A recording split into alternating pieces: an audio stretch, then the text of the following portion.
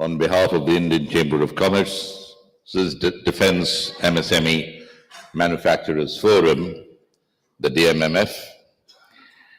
The defence sector in India, as you all know, offers immense investment opportunities and growth potential, particularly with the government's focus on achieving self-reliance under the Atmanirbhar Bharat initiative. In the past decade, India's defence manufacturing ecosystem has grown at an extraordinary phase.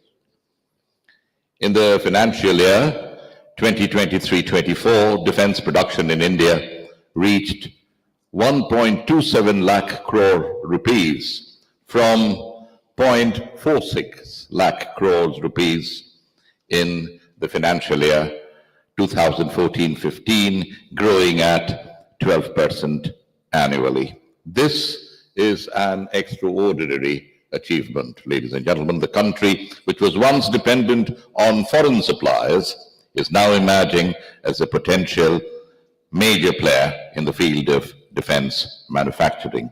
India is indeed a rising force in indigenous manufacturing, shaping its military strength through homegrown capabilities.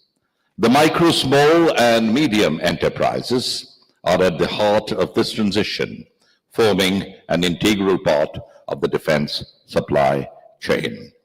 The Make in India initiative seeks to integrate these MSMEs into the defense supply chain, enhancing the nation's self-reliance in defense production and fostering growth in the defense export sector.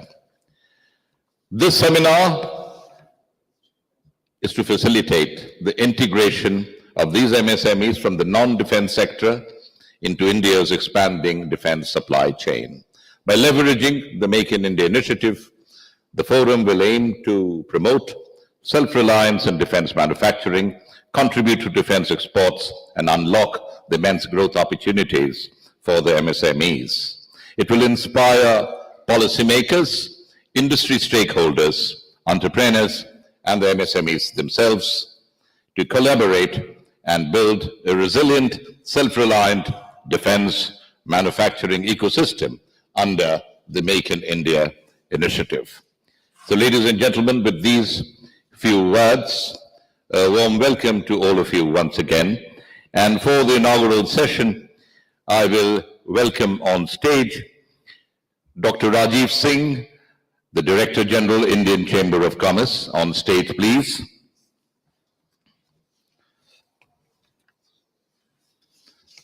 Dr. Rajiv Singh needs very little introduction.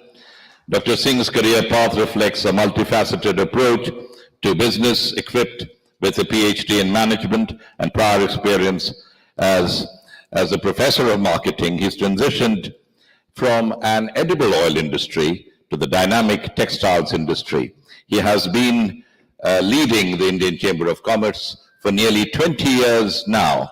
Under his visionary leadership, ICC has undergone a remarkable transformation, establishing itself as a global player. So that's Dr. Rajiv Singh for you. Dr. Rajiv Singh, incidentally, therefore, is the host of this MSME forum in the defense sector.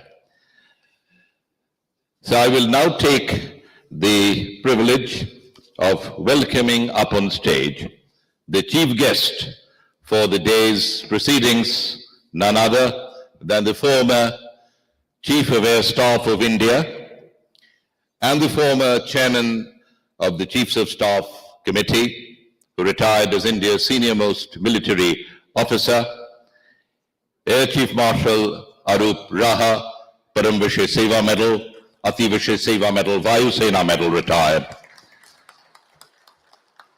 This is not really the time and occasion to go through his illustrious CV. He was commissioned into the fighter stream in December 1974. He has, a gold medalist at the NDA, a Sword of Honor. He has to his credit 3,400 hours of flying, mostly on fighter aircrafts. He has commanded 2 operational air commands and served as the Vice Chief before serving as the Chief of Air Staff for the full 3 years. At present, of course, he's an academic. He's a distinguished academic. He is the Chancellor of the Central University, Assam University at Silchar. A very warm welcome to Air Chief Marshal Arup Raha.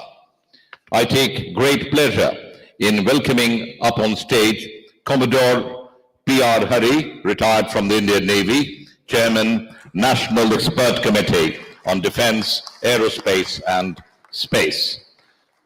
Commodore Hari is a brilliant mechanical engineer with a master's in Defence and Strategic Studies.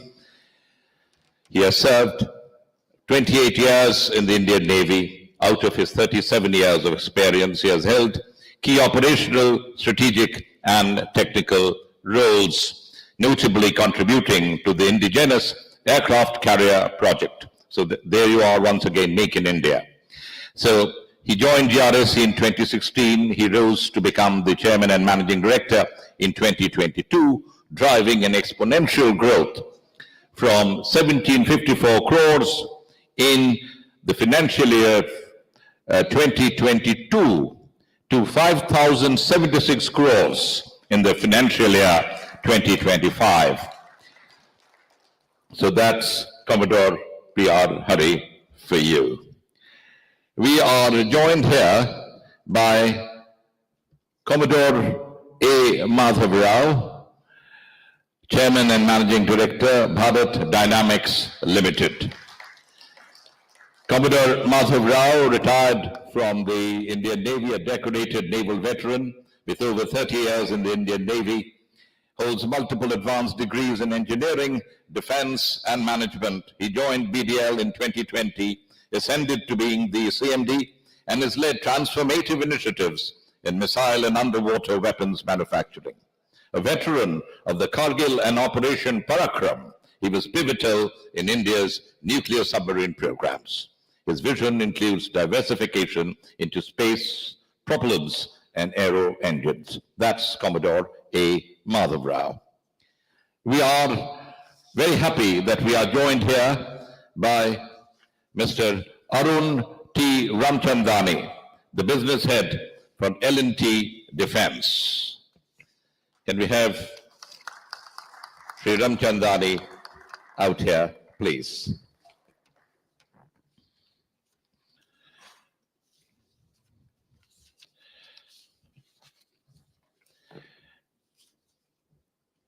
We have with us, we don't have him right now. He will be joining us in a little while. Shri Rajesh Pandey, Principal Secretary, Department of Micro, Small and Medium Enterprises and Textiles, Government of West Bengal.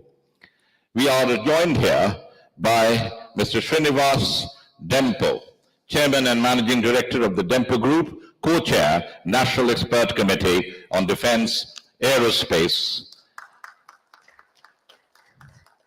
and Space. A word or two about Mr. Ramchandani as well. Beg your pardon, I forgot to introduce him in slightly more details. He's Senior Vice President and Head Precision Engineering and Systems at Larsen & Toubro. He is an IITian. He joined L&T in 1984 and has spent 4 decades shaping its technology and product development journey. So that's Mr. Arun T. Ramchandani for all of you. A word or two about Mr. Dempo. Mr. Dempo leads the Goa-based Dempo Group, a diversified conglomerate with interests in petroleum, coke, shipbuilding, real estate, food processing, and publishing. He currently serves as president of the Goa Chamber of Commerce and Industry and has held key positions with the CII and the IMA.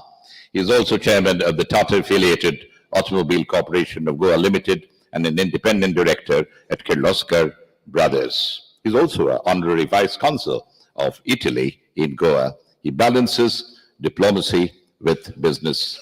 Yeah, there you are. He's an active patron of Indian sports. We all used to know about the Dempo Football Club when I was a slightly younger man 40 years ago.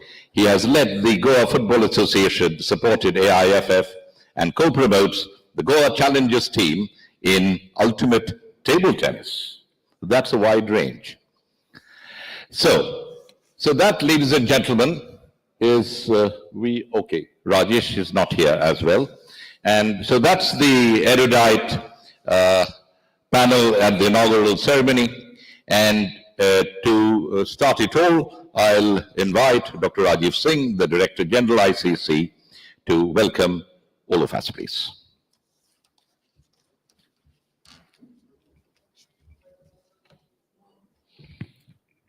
Thank you.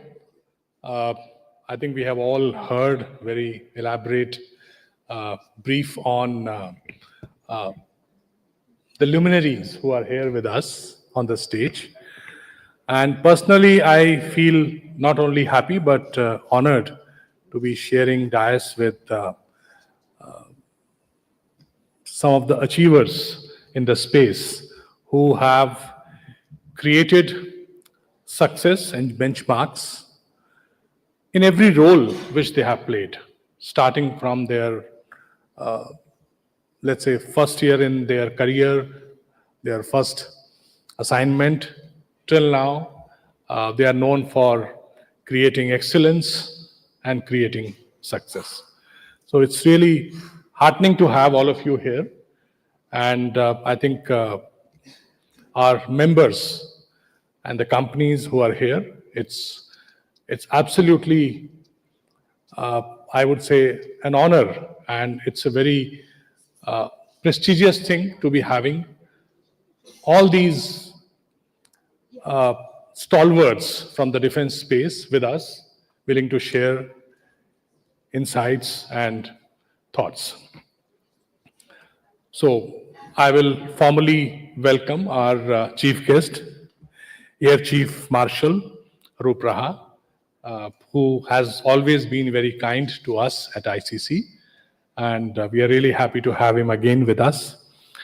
We are equally grateful to our chairman, who has been guiding us, and this initiative, a lot of background work has gone into it, and a lot of planning efforts, and that's why we are thankful to Commodore Hari for his leadership in putting together this very, very meaningful initiative, which is going to make a lasting impact on the defense manufacturing in India. I would also like to welcome Mr. Arun T.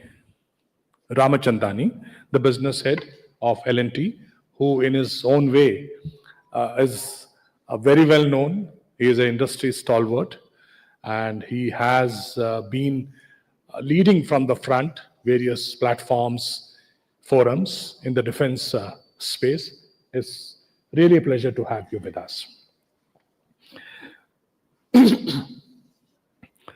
We are truly honored to have Commodore A. Madhava Rao, Chairman and MD of Bharat Dynamics.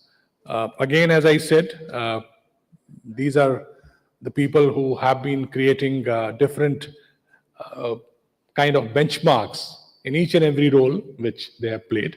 So, you know BDL, how well it is doing, and of course, Commodore Madhav Rao's background, we have just heard. It's truly inspiring. It's my pleasure to also welcome Mr. Srinivas Dempo, who you just heard, who has very wide-ranging interests, and in business circles, he is very well known for his pragmatic approach towards the business and all associated issues, also looking at the larger interests of the society. So he has been contributing not only in business, but on many other fronts for the larger cause. So happy to have you with us. We are waiting for Mr. Rajesh Pandey. So in his absence, I'll welcome him, but he'll soon be joining us. 5 minutes. Now, people in this room, I don't need to explain the importance of defense industry. And in the current context, it has become more important. Some of the incidents, what we have seen in recent past, I think it's not that earlier government and all of us were not convinced that India needs to manufacture and cut down the imports of defense equipments. But I think it has further strengthened our belief and made us realize this need much more strongly, that we need to quickly build the capacity to manufacture in India. And it's heartening that Government of India over the last several years has really opened up this space for the private sector. And I would say private sector has also very responsibly, proactively contributed to the defense manufacturing. ICC feels there is need to further open up, there is need to further deepen the engagement and to strengthen this private-public partnership, because private sector has certain advantages. Of course, public sector has done exceedingly well, and not to compare, but I think it should be a partnership where both private and public sector can partner, contribute, and fast track this journey of self-reliance. I know it's a long journey and a lot of R&D, technology, those processes are not done overnight, but I think the process has begun. Now we need to fast track. You have seen some of the equipments in this recent war, I would rather say a conflict. You have seen some of the indigenous equipments doing exceedingly well, and that really gives us confidence. But at the same time, you also heard the current Air Chief Marshal only a few weeks back expressing his concern over how fast we'll be able to deliver. He was referring to some of the fighter aircrafts. So I think this dialogue discussion has to continue. How do we augment the capacity? How do we bring in the partnership? How do we bring in the global expertise, the new technologies? At the same time, things which are critical to our security, they are manufactured. And that is where this event, where we have so many MSMEs. And let me also mention that all the MSMEs which are in this room have been carefully selected, who have interest in defense manufacturing.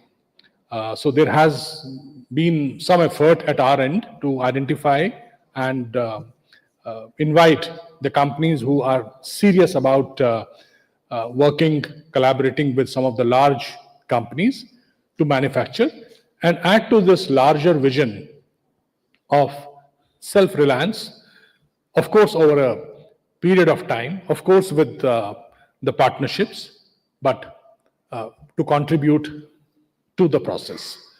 So with this, I'm sure deliberations today will be very, very engaging, and you have some of the stalwarts here who know this sector very, very deep inside, and I'm sure their insights, their ideas, their thoughts, and also advice for MSMEs who are in this room to build their capacities so that they meet the standards, because all these are very, very high quality, high standard jobs. So I think, again, a lot of capacity to be built, a lot of knowledge, a lot of training, a lot of systems which MSMEs will have to put in place to meet those standards. So I'm sure you will hear all that from our experts here with us. With this, I would like to once again welcome our guests. And with this, let me also welcome our guest of honor, Shri Rajesh Pandey. Please welcome him with a round of applause.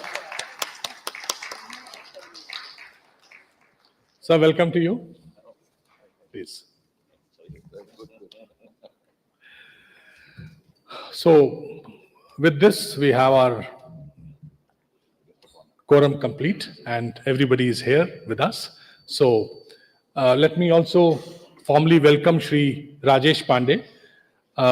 I think MSMEs and all of us definitely know him, but people who are visiting from outside, let me mention that he is, I would say, a very no-nonsense kind of bureaucrat, very focused on outcome. And I still remember when we first met him, his point was that how can we ensure that there is some outcome? How can we ensure that MSMEs get to interact with large players? And he also mentioned about a small idea, which I'm sure he will elaborate. Is there a possibility of setting up a defense park in the state of West Bengal? I'm sure you will hear more from him. But sir, welcome to you and thank you for joining us. Thank you so much.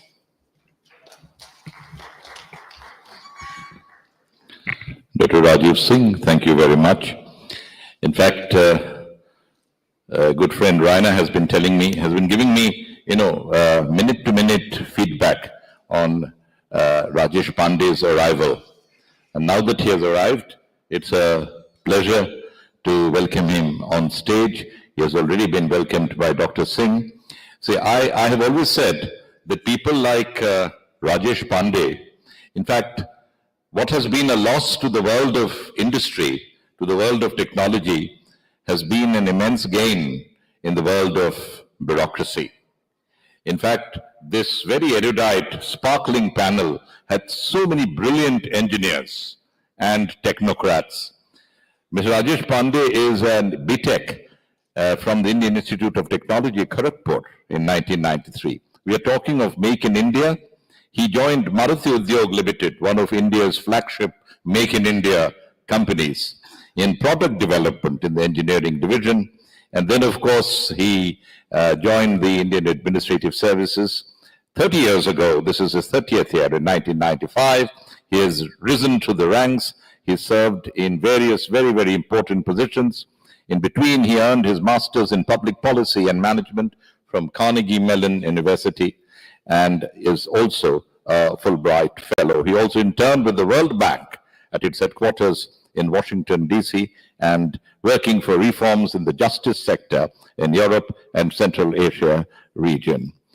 So as of now, he is West Bengal's Principal Secretary, Department of Micro, Small, Medium Enterprises and Textiles. So that's Mr. Rajesh Pandey. A big hand for our guest of honor this morning.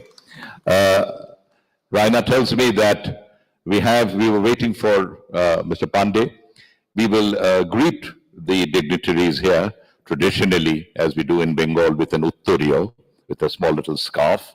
And I would request both our hosts today, Commodore Hari and Dr. Rajiv Singh, to take turns in greeting the dignitaries here.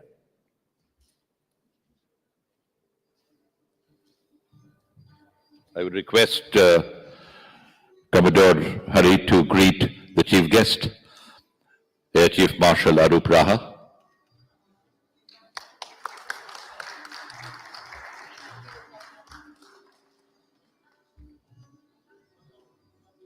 And now the guest of honor, may I request Dr. Singh to greet Mr. Rajesh Pandey. So both the hosts are taking their turns, and the rest of the guests as well, please.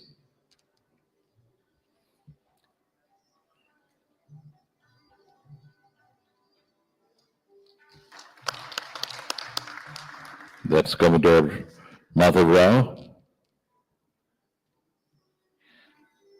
Mr. Arun Ramchandani,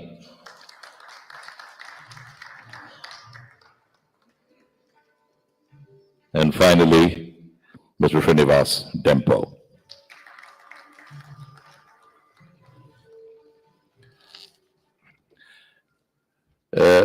Friends, we will take some little more time from you. We will light the ceremonial lamp. Should I request the dignitaries to step down for a little while? We'll light the lamp, and then we'll go on with the rest of the proceedings. Thank you.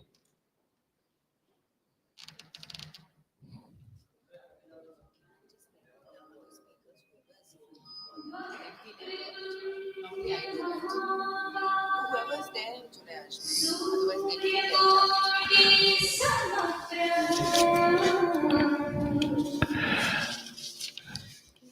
I think if there are other speakers here, Mr. Partho Chaudhary, Commodore K.K. Bhattacharya, Commodore Rajiv Sridharan, Mr. Kushagra Srivastav, Mr. Alluri Venkateshwar Rao. It will be wonderful if you guys are here. Could you join them as well? Because you are not here on the panel.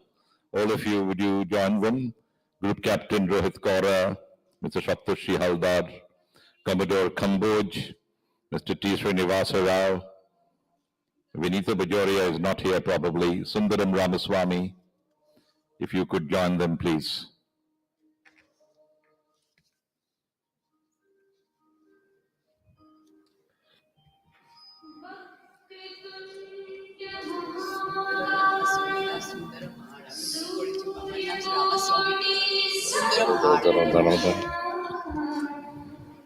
Umesh is not here. No, Umesh Chaudhary. Okay.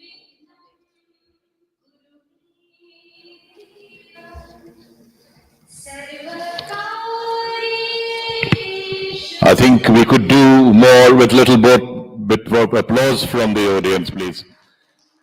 It's a very, very important thing that we are doing here in Kolkata. You have heard that we are looking forward to a defense park. Bengal has immense opportunities.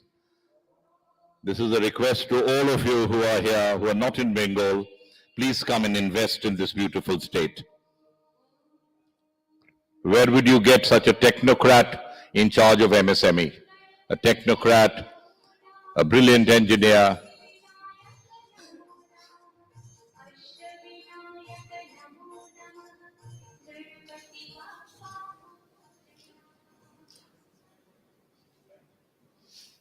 Thank you, thank you. Guess would you request all those who are here, would you come and join us back here on stage, please?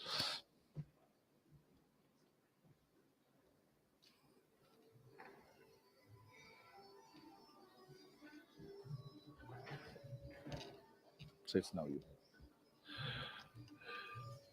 I shall now request the chairman of the National Expert Committee on Defence, Aerospace and Space, Commodore P.R. Hari, retired from the Indian Navy, the chairman managing director of the Guardian Reach Shipbuilders and Engineers Limited, for the theme address, please.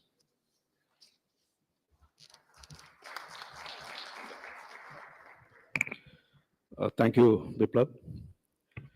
Air Chief Marshal Arup Raha, former Chief of the Air Staff and Chancellor, Assam University. Sri Rajesh Pandey, Principal Secretary, MSMEs and Textiles, Government of West Bengal. Dr. Rajiv Singh, Director General, Indian Chamber of Commerce.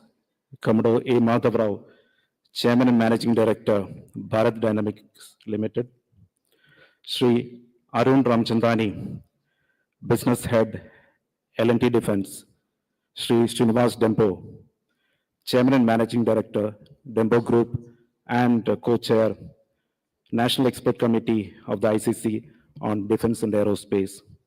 Eminent panelists who shall enlighten us during the panel discussions that shall follow a few moments from now. Ladies and gentlemen, a very good morning to each one of you, and it is indeed a pleasure and a privilege for me to be here as part of this August gathering. When the Indian Chamber of Commerce National Expert Committee on Defence and Aerospace was set up, we sat down to chart out our plan for the year. And we unanimously decided that the Defence MSME Conclave should be on top of the agenda. And so here we are today. Defense manufacturing is a complex process, and creation of every end product in this segment, be it a warship, a submarine, an aircraft, or a land-based weapon system, involves a multitude of stakeholders. And among all these stakeholders, I believe the MSMEs hold a very crucial role. Actually, they are the arterial system in this defense manufacturing process. If you do a global scan, as per the report of the Organization for Economic Cooperation and Development, 45% of the employment created and 33% of the GDP of the developing nations are contributed by the MSCs. If you take Europe, nearly 99% of the European businesses are run by MSCs. Coming closer home, in China, nearly 98.5% of the businesses are run by MSCs, contributing to almost 60% of their GDP. In India, we have an impressive number of almost 6.5 crore MSMEs, and they contribute to 65% of the employment generated for the employable population of India, and also contribute to 30% of our GDP. I'll shift now to the defense manufacturing segment. In India, in defense manufacturing, our ecosystem consists of 16 DPSUs, a few non-defense public sector undertakings, and large industries like Larsen & Toubro, be the Dembo Group, be the Reliance, be the Tatas, and so on. And around 430 companies having defense manufacturing license and 16,000 MSMEs. So that in a nutshell gives a snapshot of our defense manufacturing ecosystem. Now coming to defense production, as it was mentioned earlier, the domestic production has increased from a not so modest 46,000 crores just about 10 years back to 1,27,000 crores during FY23. This is a very impressive growth. And even the export component has gone up to nearly 23,000 crores. That is the kind of growth that the defense manufacturing industry has achieved. Here, if you just take the overall production, 65% of the equipment being procured by the customers, the end users, come from indigenous sources. And of that, 21% is coming from the private sector, and MSMPs also contribute a large quantum of this particular component. Just to give you a perspective, during financial year 24-25, the Government of India, the Ministry of Defence, signed 193 contracts worth 2,09,050 crores. And of this, a whopping 81%, that is 1,68,922 crores, have been awarded to the domestic industry. The target is clear. The target is ambitious. India wants our defense manufacturing capability to increase from the current 1,27,000 crores to 3 lakh crores by 2029. To achieve this ambitious target, it is very much possible, it is very much achievable.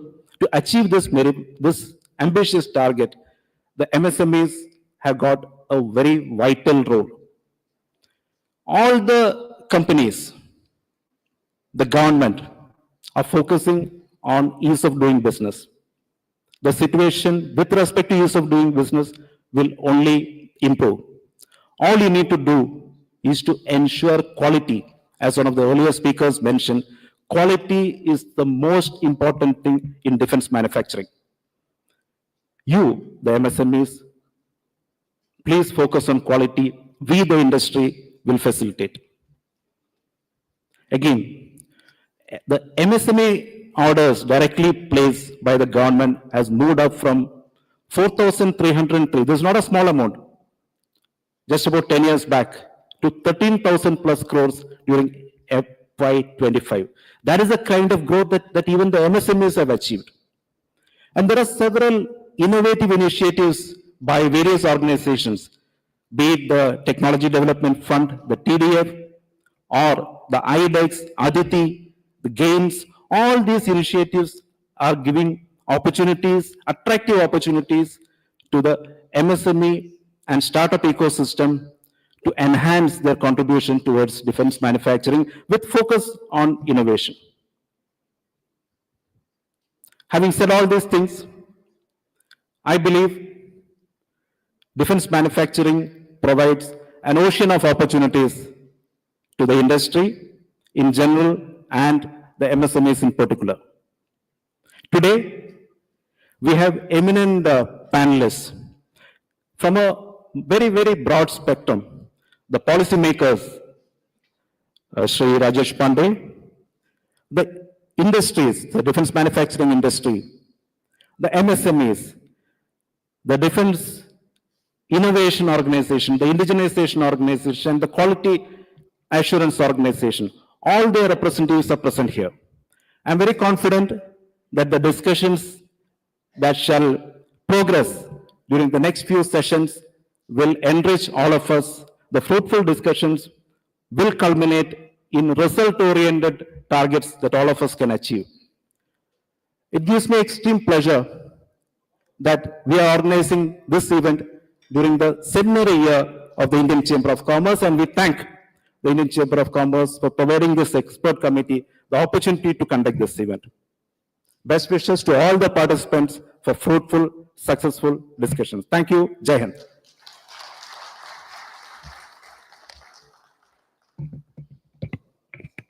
Thank you very much, Commodore Hari. We'll now request Commodore A. Madhav Rao, retired from the Indian Navy, the Chairman and Managing Director of the Bharat Dynamics Limited, to say a few words, please.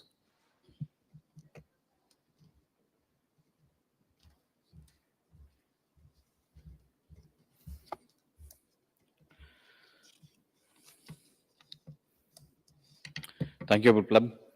I think it's very difficult to talk after such a baritonic voice that comes to address all the people around us. A very warm good morning to each one of you. It's indeed a privilege and a pleasure to be here. I must thank Dr. Rajiv Singh, the DG ICC, Commodore Hari, Chairman, National Experts Committee on Defence and Aerospace, CMD GRSC, and a good friend of mine. Air Chief Marshal Arup Ram. It's definitely a privilege to sit beside him and participate in this session. Thank you very much, sir. Mr. Arun Ramchandani, a great visionary, and it is also my privilege to have been associated with him for a long time. We've been in this business of defense manufacturing, and we have crossed paths several times. Mr. Srinivas Dempo, I think it will be a privilege to hear from him, and he's going to chair our next session. It will be a privilege to discuss with him. And most importantly, Sri Rajesh Pandey, IAS, who is the Principal Secretary for Industry, Textiles, MSMEs and Textiles in West Bengal. I'm sure he's the key player in this whole aspect today. So, all of you, good morning, and thank you for this opportunity. Hari summarized the complete picture of what is defense industry, defense and aerospace. Today we combine defense and aerospace together, largely because the quality standards that are required for these two industries are very, very similar. So that's how they have become one package of defense and aerospace. Before I get to the talk on today's topic, I thought I'll just briefly introduce BDL itself. BDL has been in the existence for 54 years. We've started off with a single missile production as a production agency way back in 1970 with a foreign OEM from France. From there, we've grown to a multi-product, multi-industry, multi-location industry, which is manufacturing all kinds of weapons and weapon systems required for our Indian Armed Forces. And we have also forayed into the export market. And the last year, we did 1,200 crores of exports. Behind all this, there were key players. Firstly, the user, that is our Indian Armed Forces, who have steered the requirements of the nation and the political and the bureaucratic organizations of the government of India, which have been continuously looking at indigenous production. And that is where we came in. The policy and principle of operation of BDL has always been that we take on the aspect of assembly, integration, testing, delivery, and product support. Whilst the manufacturing of the subsystems has always been through the large ecosystem developed within the country through the other defense industry partners. They are the large industry houses like what was just told about. This is L&T, is Dempo, whether it is Mahindra's, Tata's, and other PSUs like Bell, HAL, etc. And the MSMEs. Today, if I look back, BDL has been associated with 3,500 MSME partners, out of which at any given point of time, we have about 2,000 of them doing business with us. And the revenue that we earn every year, it is about 60 to 70% of it goes to the MSMEs. So that is the model that BDL and many of the PSUs have followed, where we have been playing the role of the integrator, synergizing the efforts of the user, designer, and the manufacturing industry. I will take you back to 1980s when the IGM-DP program started. The IGM-DP program, the first of the major missiles that was put on to trials was Prithvi. In the Prithvi missile, when it started, DRDO was the designer, and they had needed an industrial partner, and BDL was chosen for that. In Prithvi, we made everything, starting from a rivet to the complex sensors and electronic systems. So the industry or the shop floors that were built in BDL could do everything, and that is from all the aerospace standards required for manufacturing a missile of that nature. But today we are hardly manufacturing anything. That is the growth of our industry partners and largely the MSMEs. So I would like to congratulate all of you who are here representing the MSMEs here. You played a sterling role in coming up to this standard of providing various weapon systems, the most complex of engineering. Like, whenever you talk about technology, they say it's not rocket science to belittle any other technology, but this is rocket science. And here, you all contributed to it, and like what was being said in the various operations of the Indian Armed Forces, and including the recent one, many of our indigenously manufactured products were put to use. And that the credit goes to all of you.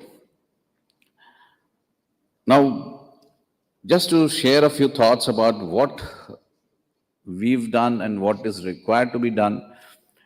In the larger sense, the government of India has taken a lot of importance on these, on the development of the defense industry.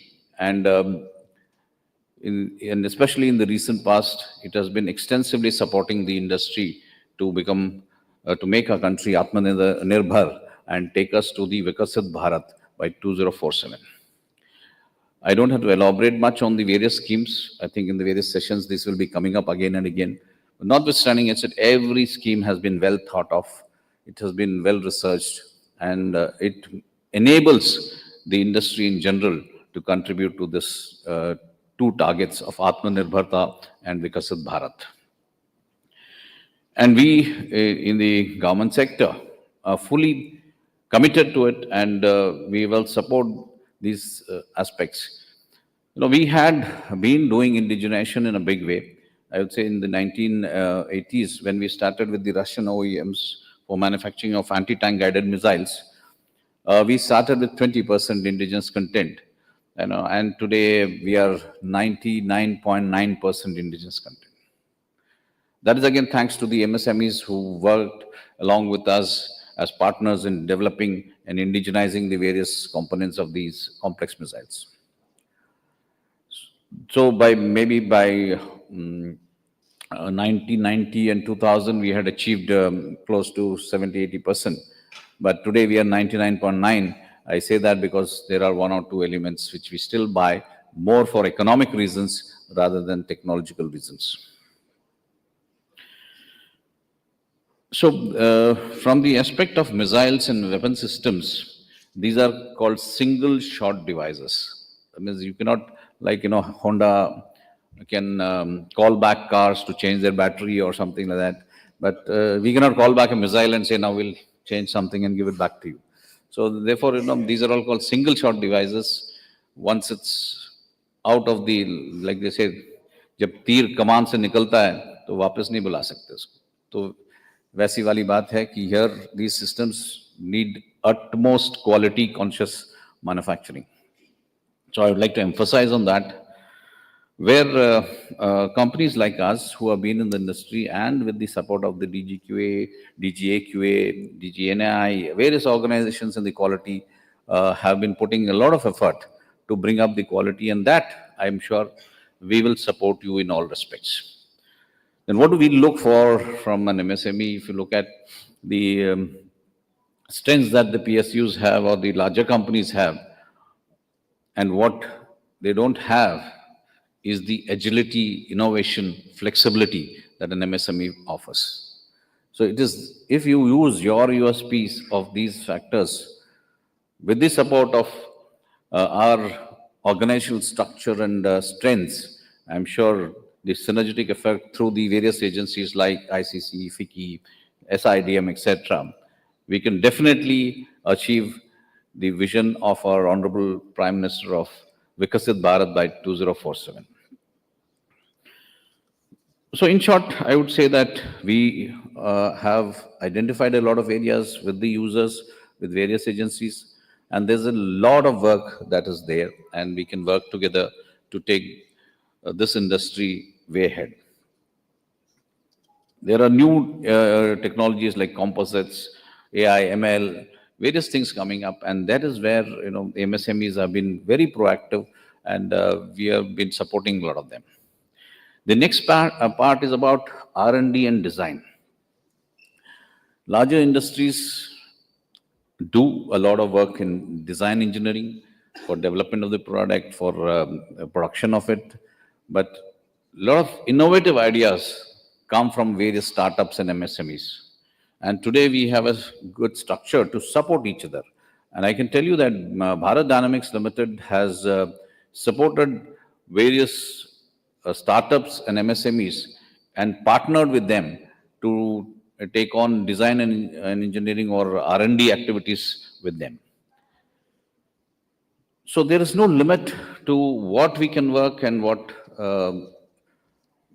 there's nothing that we cannot work, I would say. Of course, like all of you are businessmen, so let me say about, you know, the technocrats on the lighter side. I would like to end my talk by bringing out a small incident.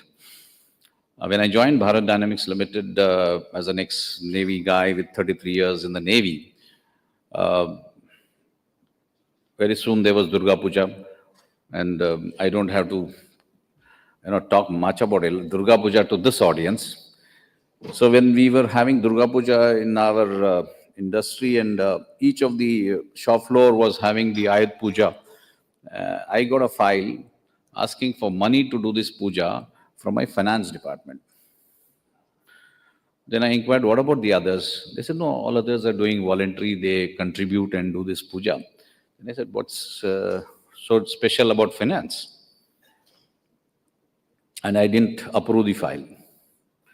Nobody came back to me, but the puja happened, and that time I was an executive director. So my unit had the cash section of the company. The cash section had a safe, iron safe, which didn't have any money. All the money was in the bank, but there was a safe. And early morning, starting from the chairman, the directors, the other heads of departments, everybody came, Narel Foda, Mata Theka. Then I realized something. For all the technocrats that we are, and we have a lot of vision and ambition, finally the buck is about, it is like for any merchant, the galla has to keep counting. So you need the finances to keep flowing. So if you keep the financial model of any product in mind, I'm sure we can always manufacture things and produce things. Keeping that behind our thought, we can always work for a model. So therefore, any collaboration, any initiative that is to be required, as long as we find this financial model, there is no way that anybody can stop it. Thank you very much for your time and patient hearing. Jai Hind.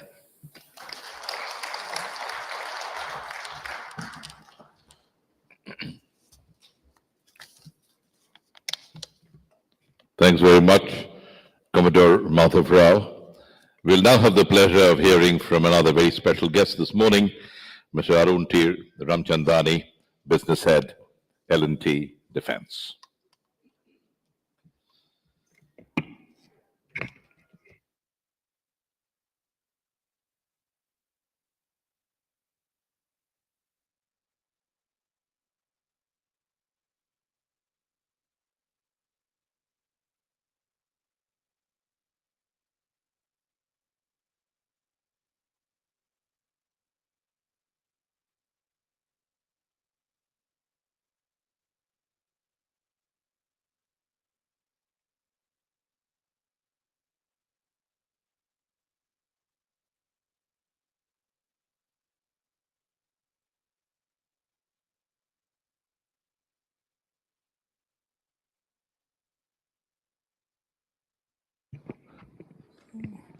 Yeah.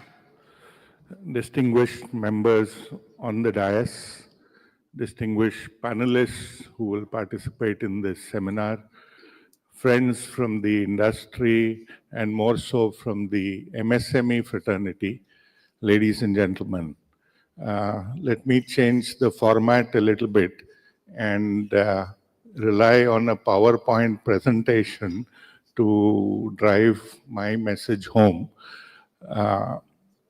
This presentation is largely based on our experience as a defense industry and the challenges and opportunities that this industry offers to the MSME fraternity. Like Commodore Madhav Rao said, we in L&T got into the defense business during the times of the IGMDP program, when Dr. Kalam said that I will involve industry in the making of these 5 missiles and missile systems. And he felt that that was a way to accelerate the development of these defense products. So we really started as a startup within a huge organization like L&T. We were pushed into one corner. We were given a small part of the workshop space to do business. We were forced to find partners. And over the years, this has evolved into a large defense industry.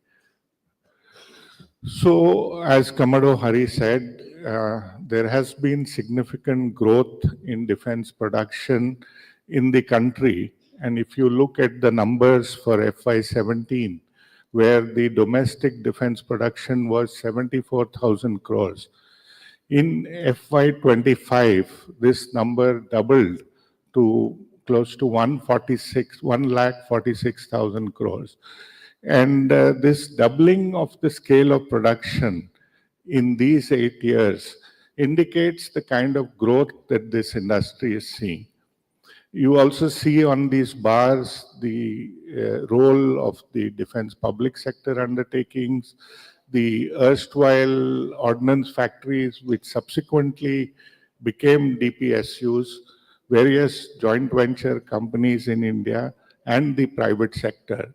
And as can be seen that the share of the private sector has also been growing, though slowly, and we expect it to be in the range of about 25% of the domestic production. Now, this number of 1,46,000 crores is expected to double by FY29. So that's the potential of growth in this industry. You also see on the right-hand side chart the growth of exports, which has grown at a whopping 41%. Of course, it's from a small base, but it also brings out the potential that is there in the industry. Now, recent events have probably been triggers for the growth of this industry, and we are seeing growth not only in India, but across the world. Just a 4-day Operation Sindoor has triggered off a lot of action into the industry. For the domestic industry, it does mean accelerated demand for indigenous solutions. We have clearly recognized the need for self-reliance, that we are virtually alone in this war, in this conflict, and the nation would have to rely on its own industrial base for its internal security. And of course, the nature of conflict is calling for new and innovative products like unmanned systems, mobile command and control platforms, EW systems, tactical communication, and all of that. There is also a potential of export that has been triggered by equipment that has been tested out in the battle. But I think the most important takeaway from Operation Sindoor is the need for catering to surge demand. The wars of tomorrow appear to be very long drawn out wars, and it is the capacity of a nation to be able to support this kind of conflict that will enable its survival. Look at it today. A country like Ukraine, which is devastated by war, has the ability to produce 1 million drones in a year. Now, with all the industrial base that we have, can we really imagine producing 1 million drones a year within the country? And how is it that we can cater for this surge demand? How is it that we can harness the industrial ecosystem of the country? And I think this is the challenge and opportunity that stares all of us in the face. Let me just say that the government recognizes the importance of MSMEs and has done a lot for support of MSMEs.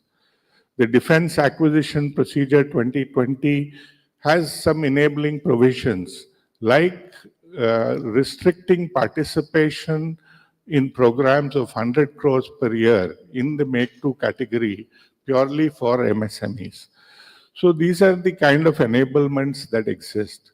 The IDEX program, where 430 IDEX contracts have been signed so far, gives grants up to 1.5 crores, and which has now been scaled up to 10 crores for doing innovative work by startups and MSMEs. The Technology Development Fund, which is managed by DRDO, enables much higher grants for new research and development of new products by the industry. The Aditi scheme, which is again for R&D in deep tech, has grants up to 25 crores, and those of the industries that are looking at deep tech have an ability to tap into these grants.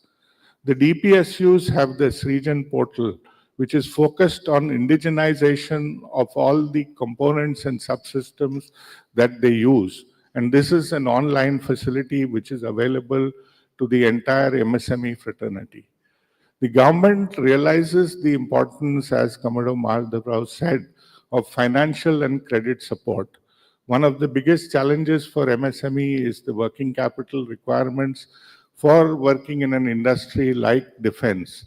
And there are various collateral-free loans available and mutual credit guarantee schemes which are supported by government financial institutions. The Department of Defense Production conducts various outreach programs for initiating the industry into the defense procurement process.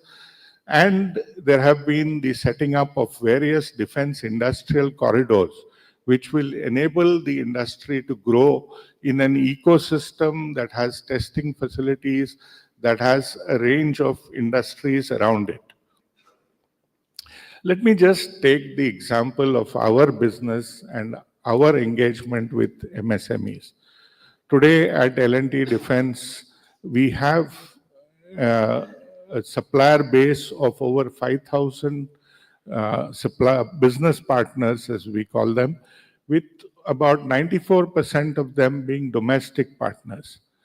Of these, the total MSME business partner count is 2,800. So more than 50% of our business partners are MSMEs. We have actively engaged more than 2,194 MSMEs in the last 3 years. We've released purchase orders of over 30,000 purchase orders in these 3 years. And these have amounted to about 5,000 crores of outsourcing, which has happened in these 3 years. And we've added about 1,500 MSMEs to our supplier base in these 3 years. When there is a big acquisition program which happens with an industry like ours, for example, the self-propelled howitzers that we made 100 of them that we delivered, and now we are doing 100 more for the Indian artillery. There is a huge need for indigenization, and this is a program that we did in partnership with a Korean technology provider, but 82% of the work packages in this product were indigenized with the help of a plethora of MSMEs. In a period of 42 months, which was interspersed by COVID, we delivered 100 guns. We indigenized 82% of the work packages. We built over 1 million components to build these guns. And all of this was possible by integrating a network of MSME partners. This is a product that has been developed along with the DRDO, and it's called the modular bridge, which enables the tanks to pass over canals, etc. So this can carry a 70-ton tank. It can be deployed in 90 minutes. And a program like this has over 350 high mobility vehicles, which engages the automobile industry and their ancillaries into building of this. It has over 200 hydraulic systems, 4,000 metric tons of raw material to be sourced from within the country, an equal amount of material to be fabricated in high-strength, low-alloy steels, in aluminum, 900 plus large structures to be manufactured and machined, over 2,500 precision machine parts, and close to 100 auxiliary units including power units and over 500 gearboxes. So that's the kind of work that a program like this generates and the kind of ecosystem that it demands. Now, when we look at onboarding of MSMEs into our business, we look at some key criteria like the ISO 9001 certification. It's a basic quality system that is required. The ability to maintain confidentiality of information because this is defense business. The technical ability of the partner. The risk management, because when we take up big programs like this, just having one supply disrupted can disrupt the entire program. And the sustainability and business continuity of the partner is very important for us.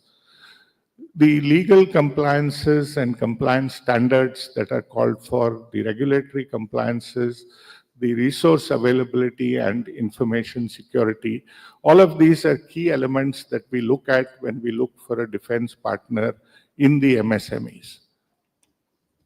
I believe that the MSMEs have a very strategic role to play in the defense ecosystem. They are the source for creating indigenization, which is essential to our drive for Atmanirbhar Bharat. The innovation and technology come from the entrepreneurs in the MSMEs who are willing to use the technocrats amongst them, bring in innovative solutions. They have the agility that many of the large companies are unable to provide. They form the supply chain backbone of the industry. This is a very important source of employment generation. The MSMEs have a key role in upskilling the Indian workforce. They also are the source for localized manufacturing, and they provide agility and resilience in the manufacturing ecosystem, besides being a source for cost-effective solutions that are required for defense products.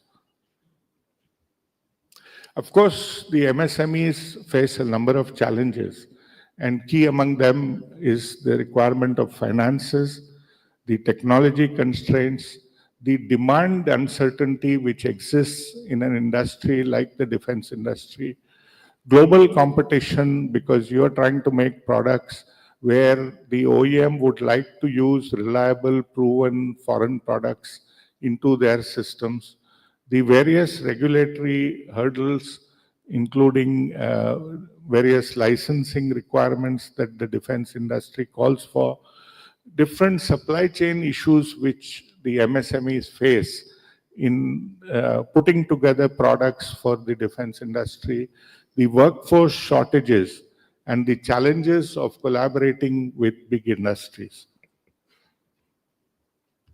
And here is how at L&T we look at all of this. So coming to mitigating finance risk, I think our purchase orders carry value. They, having an L&T purchase order improves the creditworthiness of the MSME and strengthens their ability to get finances for taking on this work. We provide bill discounting facilities. We have very transparent systems of procurement. Everything is online.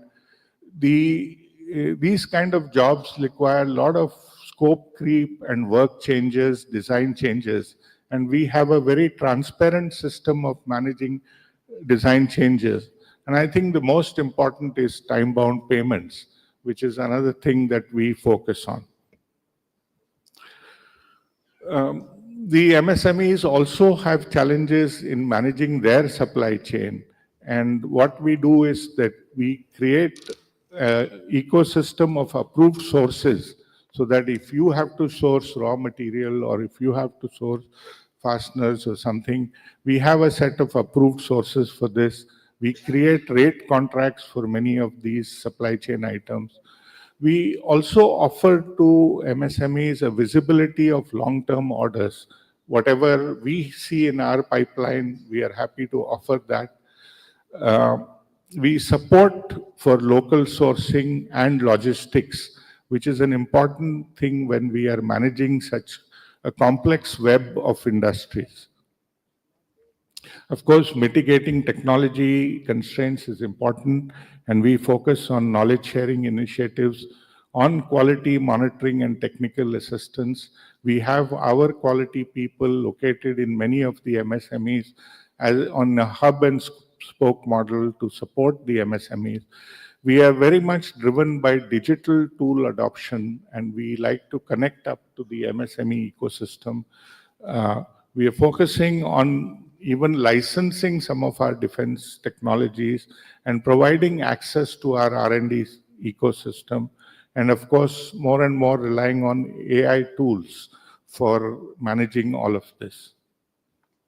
So here's an example of, process augmentation through digitization, where, for example, we had to build some covers for an Akash system, and the parent part was scanned, the exact dimensions were made, and then the covers were made by the MSME, which resulted in significant time saving and rework saving.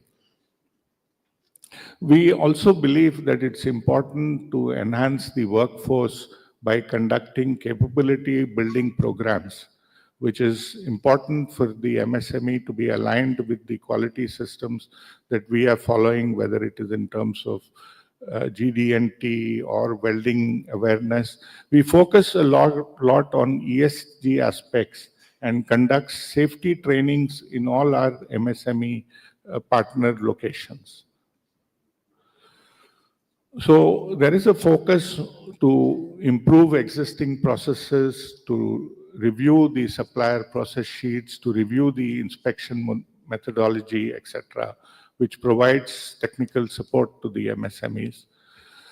Collaboration with large industries is complex, and what we realize is that as the industry, we seek green channel certification from the quality control agencies, because quality control is a large part of the production cycle.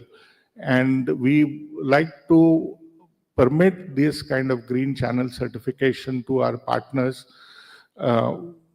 We believe in proper MOUs and legal contracts. Sometimes there are challenges of non-compete that do come up, and various secrecy requirements that have to be maintained. As India grows in defense exports, there is more and more need to upgrade to global standards. And global standards call for good documentation and processes, which we insist on.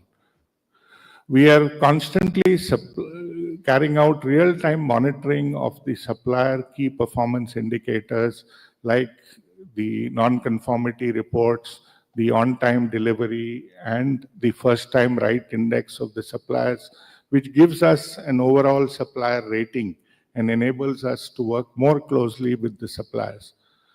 So going forward, there is really a need for MSME integration into the defense ecosystem. And there is an opportunity for strengthening MSME participation in major defense projects. The opportunity to engage with various OEMs, and for expanding the self-reliance within the country.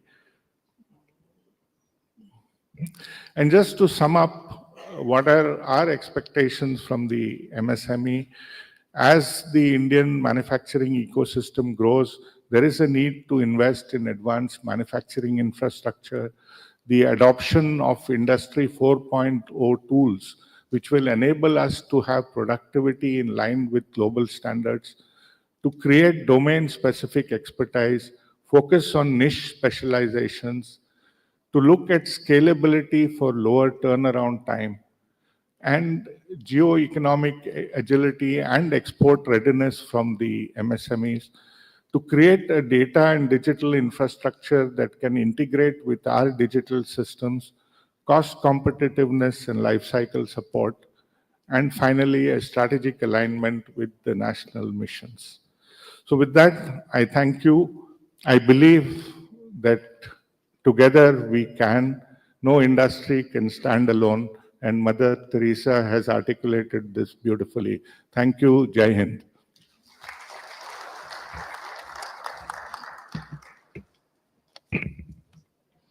Mr. Arun Ramchandani, thank you very much.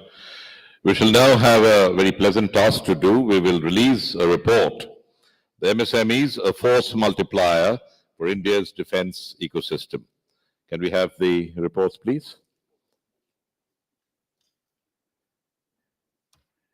I would request the dignitaries to unveil this very important report on the MSMEs and their role in the India's defense ecosystem, please.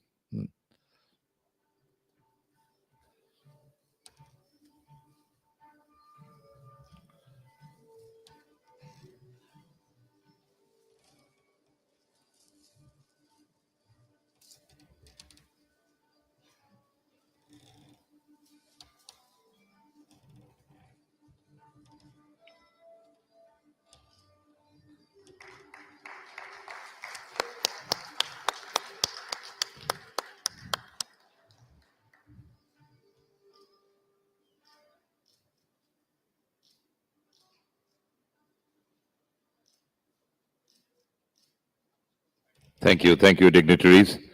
Friends, as you know that this day-long seminar is being supported by the government of West Bengal and in particular the micro, small and medium enterprise and textiles department. Representing the government of West Bengal is Sri Rajesh Pandey, Principal Secretary in the concerned department. May we request Sri Rajesh Pandey, our guest of honor, for his address, please.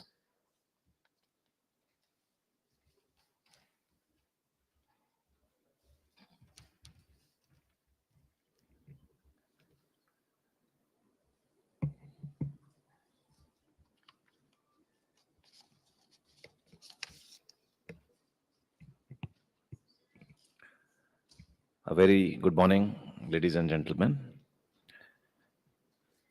Chief guest for today's program, Air Chief Marshal Arup Raha, Commodore Hari, Chairman, National Expert Committee on Defence, Aerospace and Space, Commodore Madhav Rao, CMD of Bharat Dynamics Limited, Mr. Ramchandani, Head of L&T Defence, Mr. Dampo, CMD of Dampo Group and co-chair for the National Expert Committee on Defence, Aerospace and Space, and Dr. Singh. Ladies and gentlemen, it's a great privilege for me to be here. This event has been organized by the Indian Chamber of Commerce today, which involves not only the the defense ecosystem, but also the private sector major players, especially from the L&T Defense. We have a lot of MSMEs and other industries from Bengal and I'm sure from nearby places also who are part of today's discussion. I have, Mr. Ramchandani has spoken quite a, detail on the kind of involvement which the MSMEs can have, kind of challenges which they face, and what is the, the level of commitment, level of,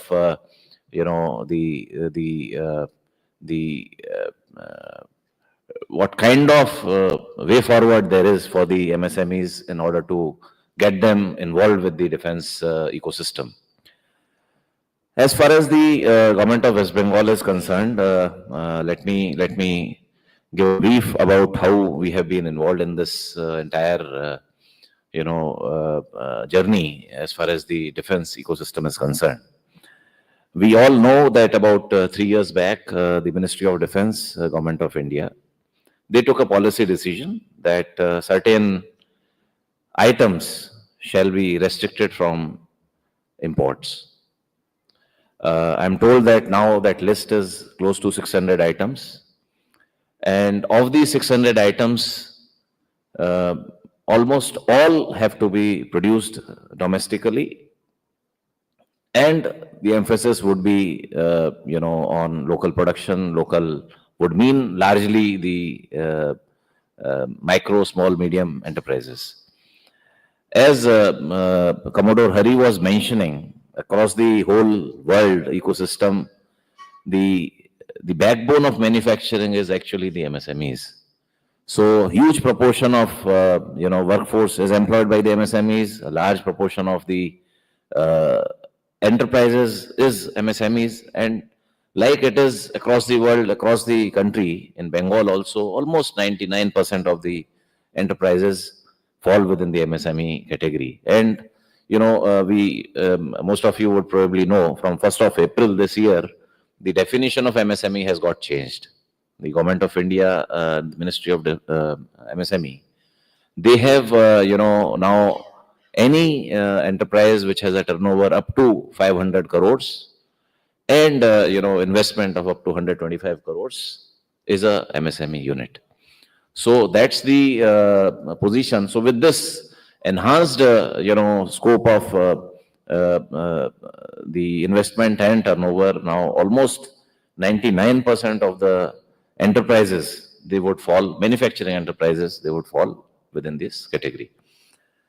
Coming to Bengal, a little bit of info. I think most of my fellow friends would know, but even at the risk of repeating myself, we have close to 90 lakh MSME units in this state, second highest in the country.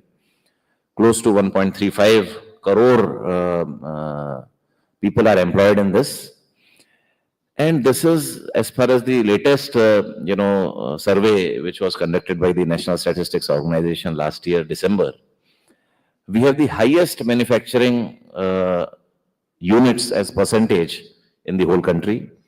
Highest women-led MSMEs in the whole country. So that's, the strength of this state.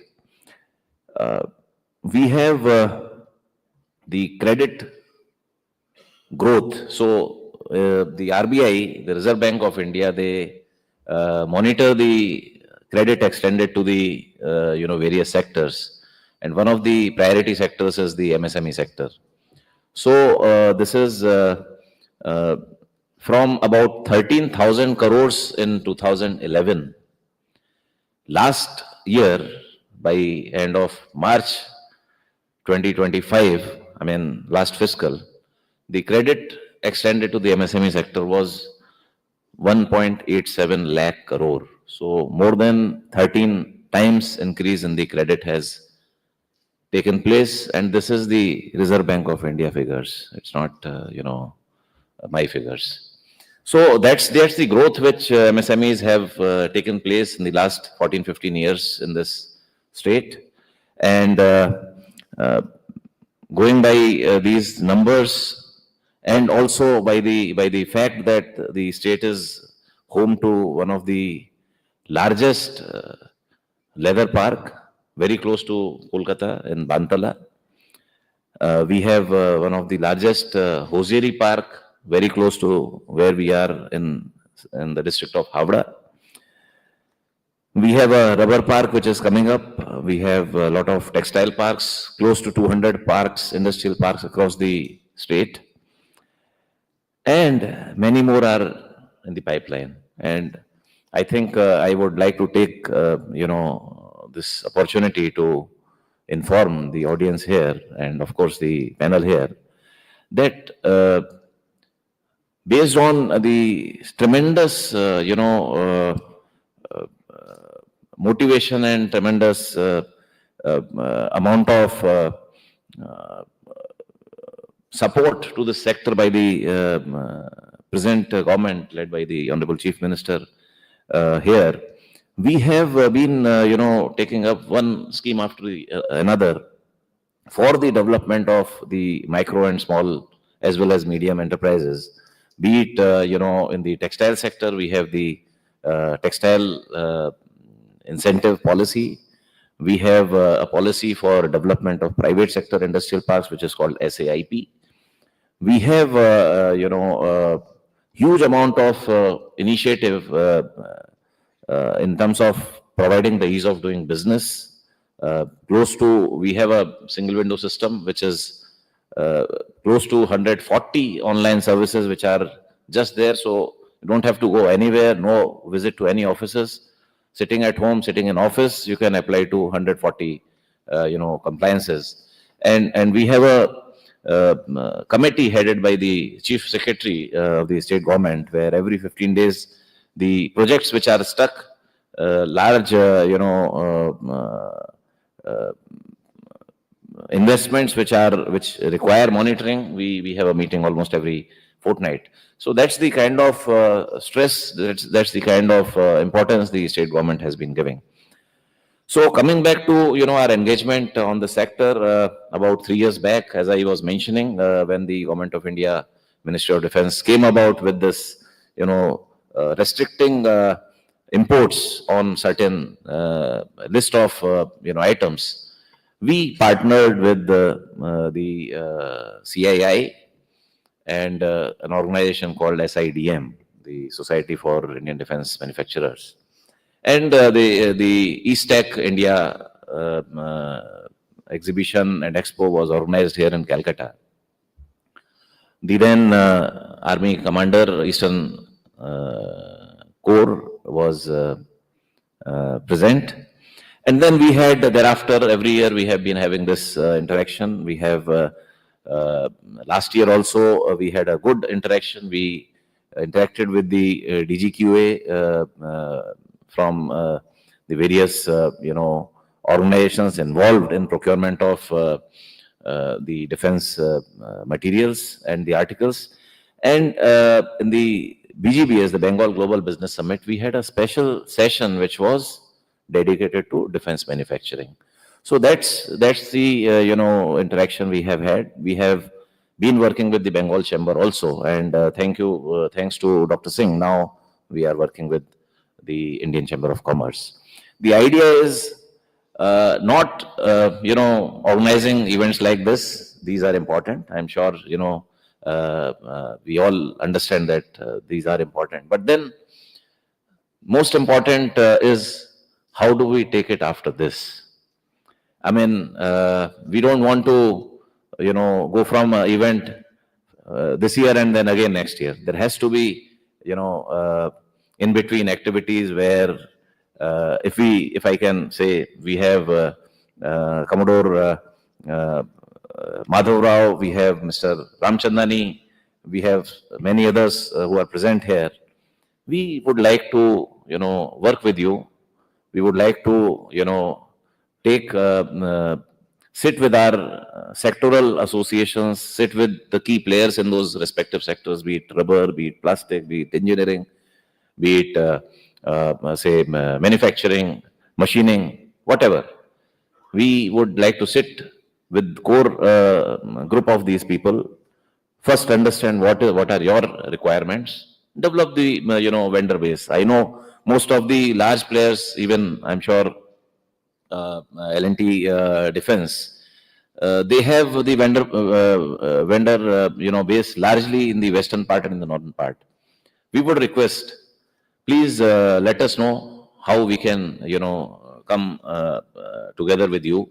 We have been, interacting with Commodore Hari for the GRSE. Large proportion of, indigenization is happening through the MSMEs here in Bengal. So we want to come together, work with you, because ultimately, strategically also, it's a fact that Eastern Command is the largest command. The largest requirement of, armed forces is in this command, as far as the, their regular requirements of components, etc. is there. So even going beyond that, strategically, it is always important to, keep your manufacturing bases, your setups all across the country. So we would like to work with you. We would like to work along with the players here. And for that, in case there is any requirement, the state government would be willing to, work with you. If there is a requirement of developing the vendors, we want to, organize these events, we can do that. If you, you require land for developing for these industries. We have huge, as I was mentioning, we have close to 200 industrial parks. We have scope for developing more industrial parks in case any specific requirement comes. We can even develop a defense specific industrial park. We have developed textile oriented industrial parks the last couple of years. We can do that also. So we can work with the the major players in the defense sector, and the strength of this state is the MSME, and MSME, the strength is their tremendous amount of agility, tremendous amount of cost effectiveness and innovativeness. So I would like to stop here. I thank ICC for to give me this opportunity to interact with all of you, and I wish that we can continue this journey forward and work with our industries, work with our MSMEs and leaders in the MSMEs who obviously can provide that kind of quality, who will maintain that kind of standards, and whatever is required for defense production, they will be able to do. Thank you so much. Thank you all. Have a nice day. Rajesh Pandey, Principal Secretary, Micro, Small and Medium Enterprises and Textiles Department, Government of West Bengal. Thank you very much.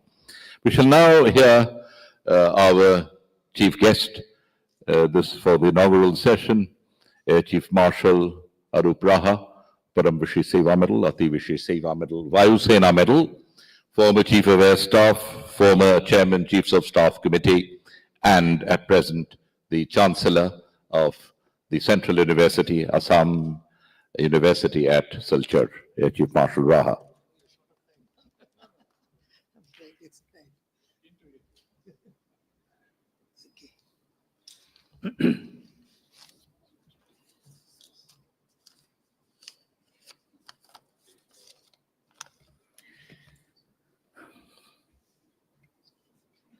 Good morning, ladies and gentlemen. My special greetings to the authorities of Indian Chamber of Commerce for organizing this flagship event, Defence MSME Manufacturers Forum, to give the opportunity to the MSMEs as to how they can participate in defense product manufacturing.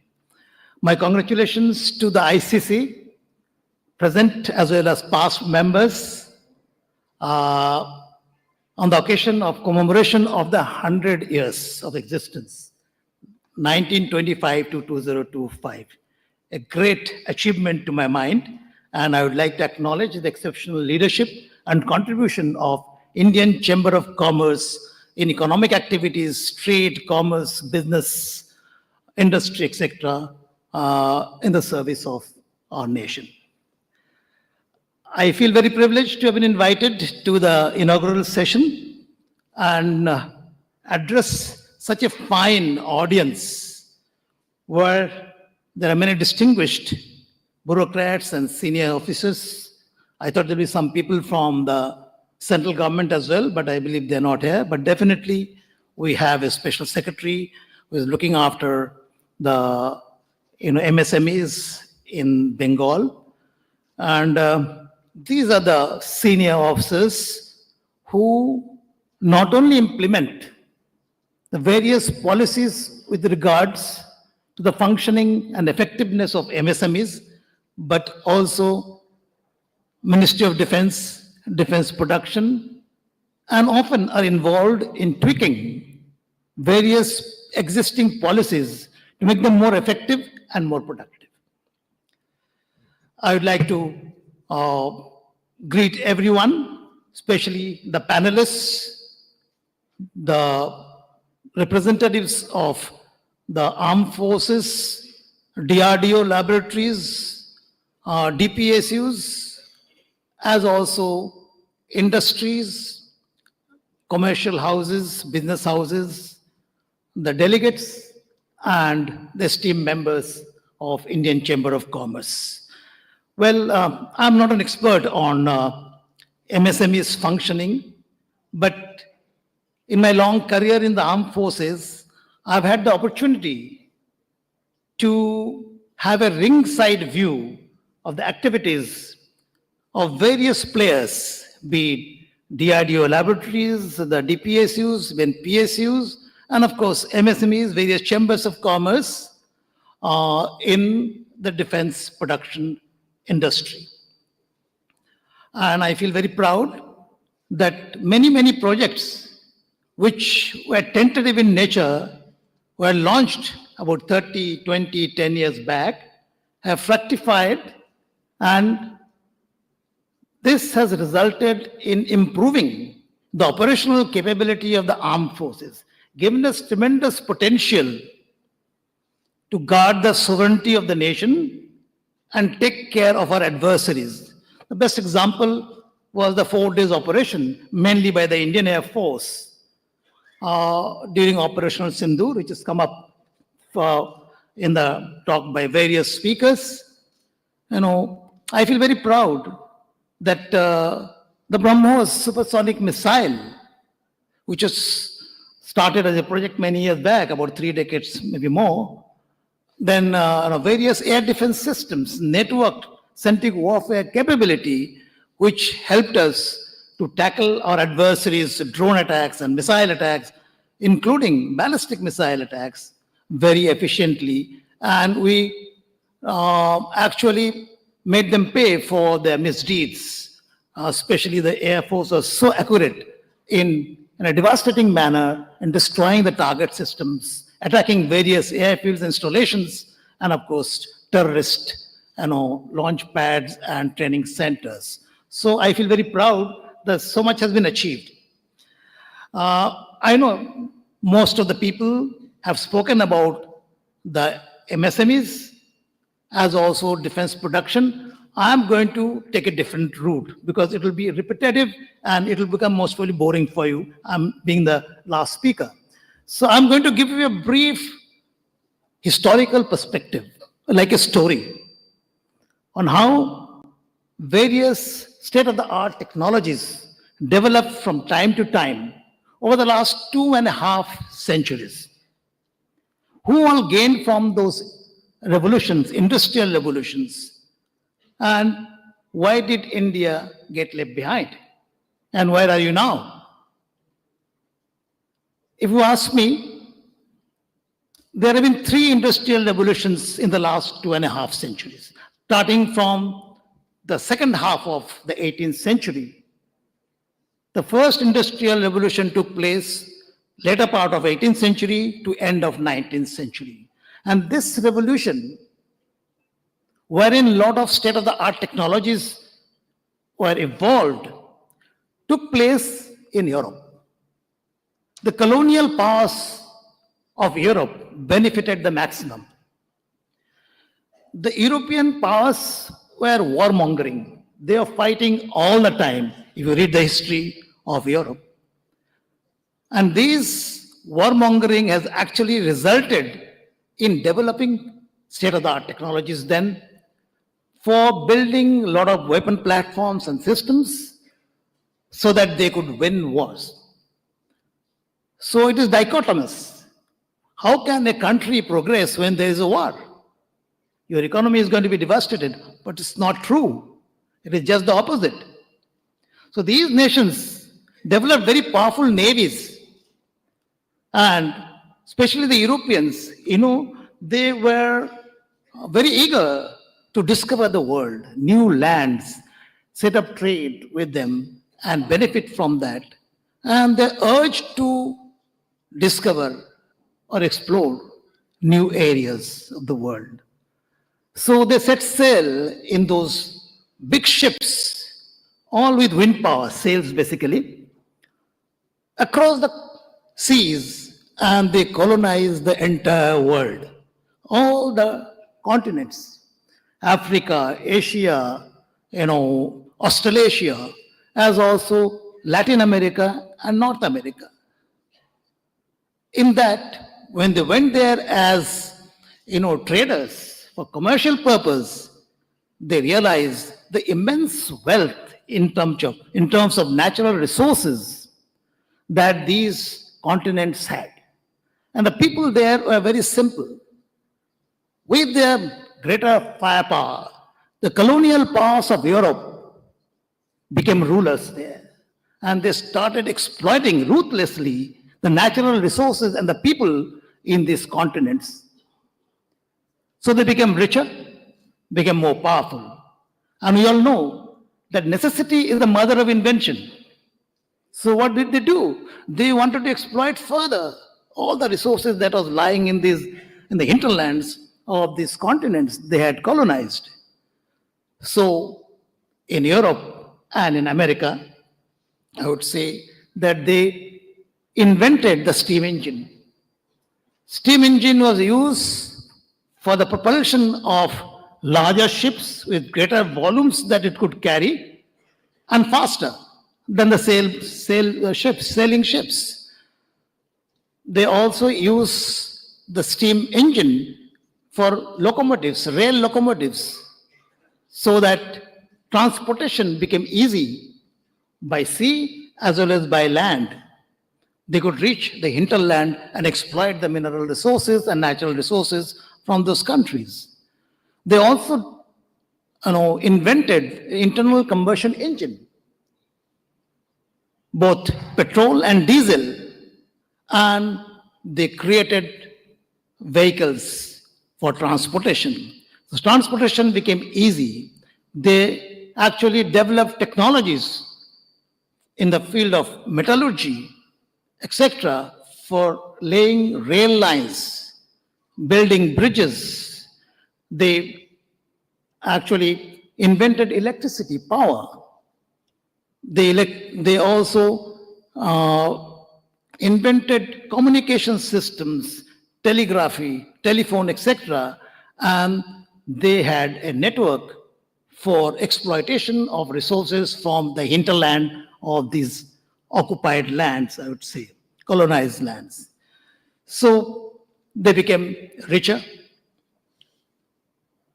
And after that, during this period, actually, India gained nothing because we are under colonial rule. The Britishers were ruling us. So we really didn't get anything. Whatever we gained in terms of rail, ports, or even road system was meant for greater exploitation of the resources of India and other colonized nations. The second industrial revolution took place during the First World War, Second World War, the intervening period between the two world wars, and post-Second World War, the Cold War, which is basically an ideological war led by the capitalist society, so-called market economy, and led by Europeans and the Americans, versus the communist and socialist regimes led by the Soviet Union. So during this period of the two wars and the intervening period, most of these nations, powerful European nations and America, invested a lot in creation of technologies which were meant for basically war-fighting capability, war-fighting equipment, etc. These are all dual-use technologies. They have equivalent civil applications, and you can prop up our industry, and you can increase and improve the quality of life and standard of living of the people of your nation. But the World War I and II were devastating. Millions of people got killed. A lot of infrastructure were demolished. And with the invention of atomic power, atomic bombs, and bombardment of two cities in Japan by the Americans, the war came to an end, the Second World War. But it was devastating. All the countries in Europe were totally ruined, laying grace to the ground in dust, similarly Japan, etc. So what happened thereafter? At the end of the war, the Americans, who were floating in monies because the military-industrial complex had gained maximum from this war. And that attitude still continues with the Americans, the military-industrial complex, as well as the developed world, the Western European countries. So the Americans, they had so much of funds, they actually distributed their monies to these nations in Europe, irrespective of which side they had fought, including Japan and others. This was under the very famous Marshall Plan, very ambitious Marshall Plan. Funding was given to all these countries, and all these countries had the military technologies, the dual-use technologies, used these technologies to develop the economies very rapidly, and they became the most powerful economic powers nations in the world. But what happened to India? India was still under the British rule. We got, exploited further. All the raw materials, natural resources, its people got inducted into the war on behalf of the Allied powers, including food crops were confiscated. We learned about the famous famine in Bengal in 1940s because the British Prime Minister decided that Indians do not deserve anything. They are like animals. So take this food away for supporting our war effort in Europe. So India suffered a lot. We contributed in terms of manpower, labor, indentured labor, others, and also soldiers to fight for them.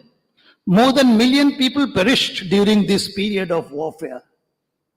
But we became poorer. India, which contributed more than 17% of the world GDP before we got colonized, we came down to a cipher, just 3% of the world GDP.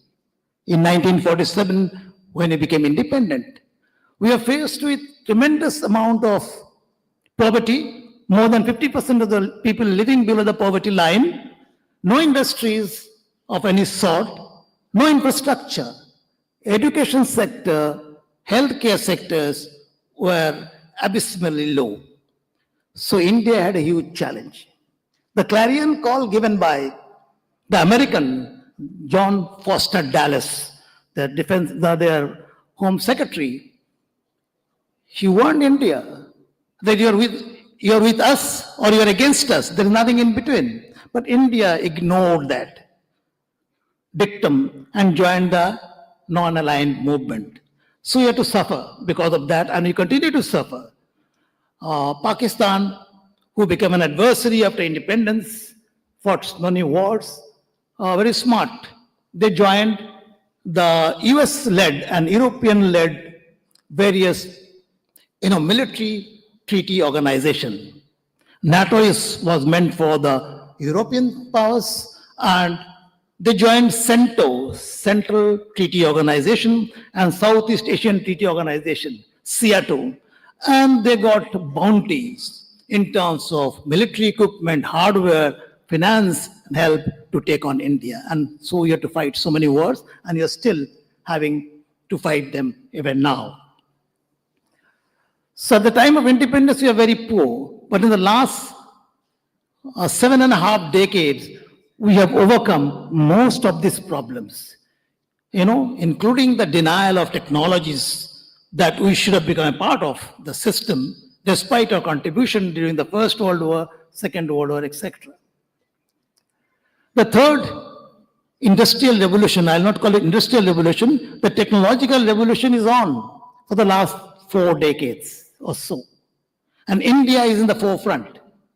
This technological revolution consists of information technology, ITES, cyber, space, nuclear, very efficient propulsion system, including uses nuclear energy for propulsion systems for ships, submarines, and others. It also includes nanotechnologies, artificial intelligence, robotics, extraction and exploitation of rare earth elements, etc., building chips, etc., for various industrial applications. So today, India is poised on the launch pad so that we can take off and launch ourselves into a higher orbit, competing with the rest of the world, bridging the technological gap that exists in terms of high tech with the leading nations in the world. So we are already reached that stage, and we are leading in many of these areas. How? Because we have woken up. We have the enterprise, entrepreneurship of the private sector, big players, MSMEs. Many of you are sitting here as reps. You all have done great jobs. Indian diaspora is so successful all across the world, recognized everywhere.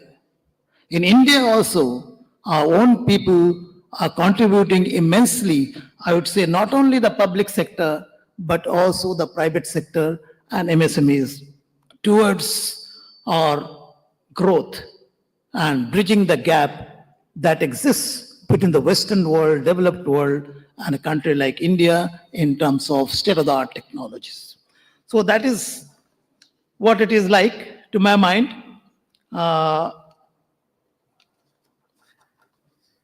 I'd now tell you some stories about successes in indigenization. Start with space. In space, India has achieved tremendous landmarks, successes. ISRO is a leading organization in the world, and they're comparable to the best in the world. The Chandrayaan project, the Gaganyaan project, SBS, that is space-based systems, wherein ISRO has developed technologies and rocket systems powerful enough to launch satellites of various types, not only for India, but the applications which are being used by other countries, especially the countries which are not so strong economically in Africa and Asia and other places. So we have a lead, and it's recognized. ISRO has been launching satellites in various types of orbit. Low Earth orbit, medium Earth orbit, polar orbit, sun synchronous orbit, geosynchronous orbit, to meet various kinds of requirements. And ISRO's satellites have been empowering the armed forces in many fields. In short, the acronym is C4ISRTN. Let me expand it a little.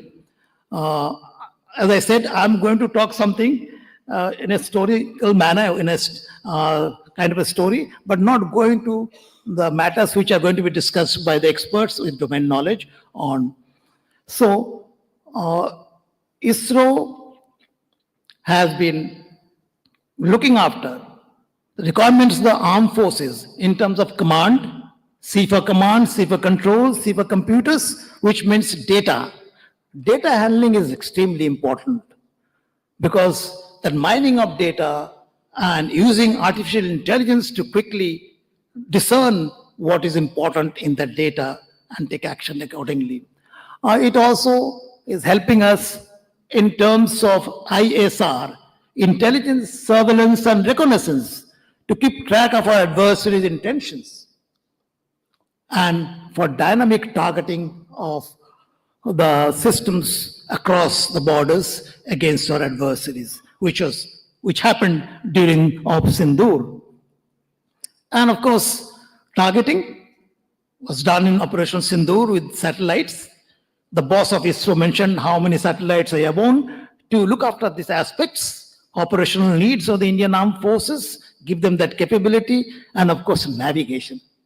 Navigation, we have at par with rest of the world, GPS, GLONASS, Baidu, we have the Navig system, though its application is a smaller area compared to them. So we have a lot of capabilities in this regard, and India has also developed anti-ballistic missile system to take care of ballistic missiles launched over Indian territory, to take them down with interceptor missiles, which are traveling at very high speeds, 5 to 10 Mach, 10 times the speed of sound. India has succeeded in the HGV technology, hypersonic glide bomb, which travels at speeds more than 10 Mach, 10 times the speed of sound. It goes so fast through the space into the enemy territory, attack that target with extreme accuracy that, the adversary has very little time to react. And this HGV, when tipped with nuclear warhead, we get the fourth vector. The three vectors of land vector through missiles, surface to surface, air vector, sea vector launched from the sea, and of course, the new HGV space vector. So we have achieved a lot in the last 75 years plus after independence. And that is no mean achievement to my mind. We should be proud that our industries, our DRDO, our DPSUs, our MSMEs are doing extremely well, including the private players, the big industrial houses. Now coming to DAE, I have another 5-7 minutes? Yeah. Okay. Right. So DAE, Department of Atomic Energy, is another successful entity of India which has taken us to world class, internationally competitive, and they have done exceptionally well in processing fissile material and creating technologies indigenously to produce power.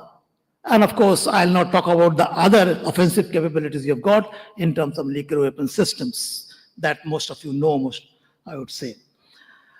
Next is DRDO DPSUs. Many, in industries and reps of various DPSUs and DRDO labs are here. Their achievements have been great for our military. The LCA, Light Combat Aircraft, is a very successful project now. We only need to, step up the production rate because our requirements are very high. Second is that we have developed various technologies like the ISR radar, an active electronically scanned array radars, which can be used on a airborne platform like fighter aircraft, as well as from ground radars. It can scan very huge volume of airspace, covering up to about 300 kilometers plus, detect targets, threats, and take them on with surface-to-air missiles, as well as air-to-air missiles, which are, attached to fighter aircraft, like the Astra. The BDL people are here. He just confirmed to me that they are an advanced stage of improving the performance of Astra 1 to Astra 2 and 3, which will give a fight with the best in the world. So we are very hopeful. Similarly, composite materials for aerostructures have been developed for the LCA, and now it could be used in other areas as well. Network-centric warfare that you learned about, especially Akash-T during the Op Sindoor, is actually totally indigenous. Bharat Electronics Limited, any rep here? Has been partnered with the armed forces with 3 projects: integrated command control system of the Air Force, the Akash-T of the Army, and Triguna of the Navy. They have worked on the same model, same architecture, helped by Bharat Electronics Limited, to create network-centric warfare capability in terms of air defense of our land. And that was very effective. What happens in this, that we integrate all the sensors, radars, armed forces as well as civilian radars, get all the inputs and data, quickly process it through the softwares and the AI. And so you have the entire picture of an Indian airspace at medium level and high level. Low level is very difficult unless you have more sensors and very expensive. But we have the coverage of entire airspace of India, subcontinental India, including our neighboring countries' airspace, as also our island territories. Everything is covered. So can you imagine the achievements they have made? What sort of communication system do they have to process the data and come to know what's happening and take care of the threats immediately? We have 3 layers of communication. One is the terrestrial communication, laying of underground OFC, optical fiber cables. That is the main backbone, which is supported by operational data link, air-to-air line of sight communication that helps in downloading data information from airborne platforms and uploading it back to them as required. And third is the space-based system. The satellites give us the communications as a 3-tier communication system on which this network-centric warfare capability has been developed. So that is the kind of achievements we have got. And I think the MSMEs can contribute a lot in all these areas that I've talked about. I'm giving you this story just to say how important are the contributions of the industry, not only the public sector, but also private sector and the MSMEs. There is one problem area I must tell you before I conclude. We are not so good in jet engine manufacturing. The propulsion system which helps power a jet aircraft like the LCA. LCA, everything is good, but we do not have an engine. We are buying engine from the Americans. General Electric's F404 engine for the LCA Mark 1 and F414 engine with more power from the Americans for the advanced versions of the LCA Tejas, as also advanced medium combat aircraft for our country. So this dependency is not good. We have signed contracts to purchase large number of engines from USA, and including a contract for transfer of technology and manufacturing of the GF414. But I can tell you, the Americans or no one will give you the core technologies of a jet engine. It's called the hot parts. Hot parts consist of an engine, if you have seen, the compressor blades, then the combustion chamber, and the turbine blades. The compressor compresses the atmospheric air to very high pressures. Obviously, with increased pressure, the temperatures also increase. This air is then going through the combustion chamber where fuel is mixed and combustion takes place at a rapid rate, producing very high temperatures and pressures. So metallurgy and alloys must be made by India indigenously so that these components can be built.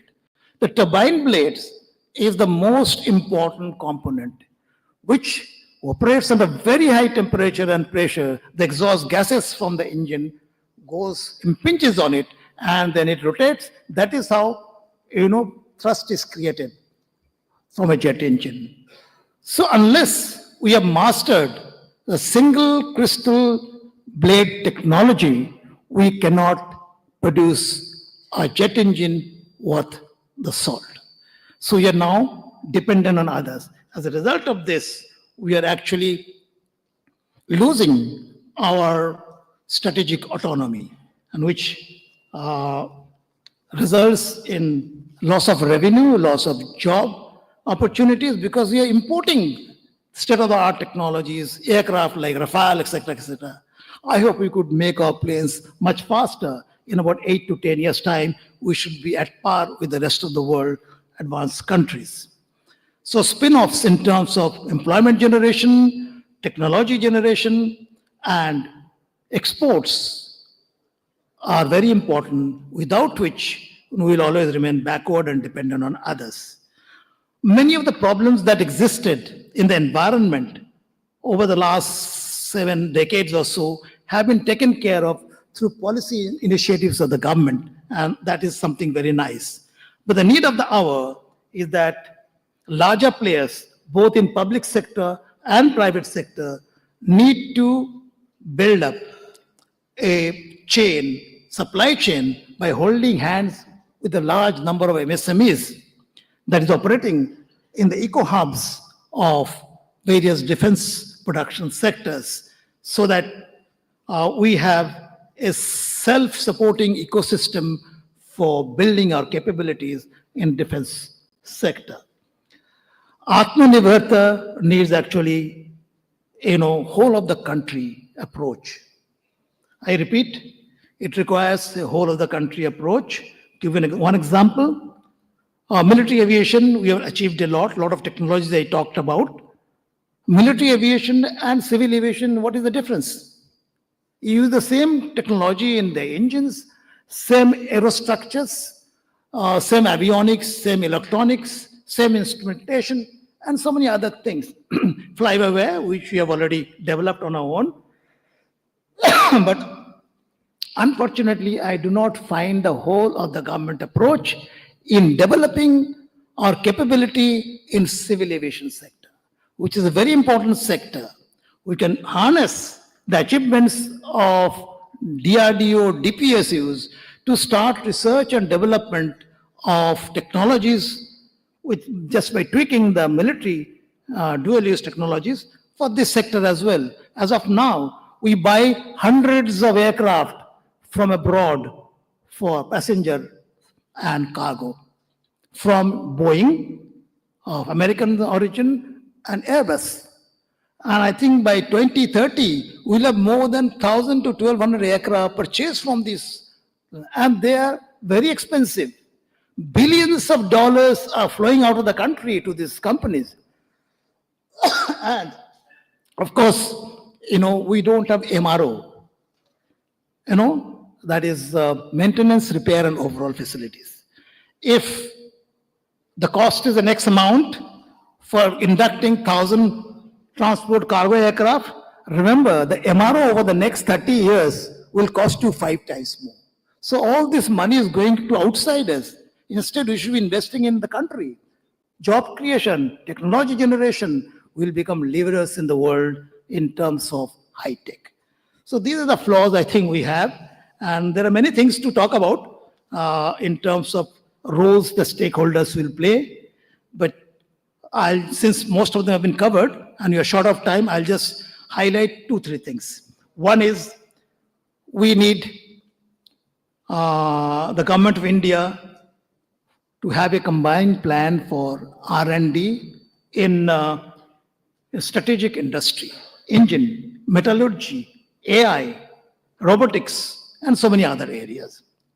Similarly, we need to revamp education and vocational training curriculum so that we can produce our own expertise in the field of defense technology. The defense services need to, publicize the demands from the MSMEs for outsourcing the MRO activities, which is being done, but it requires a little more boosting. DRDO, DPSUs need to try and stick to the timelines of development of any technology. The time lag or time overrun, cost overruns are quite bad. I think the Air Chief is not wrong in mentioning these points, showing his displeasure. Similarly, a point had come up about defense production corridor. 2 such corridors have been approved by the central government in the areas where there is plenty. It's like rich becoming richer. They've totally ignored the Eastern India, Northeastern India, where there is so much of potential. So I would request that the government of Bengal and other governments in the region work with the central government to ensure that we have a similar defense corridor for manufacturing of defense goods, and our MSMEs benefit from it. 2 more points. I think ICC could be a center of excellence for manufacturing defense goods as far as MSMEs are concerned. Take them under the wing and help them grow and connect with the with defense manufacturing processes. And lastly, I think ICC could lead, including the government of West Bengal, taking the MSMEs of the region to visit the eco-hubs in defense production like Bangalore, Pune, and Hyderabad, etc., so that they could go and see how the MSMEs are functioning there, how well they are doing, what are the kinds of opportunities that they have, and what are the challenges they will face. Thank you. Jai Hind.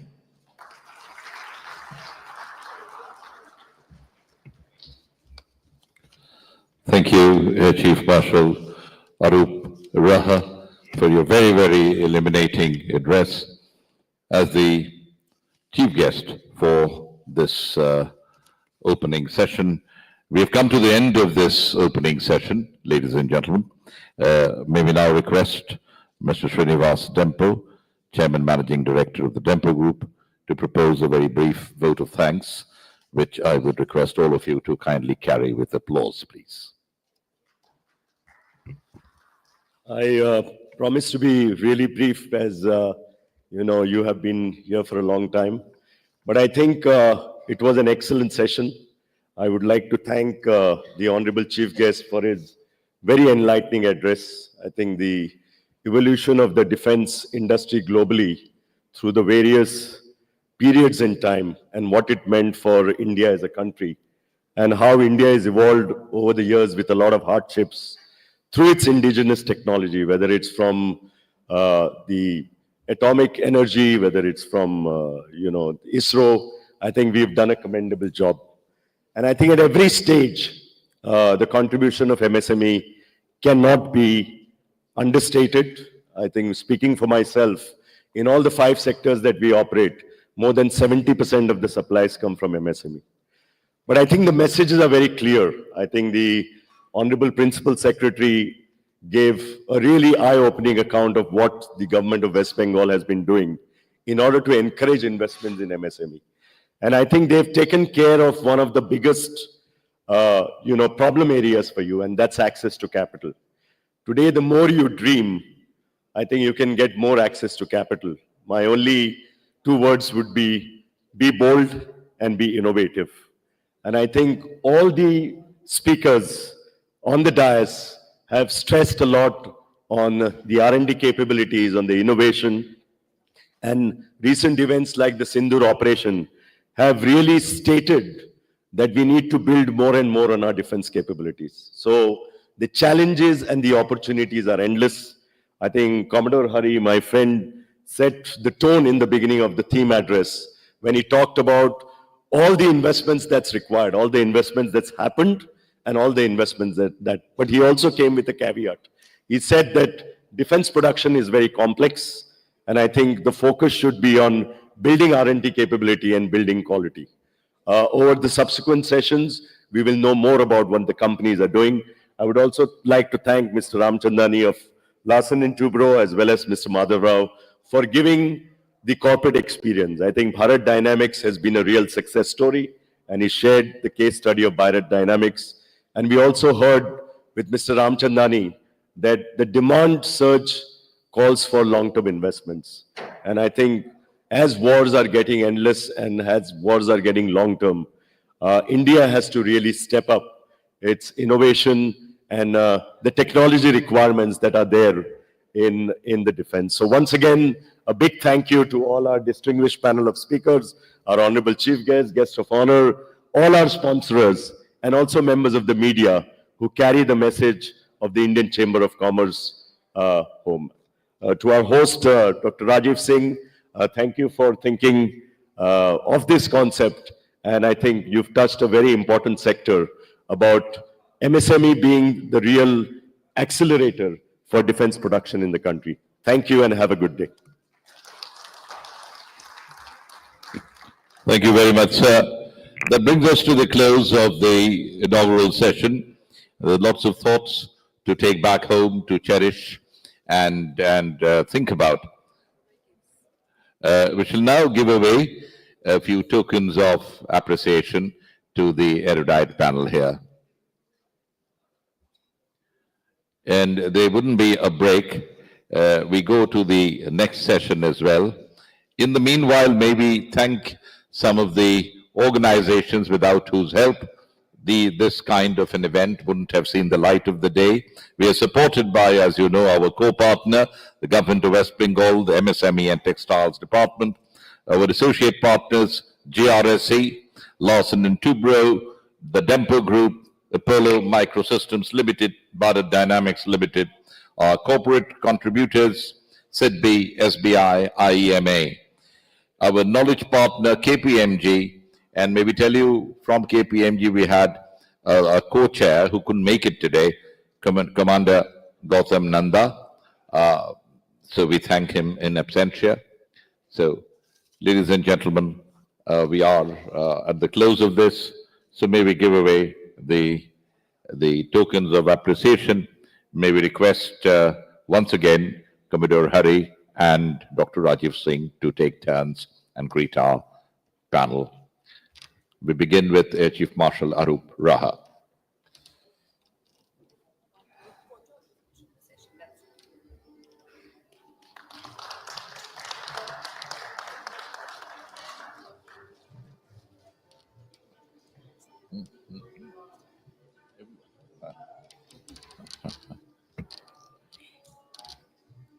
So, Mr. Rajesh Pandey, the guest of honor, Commodore Madhav Rao, Mr. Ramchandani, Mr. Dempo. Thank you for being here, sir.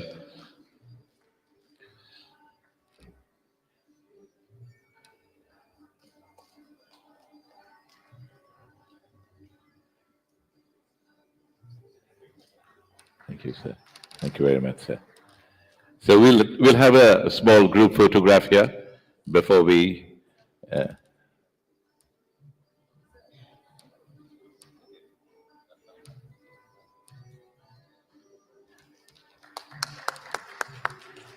So can we have a group photograph, sirs?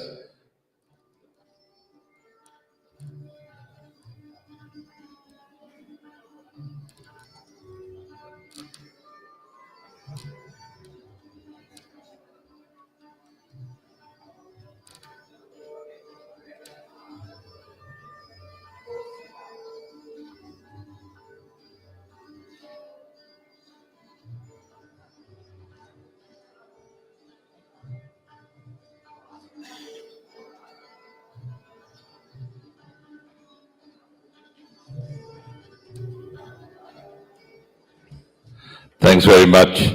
Very erudite panel. The next session is on doing business in defense avenues for MSMEs and startups.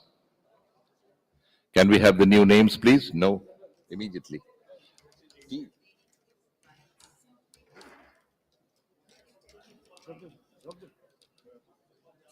Okay, 5 minutes of a comfort break, then we come up once more. I think I needed that as well. Thanks.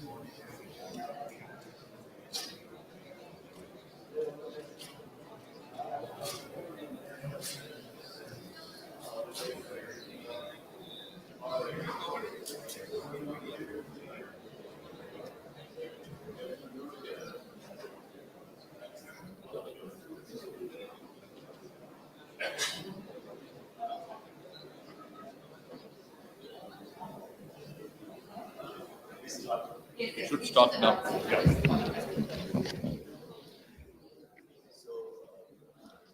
So, I'll introduce the speakers and then you handle. I'll do 5 minutes of opening comments. And then And I'll ask questions. I don't want to come in between anymore. Okay.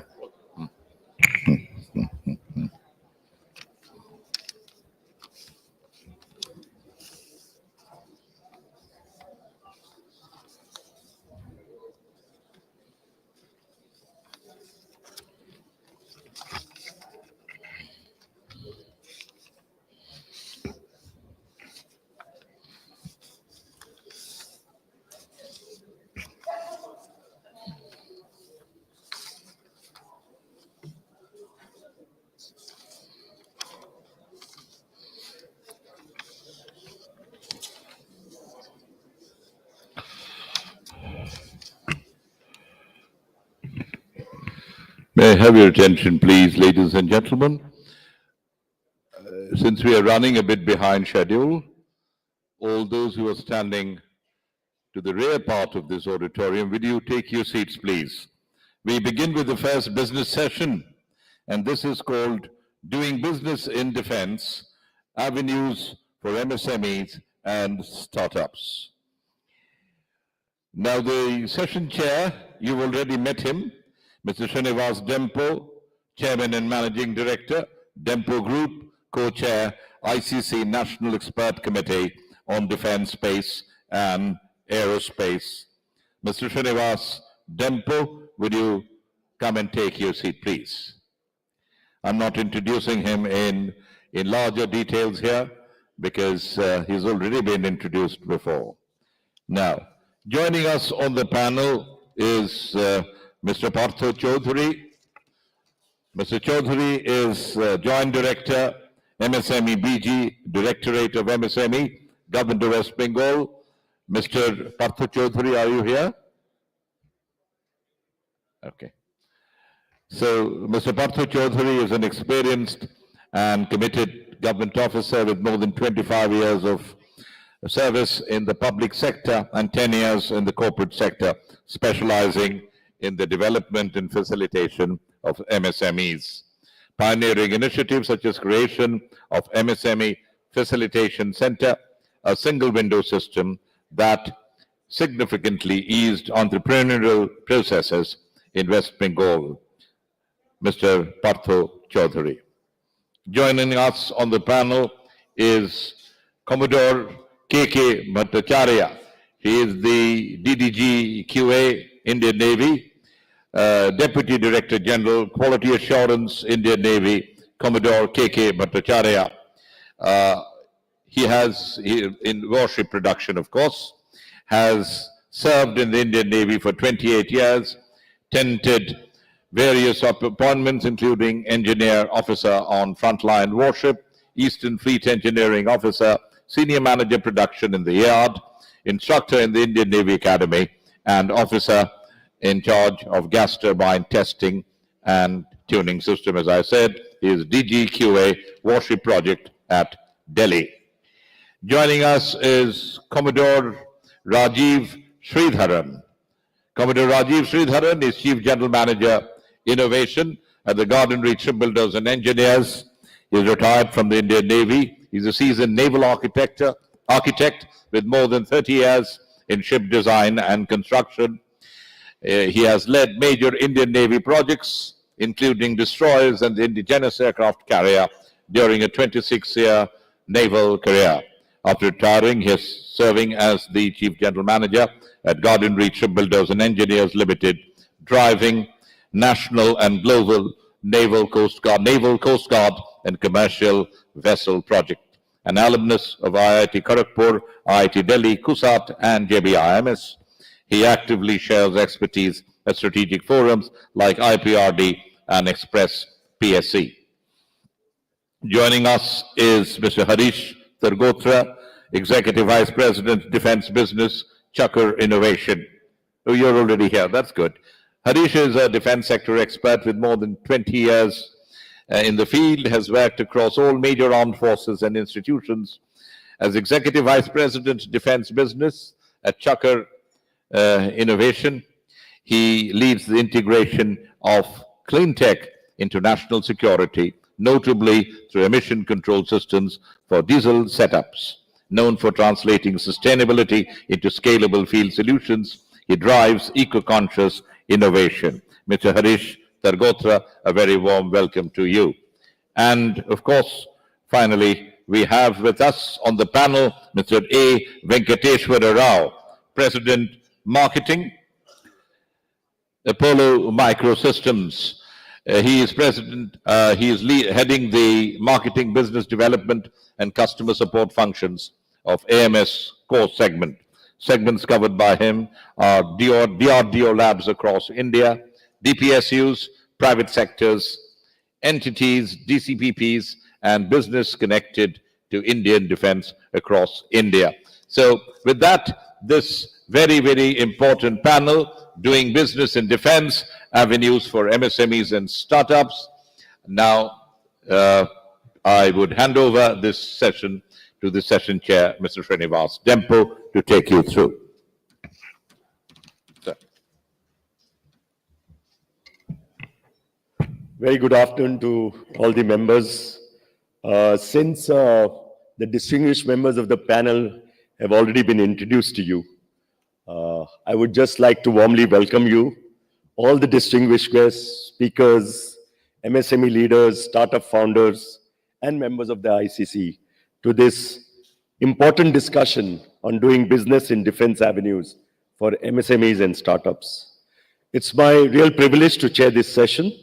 This is a subject, as you all know, and we've seen a part of this in the opening session, of growing national importance and the vast potential that it carries, both for India's security ecosystem and for the innovation-driven spirit of our budding entrepreneurs. India's vision of our Atmanirbhar Bharat and Make in India has gained real momentum in the defense sector, with the government opening up previously restricted domains and streamlining procurement through initiatives like the Defense Acquisition Procedure, IDEX, that is innovation for defense excellence, and encouraging private sector participation, the opportunities for MSMEs and startups are not only growing, but also transforming. MSMEs today account for over 8,000 vendors, supplying to defense PSUs and OFBs, contributing significantly to the indigenization efforts that we talked about in the opening session. Startups are bringing cutting-edge technologies from AI, drones, cyber warfare tools to next-generation surveillance systems. This is the new face of Indian defense capability that we need to build upon. However, challenges remain in navigating procurement norms, accessing capital, understanding the long development cycles, and finding the right strategic partners. That's what makes this session very timely and focused. We hope to deliberate not just on opportunities, but also on policy support needed.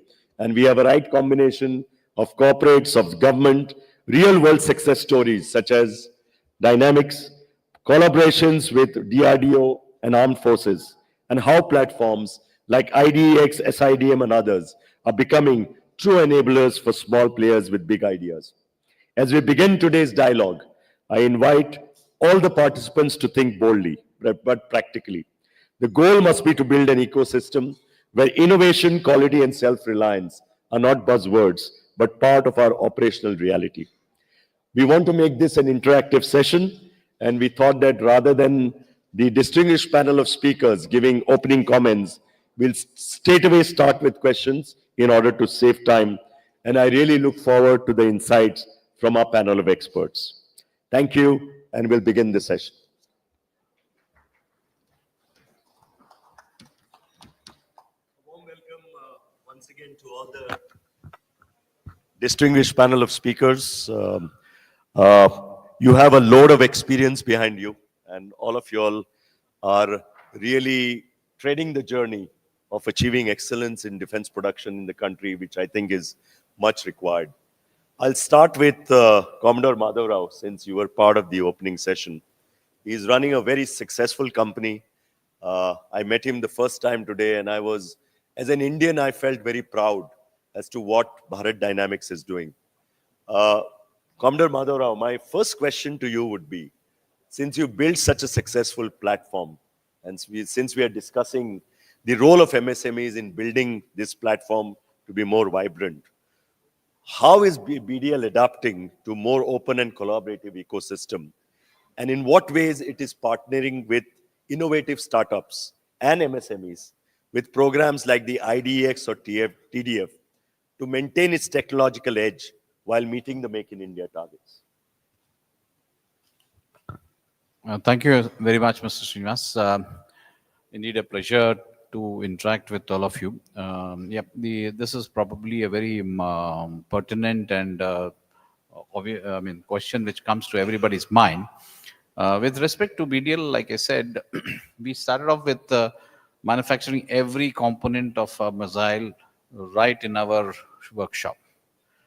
But with a lot of collaborative effort with the industry partners, largely on the MSME scale, we have managed to move out of production of all the subsystems of any complex missile or weapon system.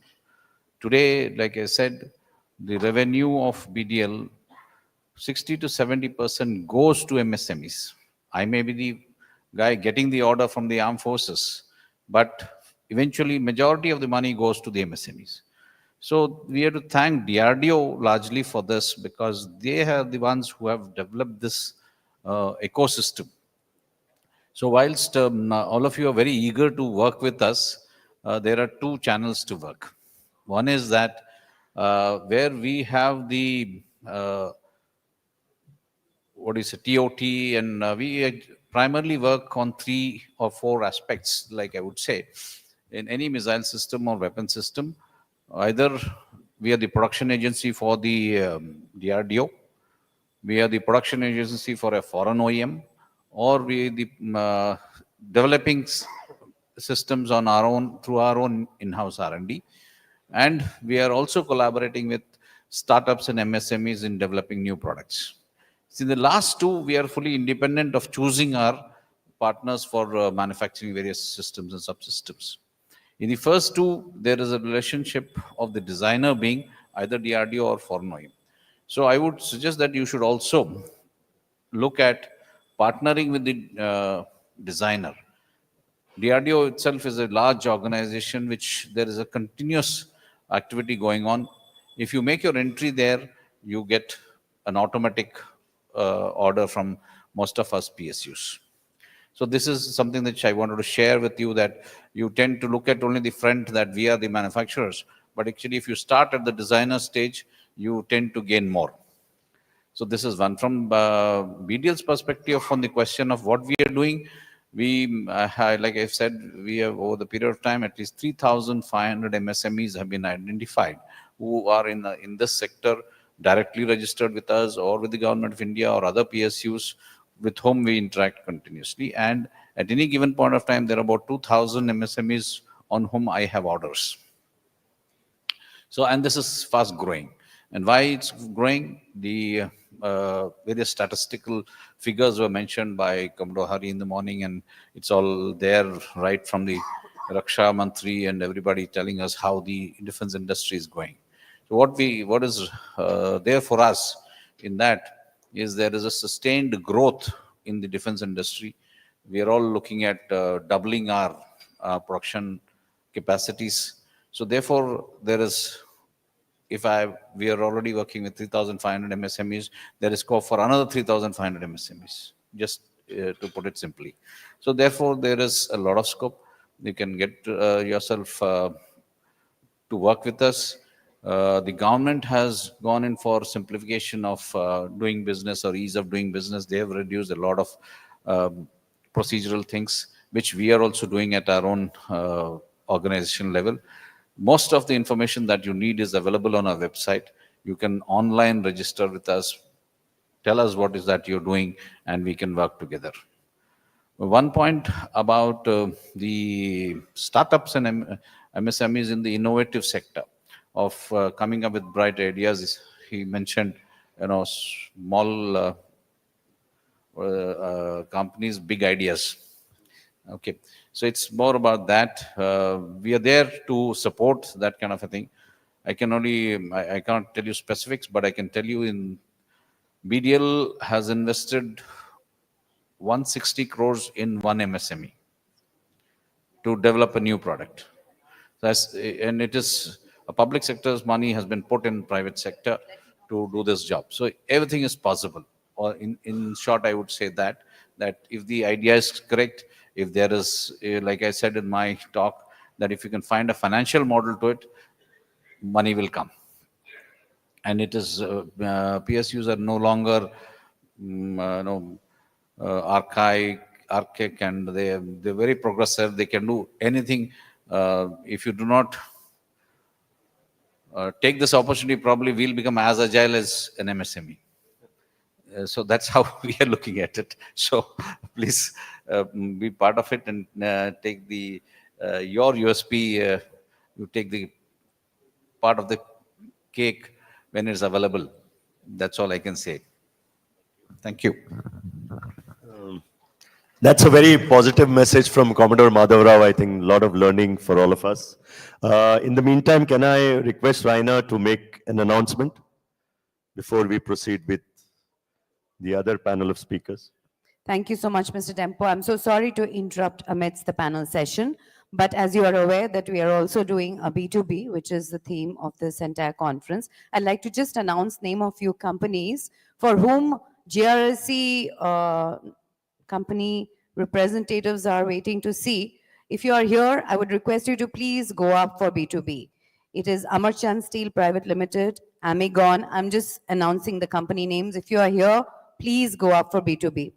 Andisk Engineers Private Limited, Asionol Biotech, BP Industries, Bajdurni Fan Cluster, Bright Hardware Mart, Cosmos Engineering, Daksh Enterprise, Engineering Corporation of India, AG Industries, Howrah Lock Industries, Hydrophylac Industries, Jupiter Precision, Kohler Engineering, Kusum Engineering, Lalita Infra Projects, Malsinov, Matara Industries, Machine and Mill Stores, Manna Electric, Major Info Services, Mining and Allied Engineers Industries, Nalanda Engineering, Neela Vanijya, NF Forging, Nishta Steel, Nofi Business, NSS Stores, Polestar, Purbasha Rubber, RP Enterprises, Raditech Hydrometrics, SN Rubber, Tech Bridge, Tech Marine.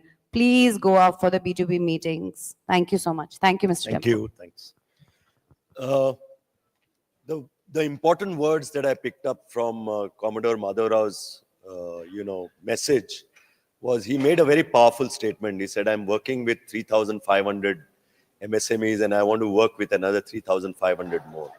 So let me get Mr. Partha Chaudhary now into the discussion, who provides leadership to the Directorate of MSME, who holds a very important role in trying to, get the MSME ecosystem developed for the defense production. Sir, India has launched several Make in India initiatives, which we are all aware of, right from, ranging from positive indigenization lists, that is the PILs, and DPSU indigenization mandates, to the earlier ones that we talked about, that is IDEX, TDF, Srijan portal, and so on. One key question remains is, we need to make the MSME sector aware of this. So what is the kind of role the MSME Directorate is playing to make these units aware of these opportunities and also to give them the necessary confidence to be able to leverage them to enter this important sector?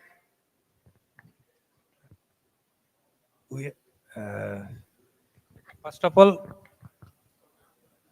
all, we are just implementing various programs and schemes under Department of MSME and Textiles.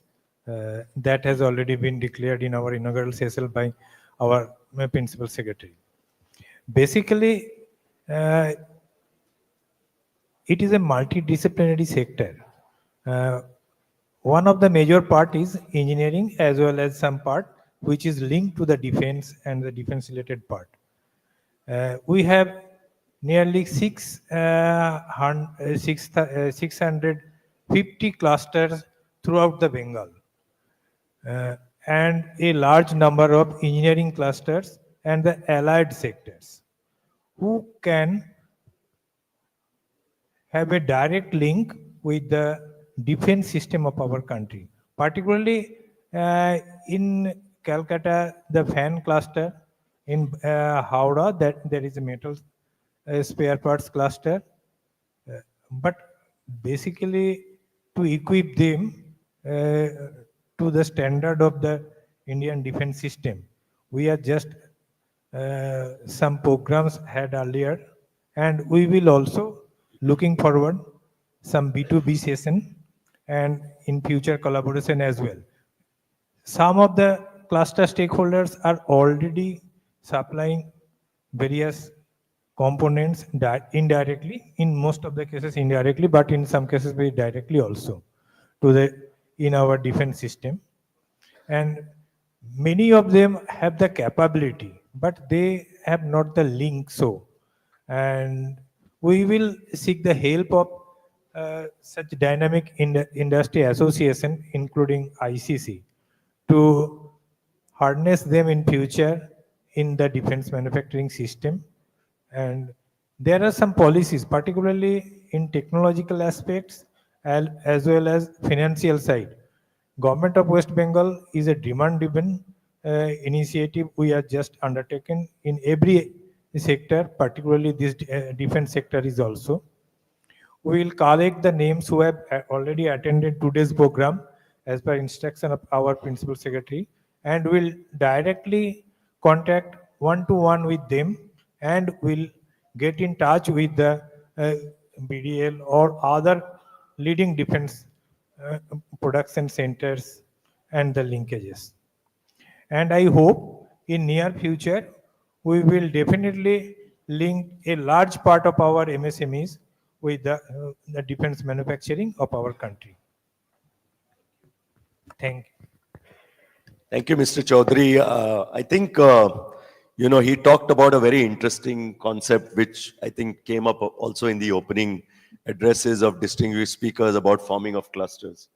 And I think he also talked about collaboration with industry associations. So here is a role for organizations like the Indian Chamber of Commerce to play as to how do we build and get the MSMEs together, give the necessary forum for them to form clusters, and how do we involve the MSME department. But all this will happen only if we can play emphasis on quality. I think Commodore Hari in his theme address in the morning gave a lot of emphasis on quality, and he runs a very successful PSU in the state of West Bengal. So I'd like to ask Commodore Bhattacharya, since you are aware, you are the Deputy Director General of Quality Assurance. See, one of the biggest challenges, and it came in the morning session for MSMEs, is to really meet the stringent quality requirements. Somebody said that, I think Commodore Madhavrao said that you can't go back and say, let me repair this. Okay. So the quality assurance has to be at that standard. So how do we ensure, what is the kind of, to meet the certification standards? How is QA collaborating with industry? Because I think a lot of the messages and learnings have to come from you so that, smaller players like the MSME players will try and fulfill those requirements. So would love your inputs on what your department is doing on the same.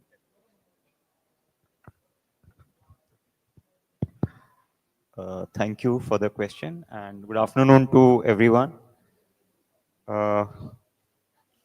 Having spent some considerable time with the QA, especially Warship project, my experience, there are 2-3 things when we interact with MSMEs or startups or for that matter, big industries. It would be largely the lack of information as to what is required, whom to approach, and what kind of policies are in place.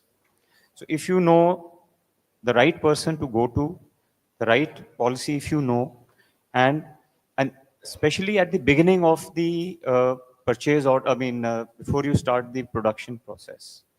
What we experience is that in this ignorance, most of the industry partners, they progress with the production and then get stuck, or I would say then the constraints come up towards the end, that following tests are needed, where do I get it tested? These were the standards which were not specified or it was not sort of understood at that point in time.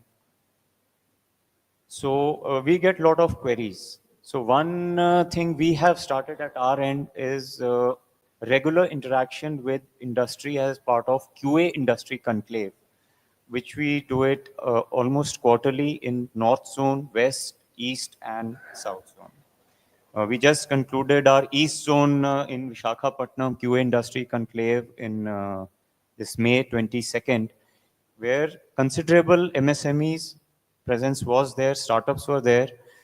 So what were the questions and the queries which they were sort of struggling with? I will just quickly put in a structured form. I'll just read out the kind of schemes. They are largely Department of Defense production schemes. And in case any further elaboration, you want more details, our field units is available in Kolkata itself. Else, you can always approach us in Delhi. We are under DGQA organization. So I'll just quickly go over about a few of them which I have selected, which will be probably relevant.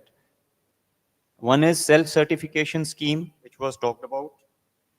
Well, this is essentially that manufacturer takes responsibility for his product. And there are certain eligibility criteria. I'm not getting into those details.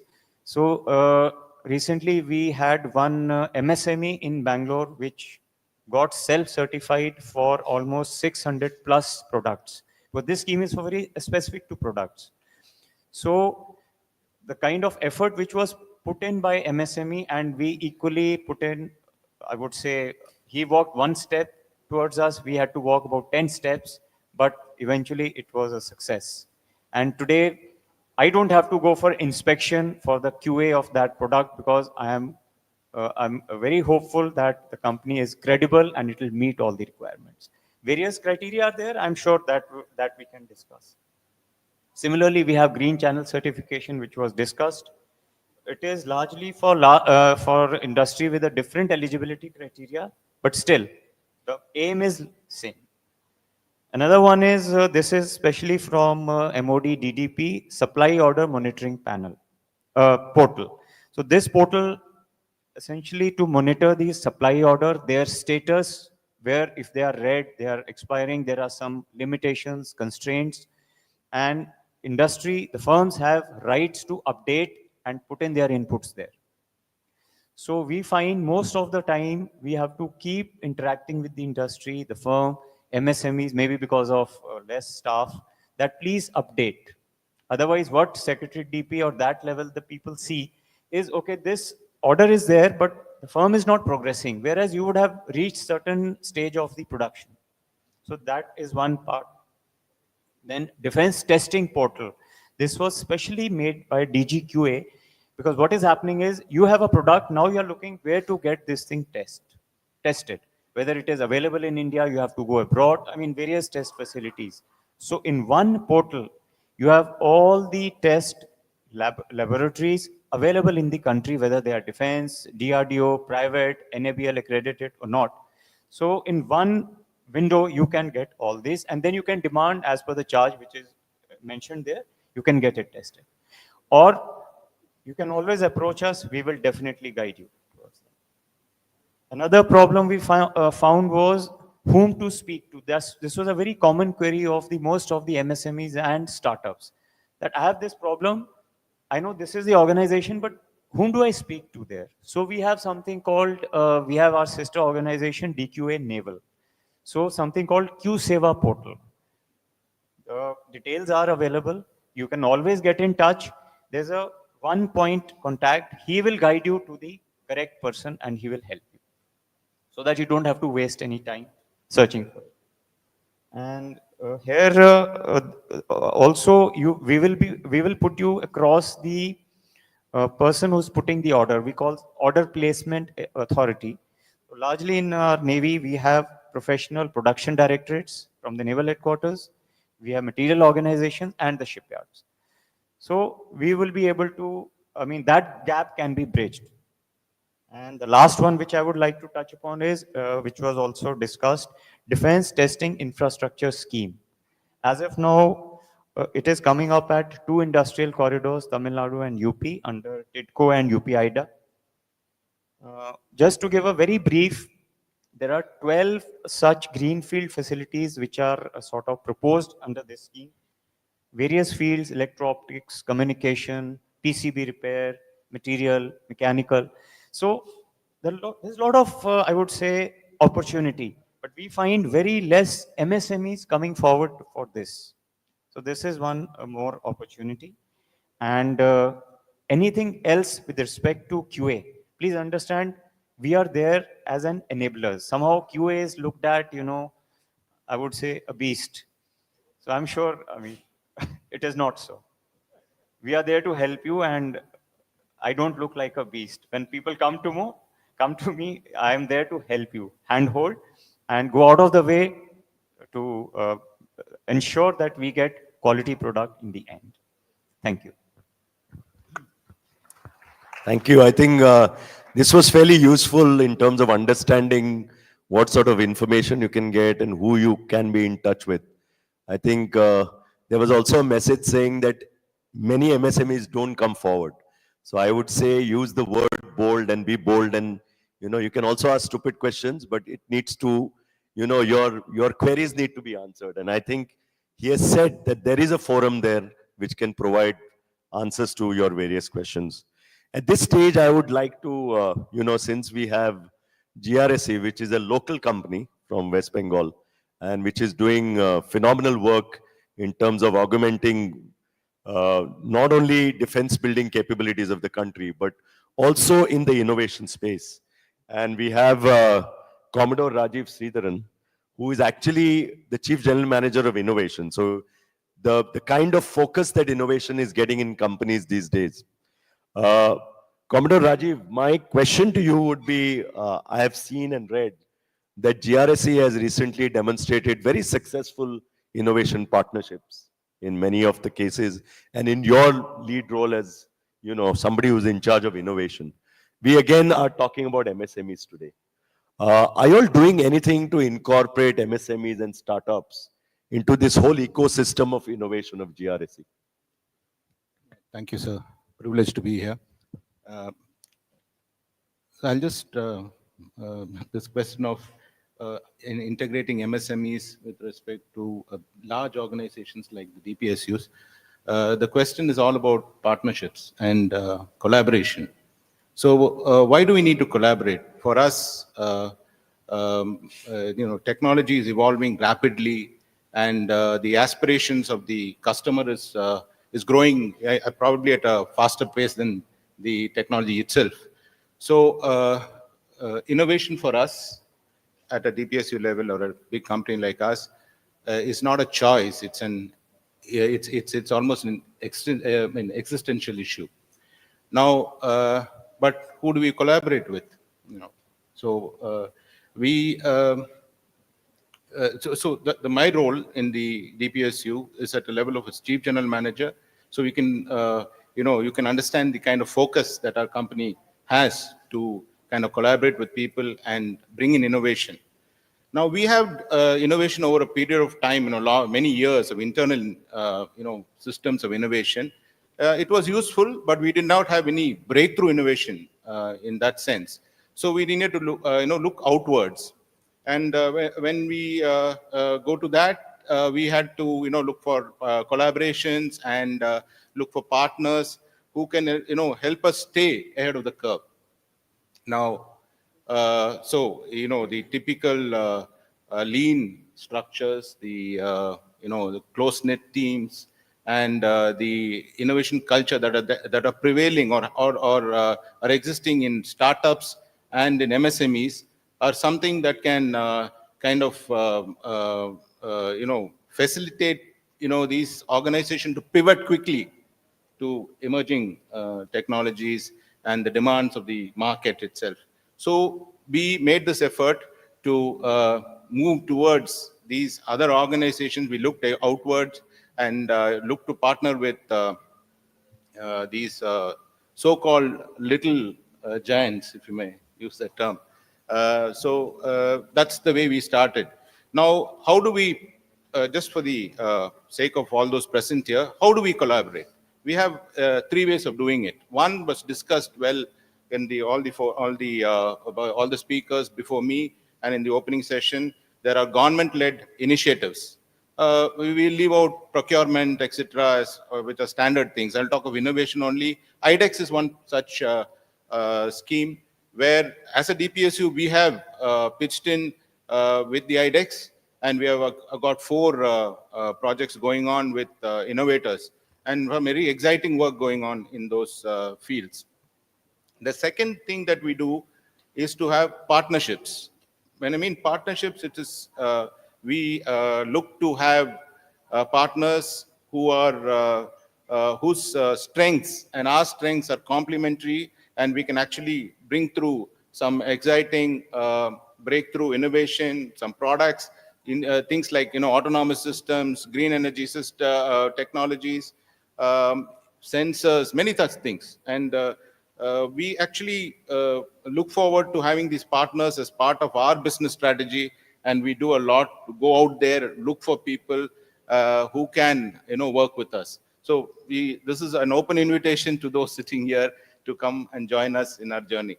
Now, the third thing that we do is direct support programs. We have a very exciting scheme which is called the GRSE Innovation Nurturing Scheme. Chairman is here, and it was his brainchild. And what we do here is we have this GAINS is an open challenge system. It's an open challenge scheme where we open it out every year to innovators across the country. We request them to come, have a look at our processes, come and sit with us, discuss with us, and see how we can, they can contribute to our businesses, also bring in ideas and innovations that probably we never even thought of. So that is something that is done very well. And we have innovators working with us very closely. We have some MSMEs who are here today who are working with on some really high-tech stuff sitting here. And so we really, it may sound cliched, but it's like the statement made by Helen Keller, who said, alone we can do so little, and together we can do so much. So, and we really believe in it, and that's the vision that we have as GRSE, to collaborate and make things happen for the country. Thank you. So Commodore Rajiv said it's more action than words. It's not only words. He talked about the various schemes that GRSE is trying to implement. So the action really now counts from your side. And there is, again, if you see any company, Bharat Dynamics, GRSE, and so on, you know, the potential for you to collaborate and on the technology transfer side, on the defense capability manufacturing side, could throw endless opportunities. We now come to a very interesting company, and that's Chakra. You know, their innovation journey from an idea to reduce fuel emissions. We all talk about clean energy, clean technologies. The Honorable Prime Minister has said that India needs to be net zero emission by 2070. Now, all these are very, very bold challenges, okay? And I think companies like Chakra are working towards making that possible. I want to know from you, actually, you know, you've been a remarkable startup and contributing to defense.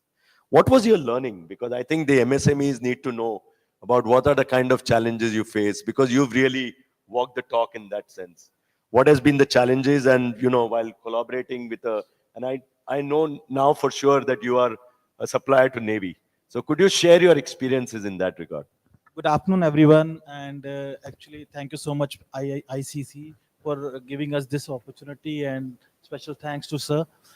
The challenges which we have faced, actually, initially, we do face some challenges, like the adaptation of the technology was one thing, and some statutory regulation was the another thing, and the third thing was, I can say, the mindset of the people who actually want to adapt the thing, but the procedure was not supporting to them.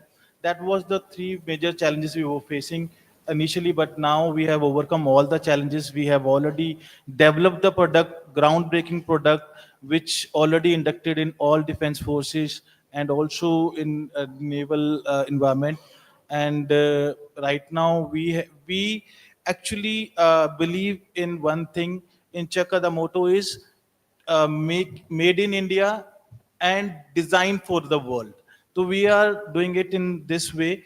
And another thing, we are spending so much in R&D, and we do have around 60 plus IITians in our company, 20 plus PhD in our company, and which they are doing extensive R&D work and bringing the best product on the table which we can offer to the defense forces.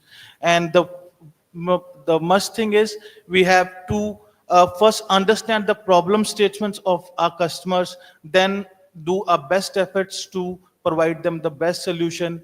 R&D takes some time to get that product on the table, but we need to focus on the problem statement and give the best solution to our customers and defense forces.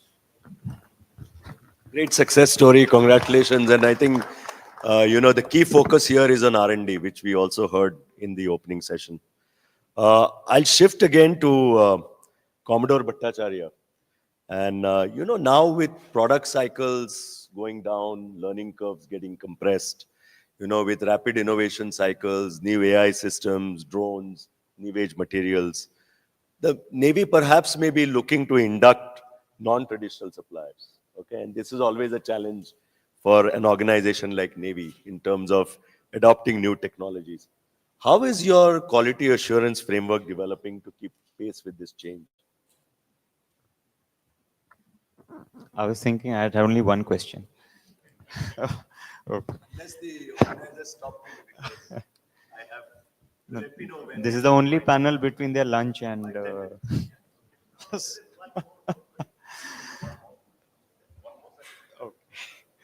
Then we are safe. Right. So, see, this is like rightly brought out. Things are evolving, so we cannot be static. So to keep in pace with all this, we have certain in-house, I would say, correctives, and essentially whatever, there are policies which are already in existence. It is known. But as the things develop, evolve, we also need to evolve or upgrade those policies. So policies, when they were made in the beginning or whatever was the thought process, that has to be refined and also upgraded as per the technology. That is one part. So there are a lot of policies which we see, simple thing like QAP. At some point in time, certain QAP, quality assurance plan, for those who don't know, was made. At that time the product was something, and now it has evolved, so those QAPs need to be revised. So it is an ongoing kind of process. That is one part. Second, what we realized in our organization, we were I would say hesitant to get into some kind of market scan for what we require. I knew my requirement, but where do I get it, that kind of thing in the country? Just to give a small example, as a Navy, we were having some issues with non-ferrous casting and casting materials. So essentially NAB and gunmetal casting. So after we had this issue, we discussed with Secretary DP. A board was formed and I was made the president of that board. I traveled across the country to find out some good non-ferrous foundries. And I was amazed the kind of good work being done by especially a lot of MSMEs in the southern India and central India. Some good products, good foundries, but all of them were hesitant to deal with the defense forces. So yes, there are, we are aware there are certain constraints, challenges, but the very fact, we first thing was we scanned, we knew, okay, these things are available. Then getting them on board, that it is not so bad. You come, try, and most of the MSMEs which I'm speaking, I'll give one example I think I can give. One, Omega Industries in Bhopal. His main customer for the kind of product which we were asking was Royal UK Navy. And we in Indian Navy were sort of wondering. We did not, at least I did not know that. So it was great, but yes, these success stories of MSMEs and one or two startups which I have interacted with, quality consciousness has been at the, I would say, they have taken it very, very seriously. Another issue was Industry 4.0 was discussed, similar to QA 4.0. We want to get into something called remote inspections, which again, the particular MSME which we had given self-certification, I came to know it is one of the key, I would say, supplier to ISRO. But now we ourselves are thinking of shifting from product specific to process specific. So that once the process, I am assured that you are following the process, it is credible, there is a traceability, then I need not come with my inspector or send my QA inspector every time the product is there. So that much credibility, that is the trust and faith we develop. So these are some of the, which I can often recollect, I would say, way ahead, which we have thought, we are working on it. Suggestions, most of them come up during QA industry conclave. So request to participate as and when you get the invitation. Thank you. Thank you for those inputs.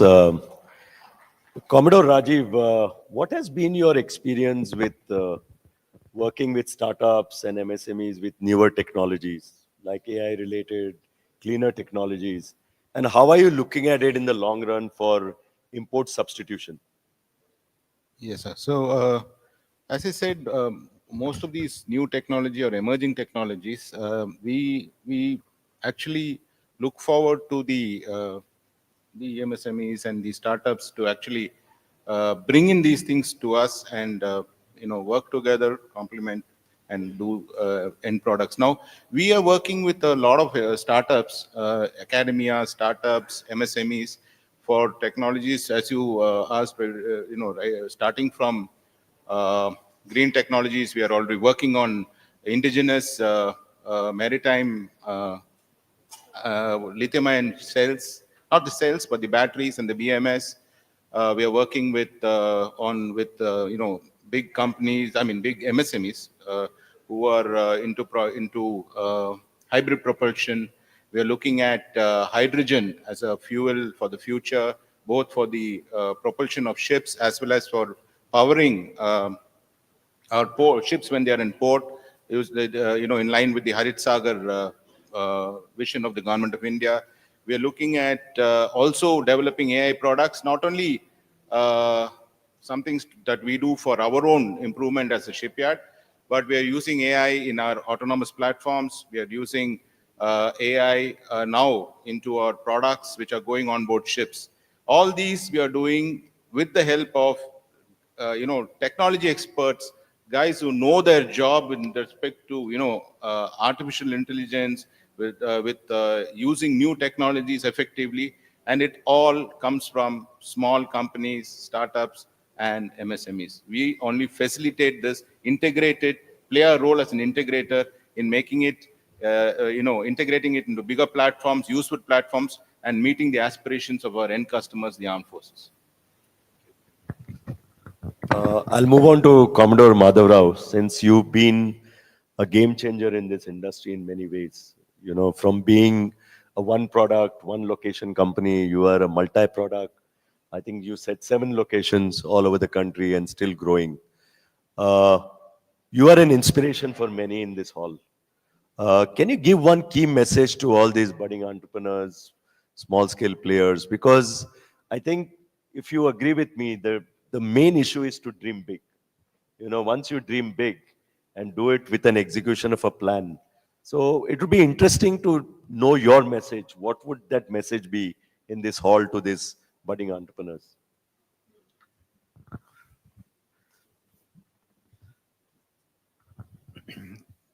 It's a big task, but I'll try to attempt.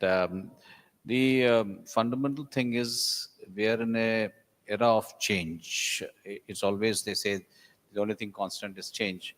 But this change that's happening in all sectors, starting from the Government of India, is enabling. So it is an opportune moment for us to take the leap. This is one. Secondly is, I would say nothing is impossible. That is the kind of attitude you have to come across. You want to change, the government itself has brought down so many procedural things from I don't have the statistics, but some 700 forms to a few forms to get a license and so on and so forth. And that complex an organization to simplify is not easy. So for us, be it at an organization level of a PSU, if you take that template, we can also simplify a lot of things. Like Commodore from the DGQA brought out, I also have served in the DGQA for a short while. So I know that they're very proactive. You want to come up with a suggestion of how it can be done. I'm sure there are a lot of people listening now. Therefore, it is not that there is something written in the book and that is the end of it. There are a lot of people in all agencies who are ready to look at it, relook at it, and redefine things to make things work. So I would, if I have to simply put it in one line, it is like he said, dream big and be at it and be actually genuine about it. If you're genuine about it, definitely they will be, all will support you. It is the general approach or the, I would say, view of majority of the customers or the users with respect to defense industry is that most of the industry is not focusing on manufacturing and they are more into the trader mentality of buying something out from somebody and giving it to somebody else, and that is how it is. But today's India is very, very strong in manufacturing, and you have to put your money when manufacturing. It takes time, but it will definitely yield good results. I think that is what I would like to say. Be focused, be genuine, and all agencies are ready to support. Thank you.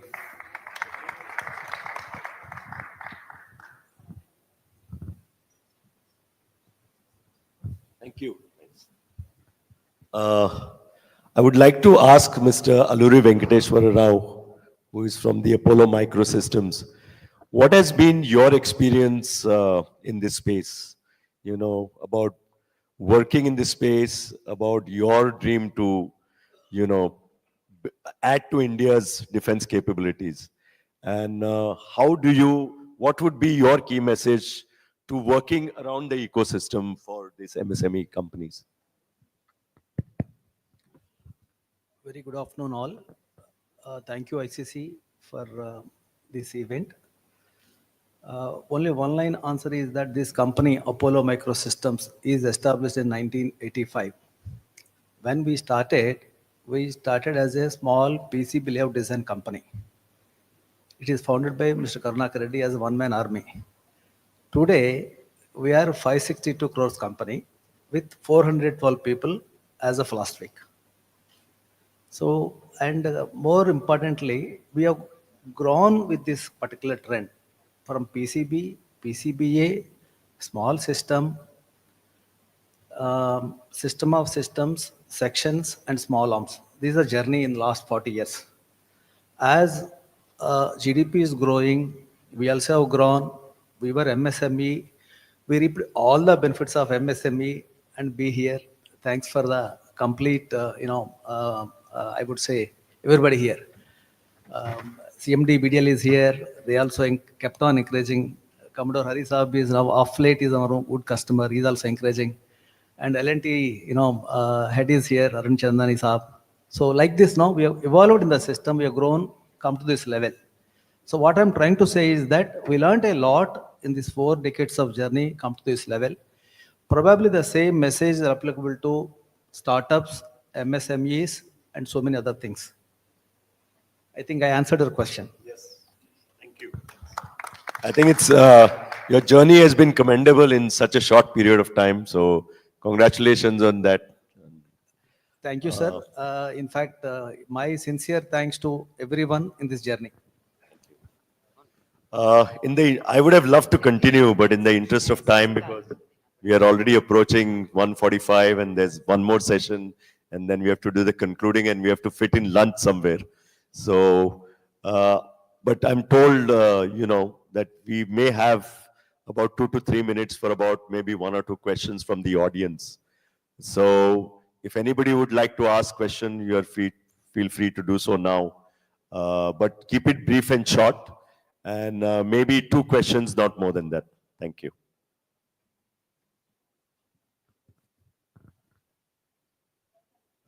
And please say who the question is directed to.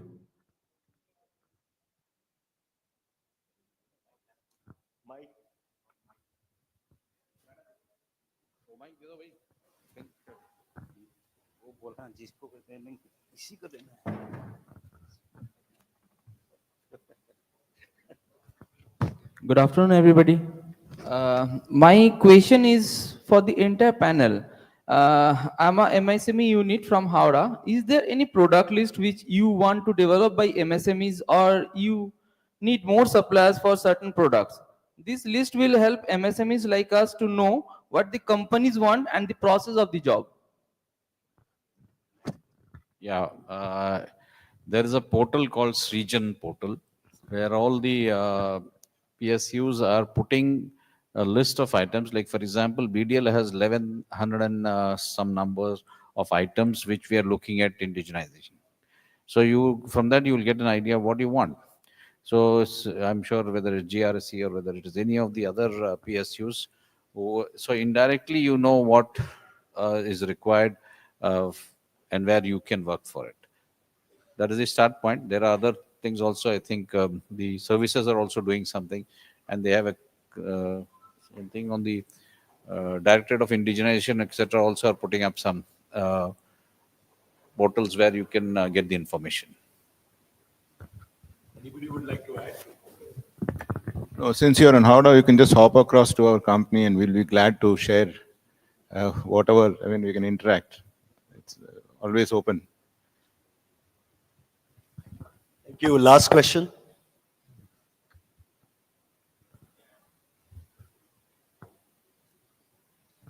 Okay, that ends the session. Let me, before ending, thank wholeheartedly on behalf of the Indian Chamber of Commerce to all the panel of speakers. I think they were excellent, gave a lot of useful information, their plans, and I wish all the companies all the best in the future journey towards building on the defense production in the country. Thank you so much. Thank you. Thank you so much, Mr. Dempo. Would you kindly wait here, please? We have to honor you with our tokens of appreciation. Now there's some good news.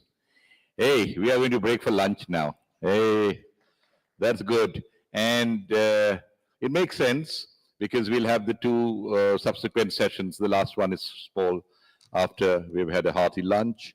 And but do take care to come back by say 2:25 here so that it's easier for us. I would request Mr. Dempo to do the honors for us.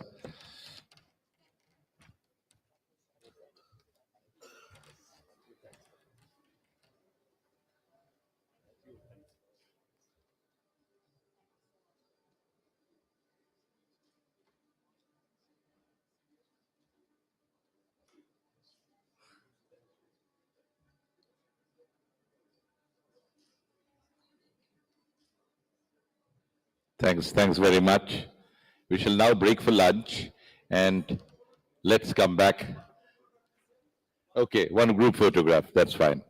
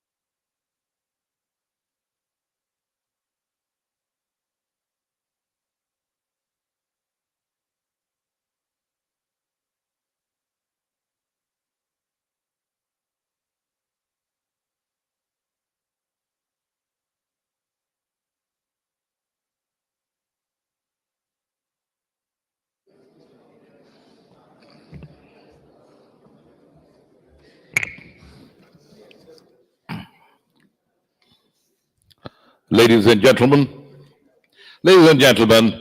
welcome back. Post-lunch, the session is called Empowering MSMEs in Defense Manufacturing, the Path to Indigenous Defense Production. Micro, small, medium enterprises, as you know, are vital to strengthening our defense ecosystem, especially in the context of indigenous defense production. By integrating such MSMEs into our supply chain in defense, our country can foster innovation, reduce dependence on imports, and promote self-reliance. Atmanirbhar Bharat, as they say. So, we have a very erudite panel to discuss this, and may I take the pleasure of welcoming up on stage the session chair, Mr. Pankaj Chadha, Executive Vice President and Head, Marine Business Precision Engineering and Systems, IC, Lawson and Toubro. Pankaj Chadha heads the marine business of L&T under Precision Engineering and Systems IC, overseeing submarine and warship construction and marine systems development. He is a metallurgical engineer. He joined L&T 32 years ago and brings more than 30 years of experience across sales, HR, IT, production, and defense projects. He played a key role in L&T's entry into shipbuilding and was instrumental in the strategic submarine program. Let us hear it from Mr. Pankaj Chadha. Joining us on the panel is Mr. Gulshan Ratan, General Manager, Garden Reach Shipbuilders and Engineers Limited. Gulshan has worked in shipbuilding for more than 32 years, ship design, project management. He is General Manager at GRSE, is an engineer from Bangalore and IIT Kharagpur. He specializes in quality assurance, indigenization and vendor development. Formerly with MDL, he has led key naval projects for the Indian Navy and the Coast Guard. Known for driving innovation and process efficiency, he has significantly strengthened GRS's role in indigenization and intellectual property development within India's shipbuilding ecosystem. We have with us Group Captain Rohit Kaura, retired from the Indian Air Force. He is the Aerospace and Defense Program Director, IDEX DO Defense Innovation.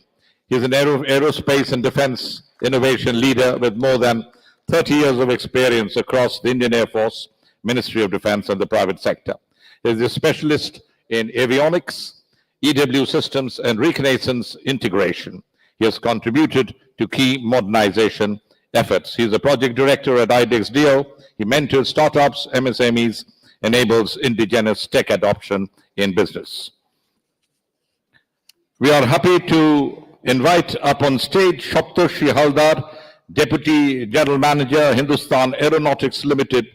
Saptarshi is a seasoned professional with more than 23 years at HAL, known for his dedication, efficiency, and leadership. Currently heading the Planning, Management Services and IT departments at the Barrackpur Division, he previously led the IT department for 14 years, overseeing critical application, implementations, and infrastructure upgrades. Saptarshi Haldar. Okay, he'll be joining us later. We are joined by Commodore R.K. Kamboj, Nausena Medal from the Indian Navy. He is Commodore Indigenization, Directorate of Indigenization, Naval Headquarters, Ministry of Defense. Commodore Kamboj is an alumnus of NDA, commissioned in 1992 in the Navy, more than 33 years of distinguished service. He is a specialist in marine engineering. He has held key technical and leadership roles on board ships and inshore establishments. We welcome up on stage Mr. T. Srinivasa Rao, Additional General Manager, New Projects, Bharat Dynamics Limited. He is a mechanical engineer with a postgraduate in machine design from Andhra University College of Engineering, Visakhapatnam. He joined BDL in 1997 as management trainee, currently working as Additional General Manager. He has more than 25 years to his credit in defense manufacturing, including component production, methods and tool design, tool manufacturing, and quality control, anti-tank guided missiles, so on and so forth. We welcome Mr. T. Srinivasa Rao. We are joined in by Ms. Vinita Bajoria. Mrs. Bajoria is Chairperson, Nico Cables. Is Promoter Director, Continental Valves, Independent Director, Greenply Industries, Member, Board of Governors in Society, the Indian Institute of Management, Kozhikode, Council Member, All India Management Association, Council Member of the Bharat Chamber of Commerce. She has in the past served as Chairperson of the CII Indian Women Network, Executive Director of Titagarh Rail Systems.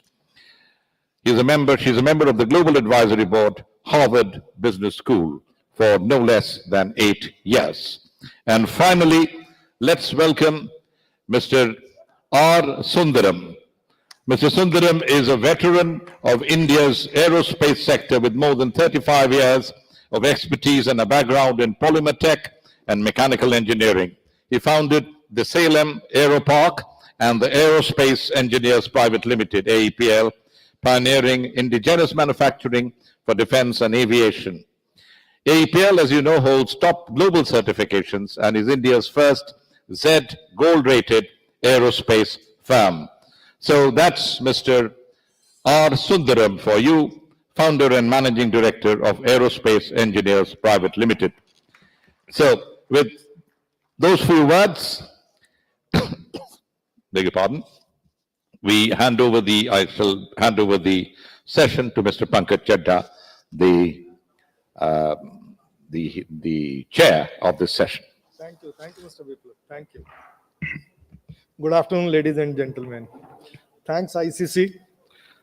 It is both an honor and a privilege for me to chair this session on empowering MSMEs in defense manufacturing.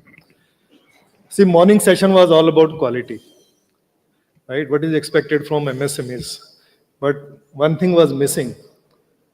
I come from execution, so quality for me is given, it is on-time delivery. Isn't it? It is on-time delivery, and that is what is happening all around. And today is one session, we talk about in India, there is a culture of lack of quality, culture of lack of on-time delivery. And in our company, we keep talking about that if we cannot finish our sessions on time, how could we deliver our equipment on time? I guess that is the culture which we need to change. I have been given only 30-35 minutes now. So 15 is the time. So all of you would get 3 minutes each. So you have to be precise and concise. Without compromising on quality, we'll try to do on-time delivery.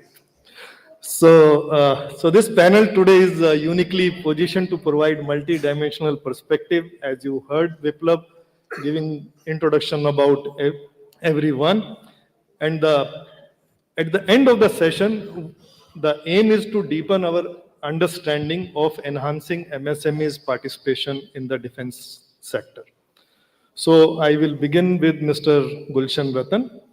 So Mr. Ratan, the question is that GRSC's recent partnership with L&T in delivering the ASW shallow watercraft demonstrated successful public-private collaboration and substantial MSME engagement, achieving impressive 88% indigenous content on the lead ship.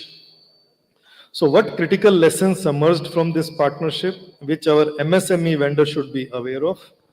And given the rising defense demand, what do you think how our GRSC and its MSME supply chain will be able to scale operations significantly?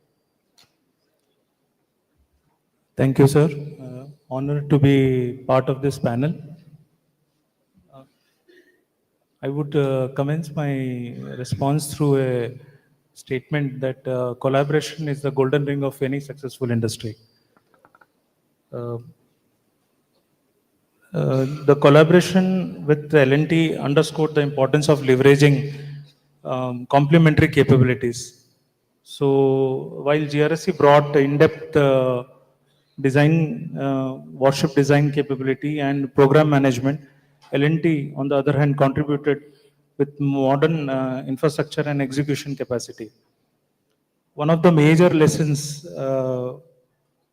what comes to my mind is that the need for clear coordination, protocols and robust integration mechanism across teams working from different organization and locations is key. So this is one of the lessons what we have learned. And on the MSME part, sir, what was the question? So the question was that now the demand is going up in the Yeah. defense sector. So what are your views as a GRC along with the MSME supply chain? How much you are geared up to meet this kind of a requirement? Sir, I would highlight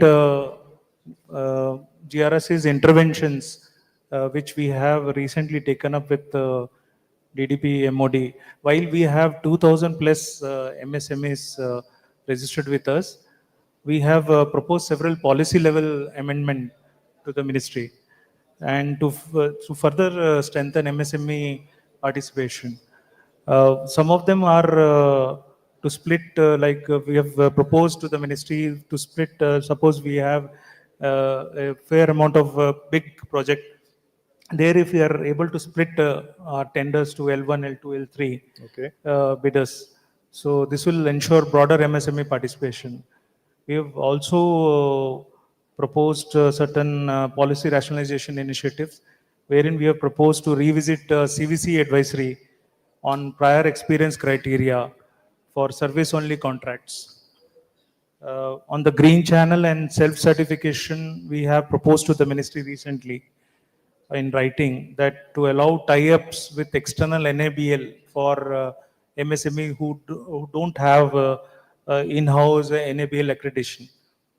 We have also written to rationalize qualification norms, especially infra and turnover criteria, which otherwise impedes MSME to get green channel certification. So these are some of the initiatives which we have written to ministry recently, sir. Thank you, Mr. Gulshan. So two messages which come up that we have as an industry ability unlimited if we put our complementary strengths together. So that is a collaboration for us. And second is GRSC taking steps at the policy making, that how could they use more and more of MSMEs and enable them to contribute to whatever they are doing in their industry. And I can assure you that it is not only GRSC, all the industries put together are working together to increase the involvement of MSMEs. I will move next, and we have Captain Rohit Kora, who actually, as you had seen, head the IDEX, which is involved in the organization is involved in the innovations and how do they facilitate innovation at a very large scale. So, Captain Kora, the question to you is that IDEX has effectively bridged innovations from prototypes to inducted products, and they have fostered a vibrant defense startup ecosystem involving over 2,000 companies. So how, as an organization, are you ensuring sustained momentum, smoother product transitions, and long-term integration of innovations into India's defense capabilities? And if you could also bring out how MSMEs, have been enabling that. Thank you, Chair. Thank you, audience and the organizers. It's a great opportunity for me to bring forth what IDEX we are doing. So IDEX is we are also as good as a startup. We're just about 8 years old. We started our journey in 2018 when the scheme was launched by the Honorable Prime Minister, and there's nothing looking back since then. So as on date, we have enrolled close to 690 startups. They are the IDEX winners. And we have received till date about more than close to 10,000 applications for the various challenges or the problem statements that we receive from the services. So I just bring out the methodology where IDEX, where do we start with? IDEX is a platform primarily to strengthen the indigenization capabilities in India. And we work with the 5 Eyes framework. The first one is the identity. So here the user, which is predominantly the armed forces, as well as the DPSUs, and we have enrolled some other organizations also, like MHA. They scan the operational requirements, the challenges which they are facing, and those are put forth as the challenge problem statements to IDEX to be launched as either disk or Aditi. So these are the two schemes wherein MSME or startups can participate in solving a design and development problem. We work, as brought out by my fellow panelists also, there was a talk about collaboration. We have moved the ladder up. We are co-development and as well as collaboration. So it's a model for both design and development. And here, post identification of the problem statement, we move to the next stage is the innovate. This is where the startup or the MSME provide the probable solution to the problem statements, and they are rightly supported by the next model, which is the incubate. So at incubate, IDEX, we not only provide the grants. For desk, it is about 1.5 crores that we give them as the grant money. And for the Aditi challenges, we bring in about 25 crore. And same matching contribution is brought down by the MSME and as well as the startup towards the design and development of the product. So the journey doesn't stop here in the prototype development. The journey actually begins now, where the integration is the major phase. And this is where our user, which is the armed forces and the DPSU, they bring in their wealth of experience and knowledge into enabling the startup to do a very rapid integration and testing of these prototype and integrating them into the main systems which will be giving a probable solution to the problems. And the success of all this leads to the indigenization, which is the ultimate goal of IDEX. After having successfully developed the prototype and integrated into the services, this is where we call it as a success. And the outcome of the IDEX various challenges till date, we have launched about 13 DIS challenges and about 3 Aditi. As on date, close to 550 challenges have been launched, and we have about 690 winners, and close to not only the prototype development or the integration into the services, what we at IDEX provide is the subsequent journey. So in 2024, a major reforms in the defense acquisition procedure was adopted, especially for the IDEX winners. This is wherein 5 major reforms were brought in. So these were the pilot procurement plan.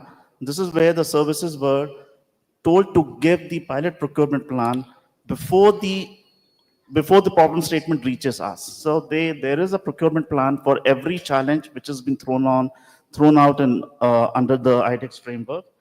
And this gives the pathway for the procurement early in the development cycle. The next one is the assured minimum order quantity. Successful IDEX winners were guaranteed assured minimum order quantity.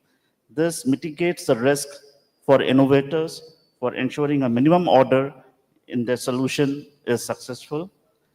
Certain exemptions and benefits have also been provided to IDEX winner. More primarily, it is the exemption from the restrictive policy eligibility criteria for the startups for the make projects. Cost markup have also been provided as a part of the innovation factor.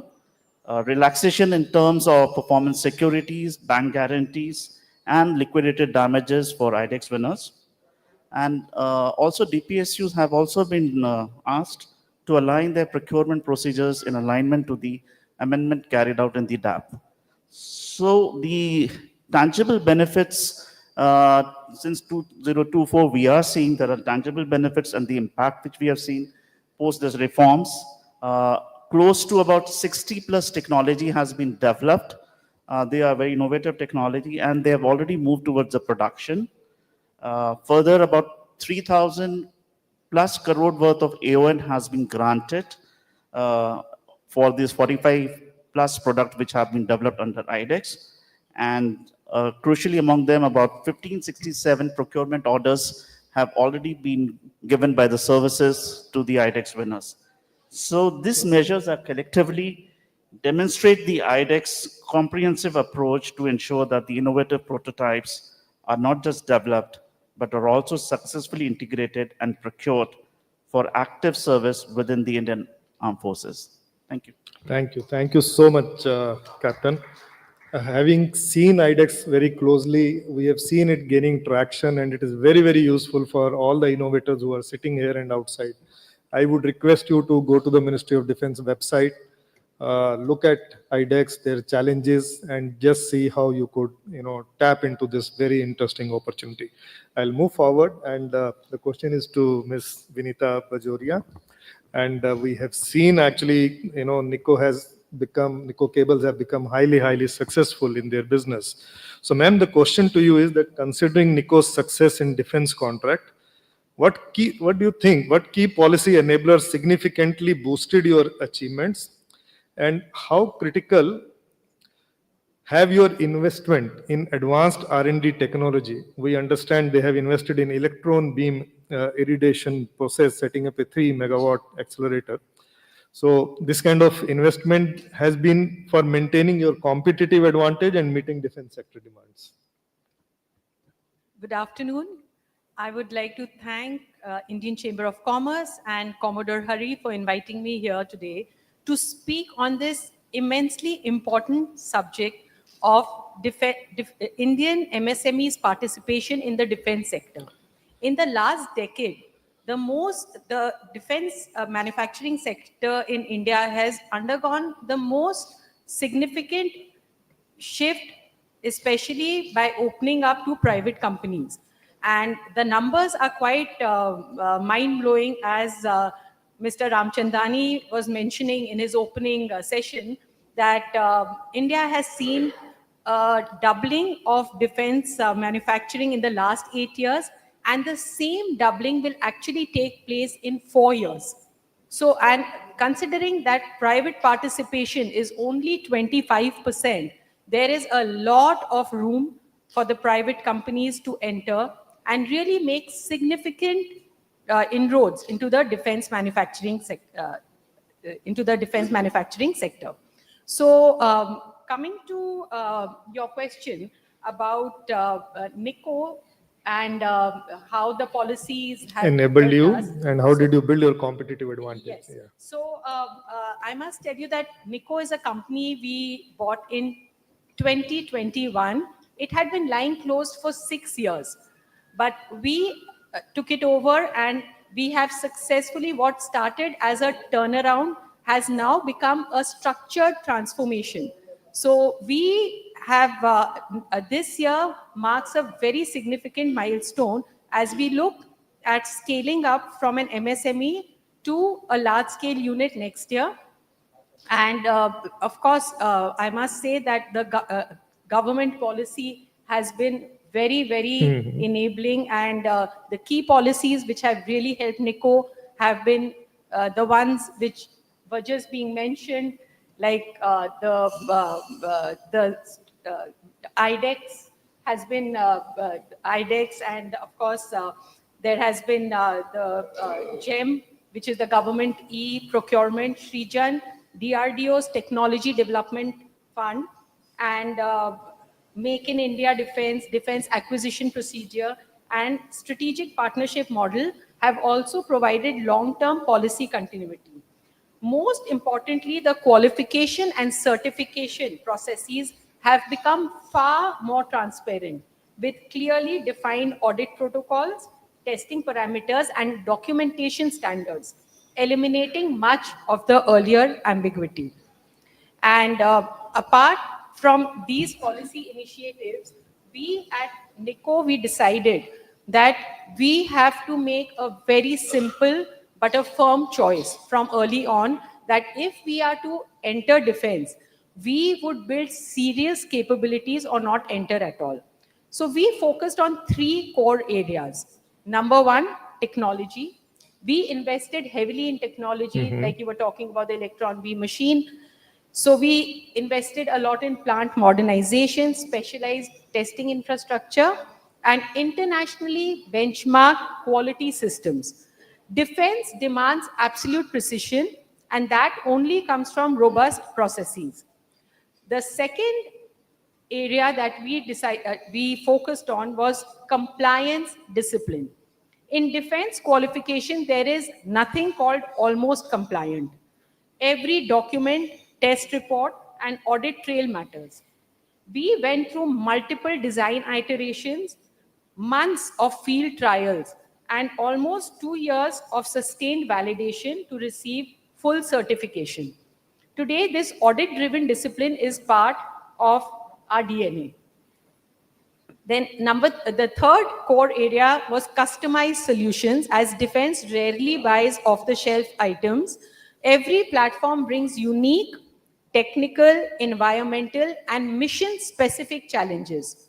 So today, NICO supplies submarine pressure cables to Indian Navy, torpedo cables, short charging cables, antenna communication cables for underwater systems, and several advanced systems under development, including zero buoyancy and high temperature solutions. We also have strategic tie-ups with top companies globally for naval warfare cables. And apart from defense, we are also manufacturing cables for nuclear power plants, offshore rigs, and metro, and also renewable energy. So, like you said, defense manufacturing is not about contracts. It's also about credibility. And we at NICO, we are committed to not become opportunistic vendors, but become long-term sovereign capability partners.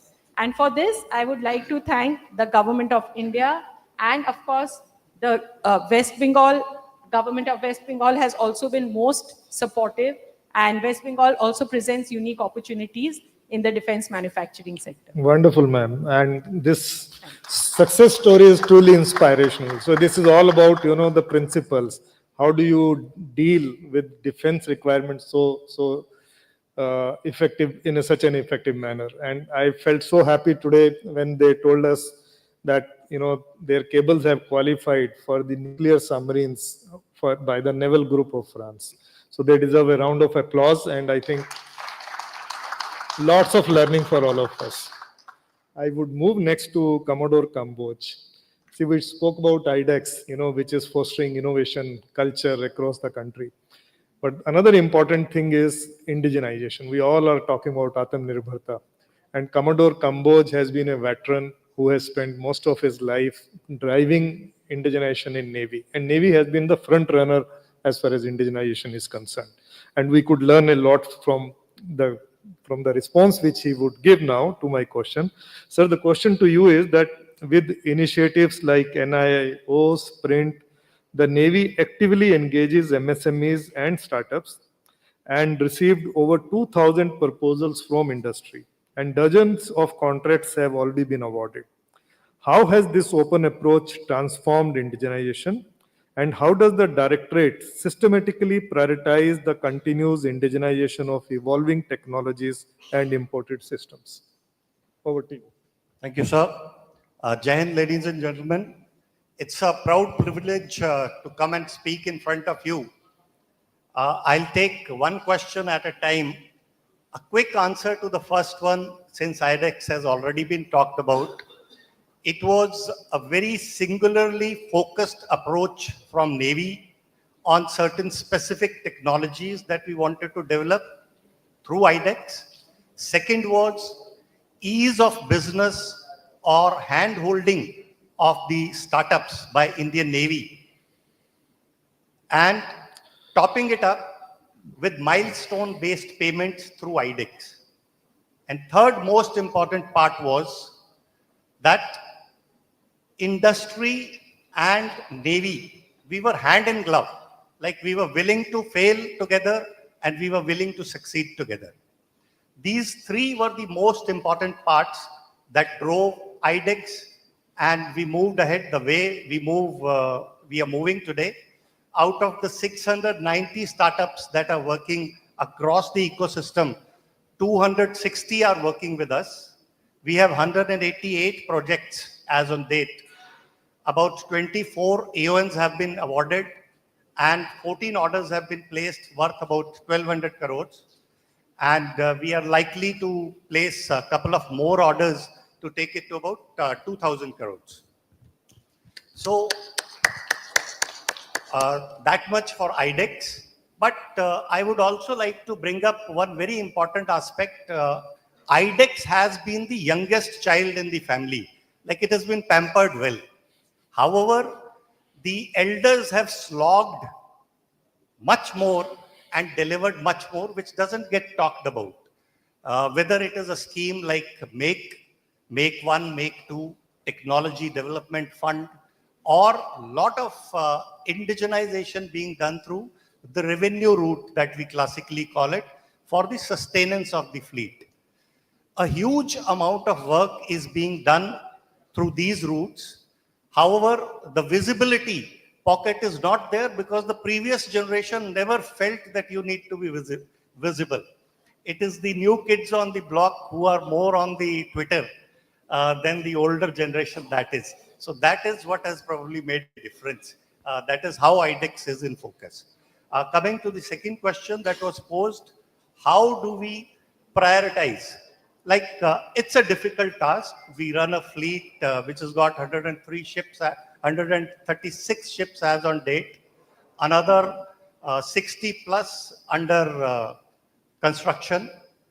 There are obsolescence issues. There are equipment which have been procured through import. Prioritizing becomes very, very difficult. So about 5 years ago, we decided on to do a roadmap based on the ships which had maximum amount of imported content. So we have roadmaps for tanker class of ships, the Russian class of ships, followed by Vikramaditya, P-75 project.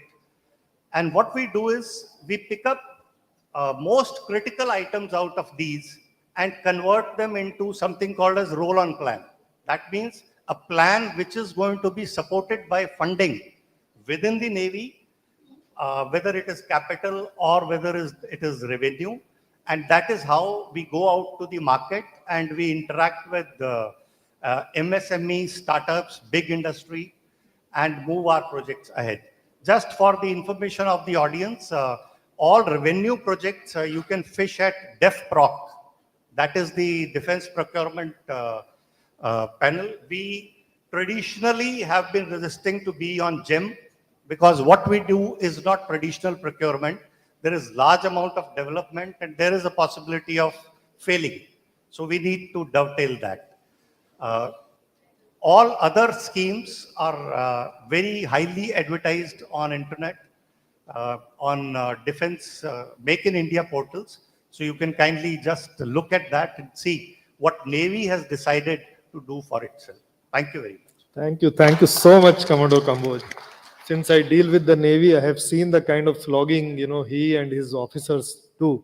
And I would urge all of you to look at the Make in India portal under MOD and see the opportunities which are listed over there. I'm sure you would find something of great interest to you. Thank you, Commodore Kamboj. We will move forward now to Mr. Srinivas Rao from Bharat Dynamics, and we heard the story of BDL in today morning session. So question to you, Mr. Rao, is that we heard the chairman saying that BDL's vendor development program and co-development framework support MSMEs in scaling technology and innovation capability. May I request you to share with the audience one good example of how BDL collaborates and integrates MSME innovations, and also explain the mechanism you have to encourage and streamline co-development and IP sharing. Thank you. Good afternoon, ladies and gentlemen. BDL is working on 4 manufacturing categories, 4 manufacturing programs. One is designed by DRDO and manufactured by BDL, where 100% indigenization has already been done by DRDO, and we are doing alternative development. Here, indigenization is almost 100% completed, sir. Second one is TOT from foreign OEMs and developed by BDL. Here, the contract says four categories. One is the fully formed missile supplied to BDL, semi-knocked down missile supplied to BDL, completely knocked down missiles, and component level assemblies. After completion of this one, BDL has the option of either getting imports from the OEM or we have to indigenize. Since its inception, from the year 1990, we are into the indigenization, sir. Indigenization means we have indigenized our Russian TOD projects right from 0% of indigenization to right now 99% indigenization for one of the anti-tank guided missile. And the another anti-tank second generation guided missile, we have done 87% in the indigenization. When it comes to co-development and collaboration, we have a certain framework, and we are, as our CMD in the morning session told that we have already put an investment of 160 crores with one of the MSMEs. We are already into, we had a collaboration with few of the MSMEs, which we cannot express, but we are working very closely with some of the MSMEs, where these MSMEs, idea may be BDL, and design and development from the MSMEs. They have designed and developed and supplied some modules for one of our R&D missiles, which is of 2.5 kilometers ATGM. And the second one is, we are very closely working with so many MSMEs in developing the actuation systems and frameless BLDC motors for some of the actuation systems. There we have already in tie-up with some of the MSMEs, and this we are continue to move upon, and we want to invest much more into these MSMEs, and we want to make it as a partnership. For this, we have a definite and clear-cut, transparent framework is there that when we want to develop something with MSMEs, we have a certain base of vendor list at our corporate level. If it is available with that, we will go along with that. If something is not available and if we want to go with a new vendor, we will ask them as an expression of interest, and we will have a NDA with them, and we will have a technological co-development technological agreement also with them, and then we make it as a joint IPR, sir. We will submit a joint IPR, and we will fund them, and after completion of their exercise, and we will go with the field trials, successful user trials, then we will include into our programs. Thank you. Thank you so much. And you would have, I'm sure, followed the story very nicely, the kind of collaborative approach they have developed, and the way they have funded 160 crore into one of the MSMEs. So I would urge you to interact with BDL. In fact, Commodore Madhav Rao also was very, very open and pragmatic, and a lot of you interacted with him. Please do go to BDL's website and try to register yourself. You may have some opportunities. We also have the privilege of having Mr. Sundaram Ramaswamy, who is founder and MD of Aerospace Engineers Private Limited. This company was established in 1998, and they became a trusted supplier for high precision component and missile assemblies. So, sir, the question to you is that how did you initially establish this credibility and consistently ensure high quality to have this kind of a reputation? Over to you. Thank you very much. Good afternoon, my dear friends. Thanks for this opportunity provided by GRSE team and ICC. First of all, so morning itself, even the chairman and all are telling defense and aerospace, but I came from aerospace. I entered into aviation product manufacturing. After 6 years, with the 6-year experience, I entered into defense, BrahMos, Akash, like that. So getting the aviation experience and getting the first approval from Semilac, I spent 3.5 years. So presently we have around more than 2,000 approvals we have, and we are having 30,000 parts manufactured, approved by, duly certified for aerospace and defense. But it's a fantastic journey. Here, my dear fellow friends, I want to say something. It's a great field. So when I created this industry in 1988, that time this type of reservation is not there. Nowadays, the government of India is giving a very good thrust. Those days, Mr. Kalam, I was with Dr. Kalam for 7.5 years. So he only given a thrust of doing the product within India for our requirement like that.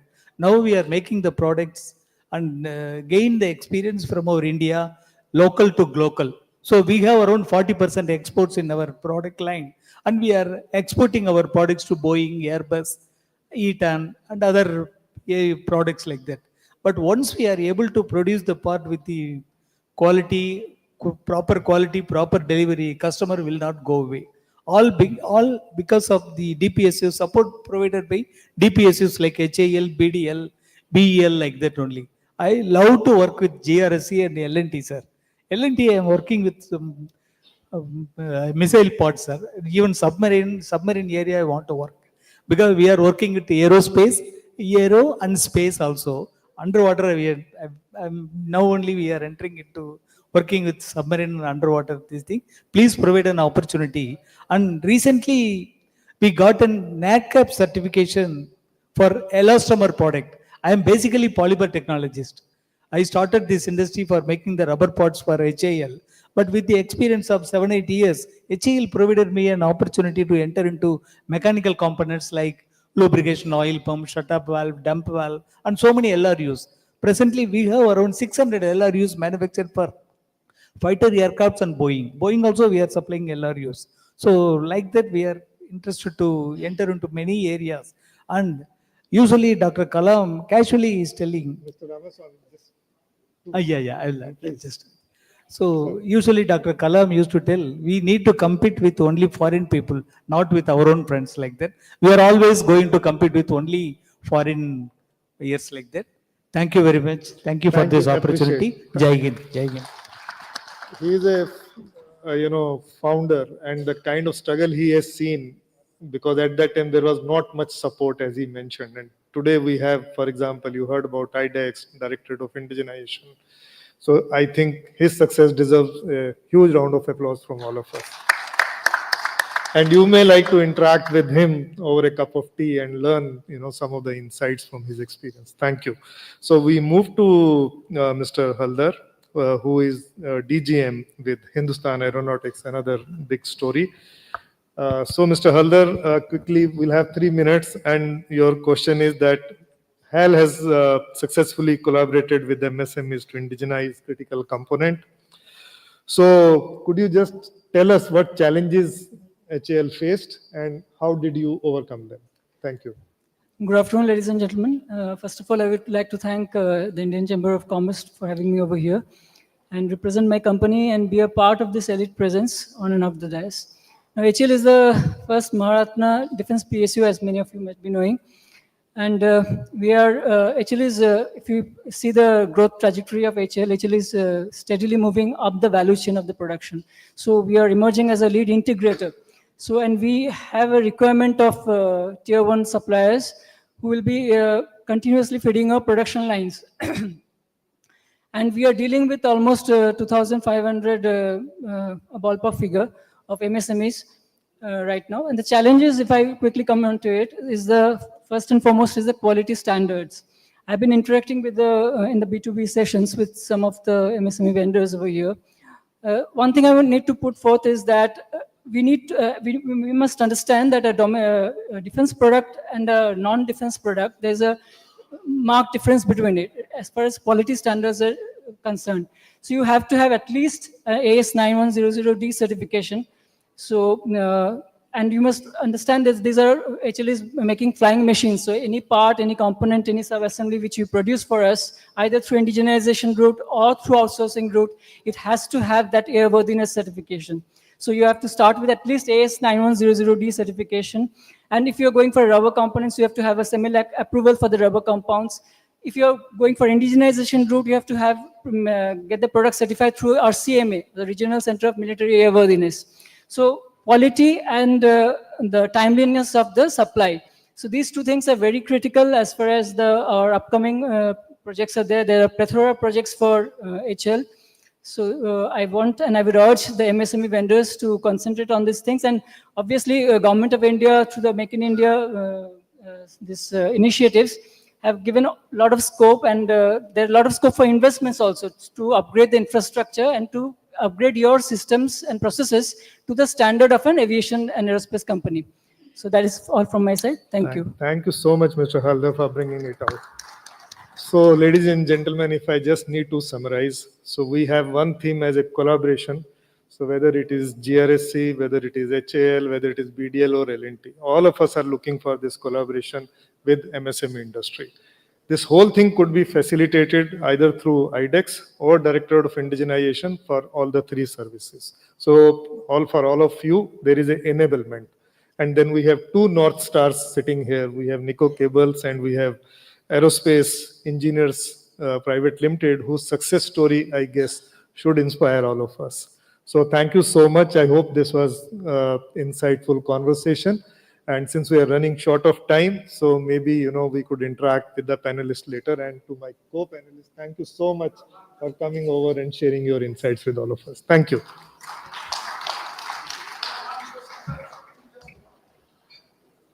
He wants to ask one question. Do we have time? Yeah, please go ahead quickly. Just you could speak out. We'll just hear. Be very quick if you don't mind. From MSME. The thing is that today about 45 numbers of units as well as cluster members has participated in this program, who are mainly from the non-defense sector supplier. The thing is that for defense sector, they must be capable to supply a product with perfect precision, whatever I have understood. So they must have some particular training or some guidance about how to be capable for that desired precision. So I will collect all the details of the 45 entrepreneurs, MSME entrepreneurs have participated. How can I guide them where to go and how to achieve the precision so that they will be capable to deliver their product to defense sector. Okay. Thank you, sir. Thank you so much for asking this question. Quickly, I'll try to respond. There are three ways which come to my mind. One is that you could register yourself with all the big industries, whether it is BDL, L&T, GRSC. We all have that kind of a access available. And it doesn't matter that you have not supplied to the defense industry. So once we know that you are specializing in some unique products, our teams could look at that and they could guide you and they could do hand-holding. It is in our interest also to handhold and develop this ecosystem. So that is one way of going about it. Second is we will create some kind of a framework here with the ICC because we have started this chapter, and we would then create some kind of institutionalized mechanism where this kind of framework could be shared with you and guidance could be provided. So we will work at ICC to make it possible. And third, of course, is there is a Society of Indian Defence Manufacturers also, SIDM. You could go to their website, register yourself. There are a lot of programs which gets conducted over there, and even services also conduct their program and they talk about their requirements and hand-holding. So these are the three quick responses which come to my mind. I'm sure you would find them useful. Thank you so much. Thanks. Thanks very much, Mr. Chadha, for steering this very important panel discussion so well and so much on time. He said that I'm going to finish this by 3:15. He did it barring this question. So that's called just in time. So we shall now conclude this session. And I'll request that the Indian Chamber gives away our tokens of affection to all of them here. The chair is going to do the duties for us.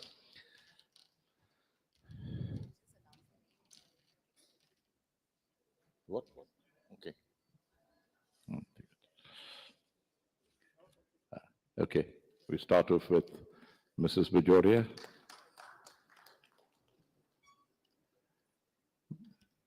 Mr. Ratan, Mr. Gulshan Ratan, Group Captain Kaura, Rohit Kaura.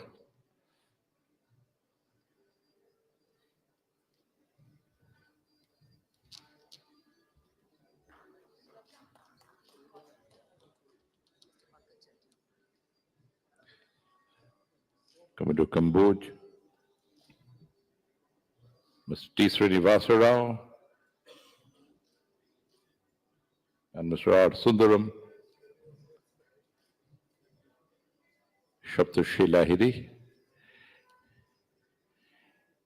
And may I request Commodore Hari to kindly step up and greet Mr. Pankaj Chadha.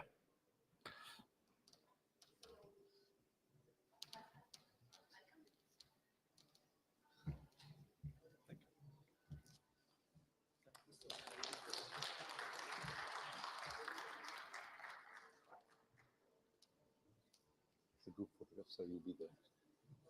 Yeah. You have to be in the center stage. You can, yeah.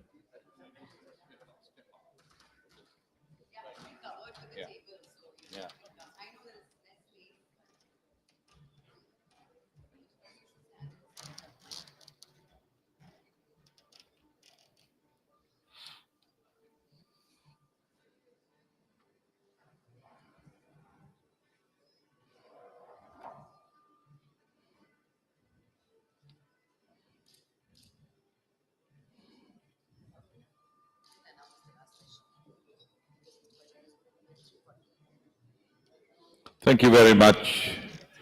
Very erudite panel. And we are now all set for the last session, the final session. This is, of course, not too many people. We have only 3 panelists. Can we change the nameplates fast, please? Friends, this is a dual theme discussion. It's called Strengthening Defense Exports and Towards a Resilient Defense Ecosystem. This is the closing session. As you know, the MSMEs play a crucial role in the defense sector, as has been discussed, and they can contribute so much to Atmanirbhar Bharat, especially in the defense area, and even help the burgeoning global demand from the Indian industry by way of exports. In fact, they are vital to strengthening these exports by providing innovative, cost-effective, and specialized products. Their integration into the defense supply chain, supported by government policies, can significantly enhance national defense capabilities. And building a resilient defense ecosystem is crucial for the national security in an increasingly complex and dynamic global environment. It involves integrating technological innovation and strategic agility. So, may I invite up on stage Mr. Srinivas Dempo, Chairman and Managing Director, Dempo Group, Co-Chair of the ICC National Expert Committee on Defense, Space and Aerospace, and Commodore P.R. Hari, the Chairman and Managing Director of GRSE, Chairman, National Expert Committee on Defense, Aerospace and Space. And joining them on the panel is Mr. Umesh Chaudhary, Vice Chairman and Managing Director, Titagar Rail Systems Limited. Umesh is Vice Chairman of India's largest railway rolling stock manufacturer. Under his leadership, TRSL has grown from a small wagon maker into a global player with major facilities in India and Italy, producing up to 12,000 wagons and 850 coaches annually. They have an order book of more than $3 billion and $2 billion market cap. So, honored by France and Italy, Umesh also serves as Switzerland's honorary consul in Kolkata and has held key roles with CII, WBIDC, and the West Bengal Heritage Commission. So, it's over to, okay. We are okay. We are okay. So that's the last panel. It's over to Commodore Hari.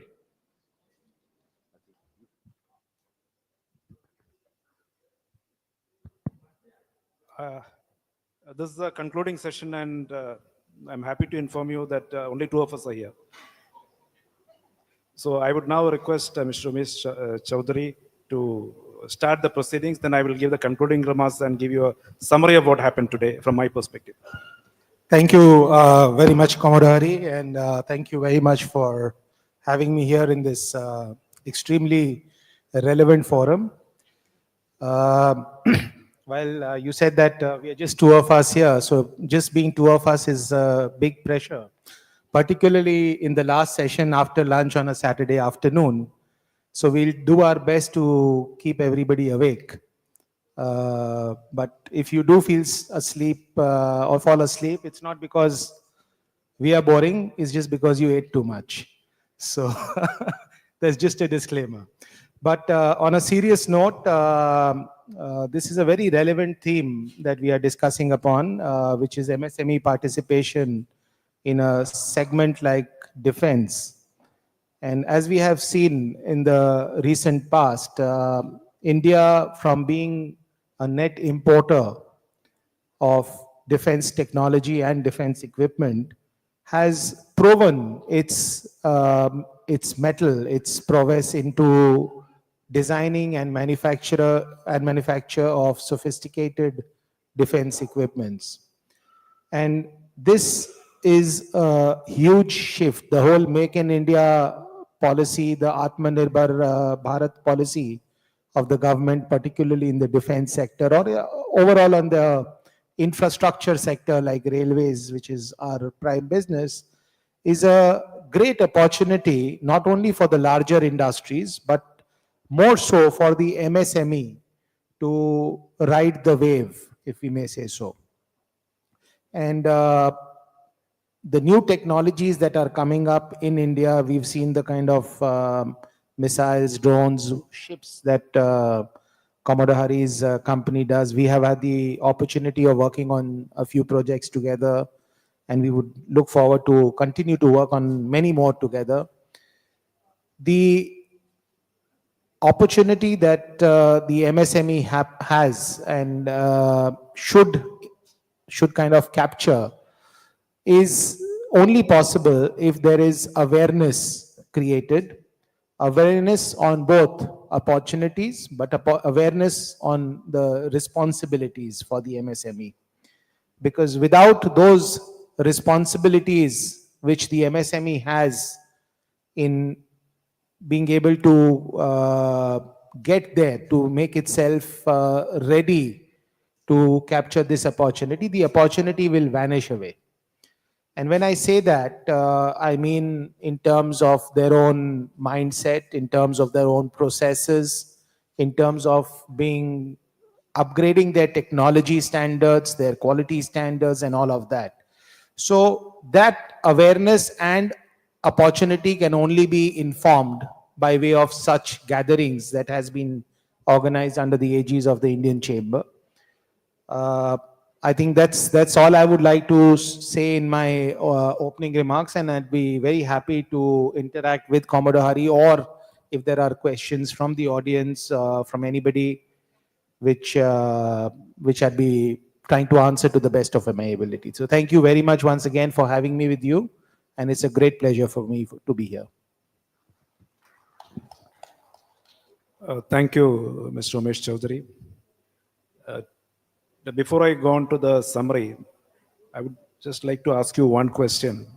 Now, defense exports, the quantum of defense exports has seen a substantial growth over the last 10 years.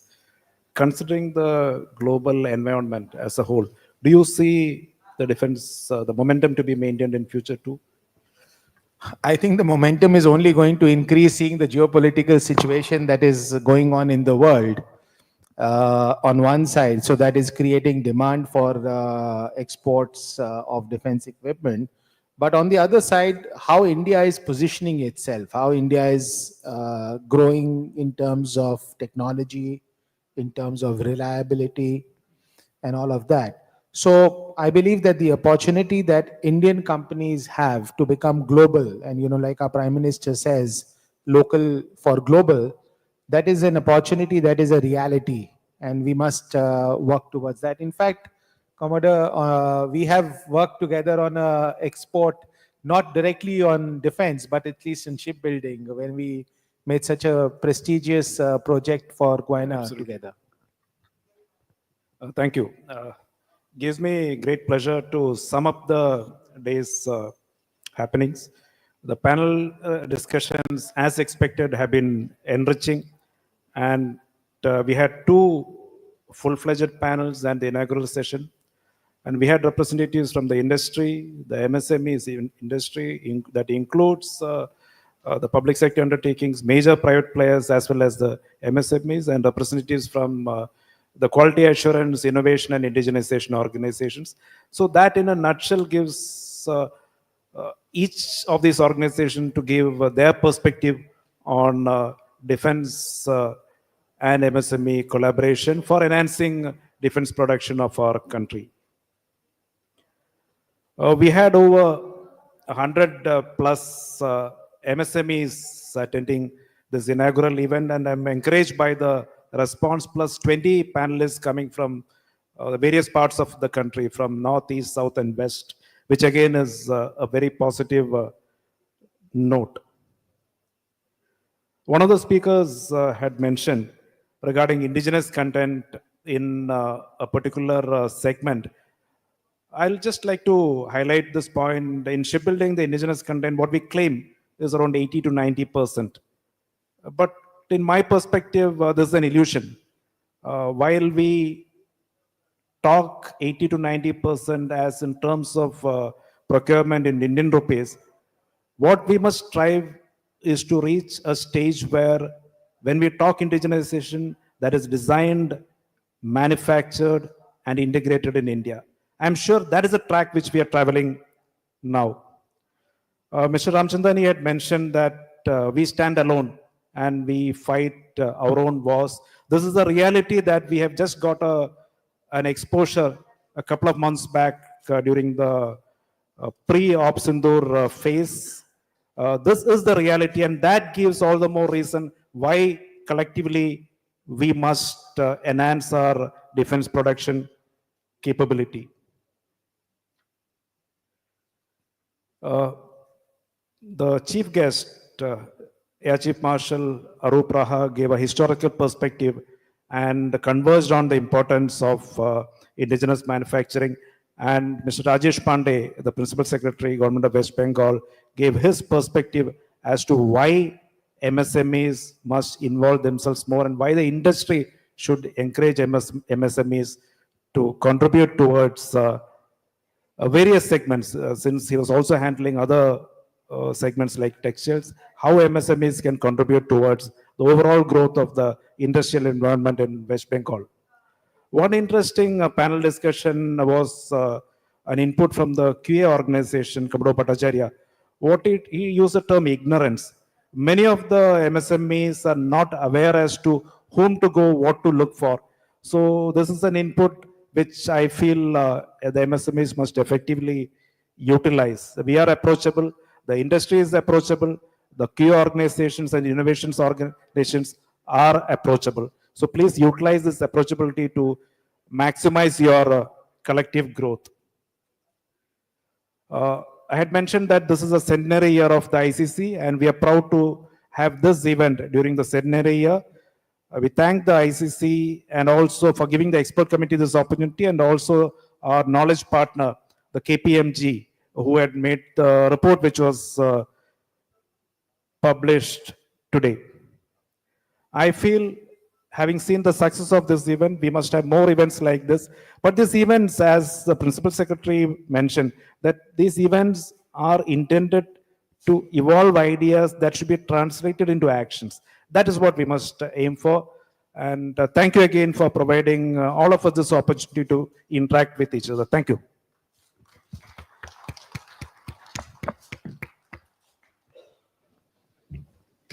Thank you. Really short and sweet, and did what it was supposed to. We've got a beautiful pen picture of what transpired during the day. Before we round up, let's greet Mr. Umesh Chaudhary with our token of of appreciation, and the honors being done by Commodore Hari.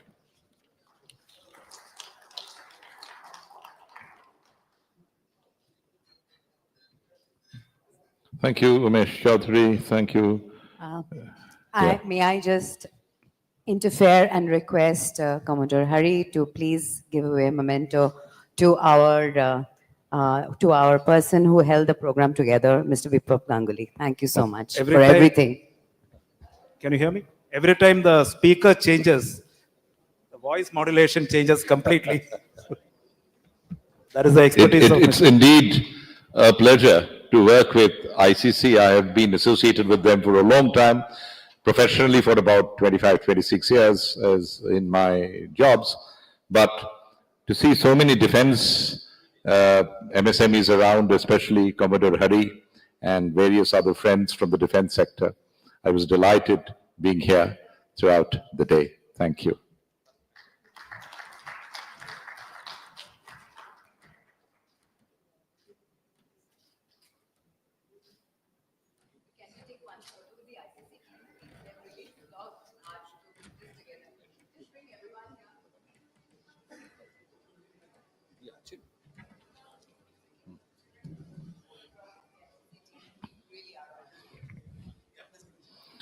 It's time to thank the sponsors. Commodore Hari has done it, supported by co-partner, Government of West Bengal, MSME and Textiles, Department, Associate Partners, Garden Reach Builders and Engineers, Lawson and Tempo Group from Goa, Apollo Microsystems Limited, Bharat Dynamics Limited, the corporate contributors, SIDBI, SBI, IMA, Knowledge Partner, KPMG.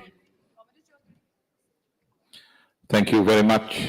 I'm sure you've had a truly invigorating day with such knowledgeable panel discussions. Thank you very much.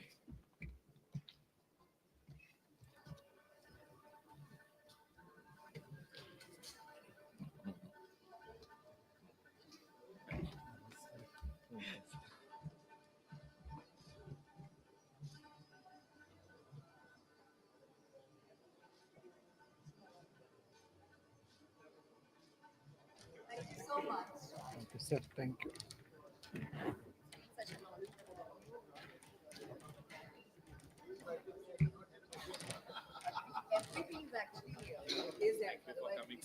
Thank you so much.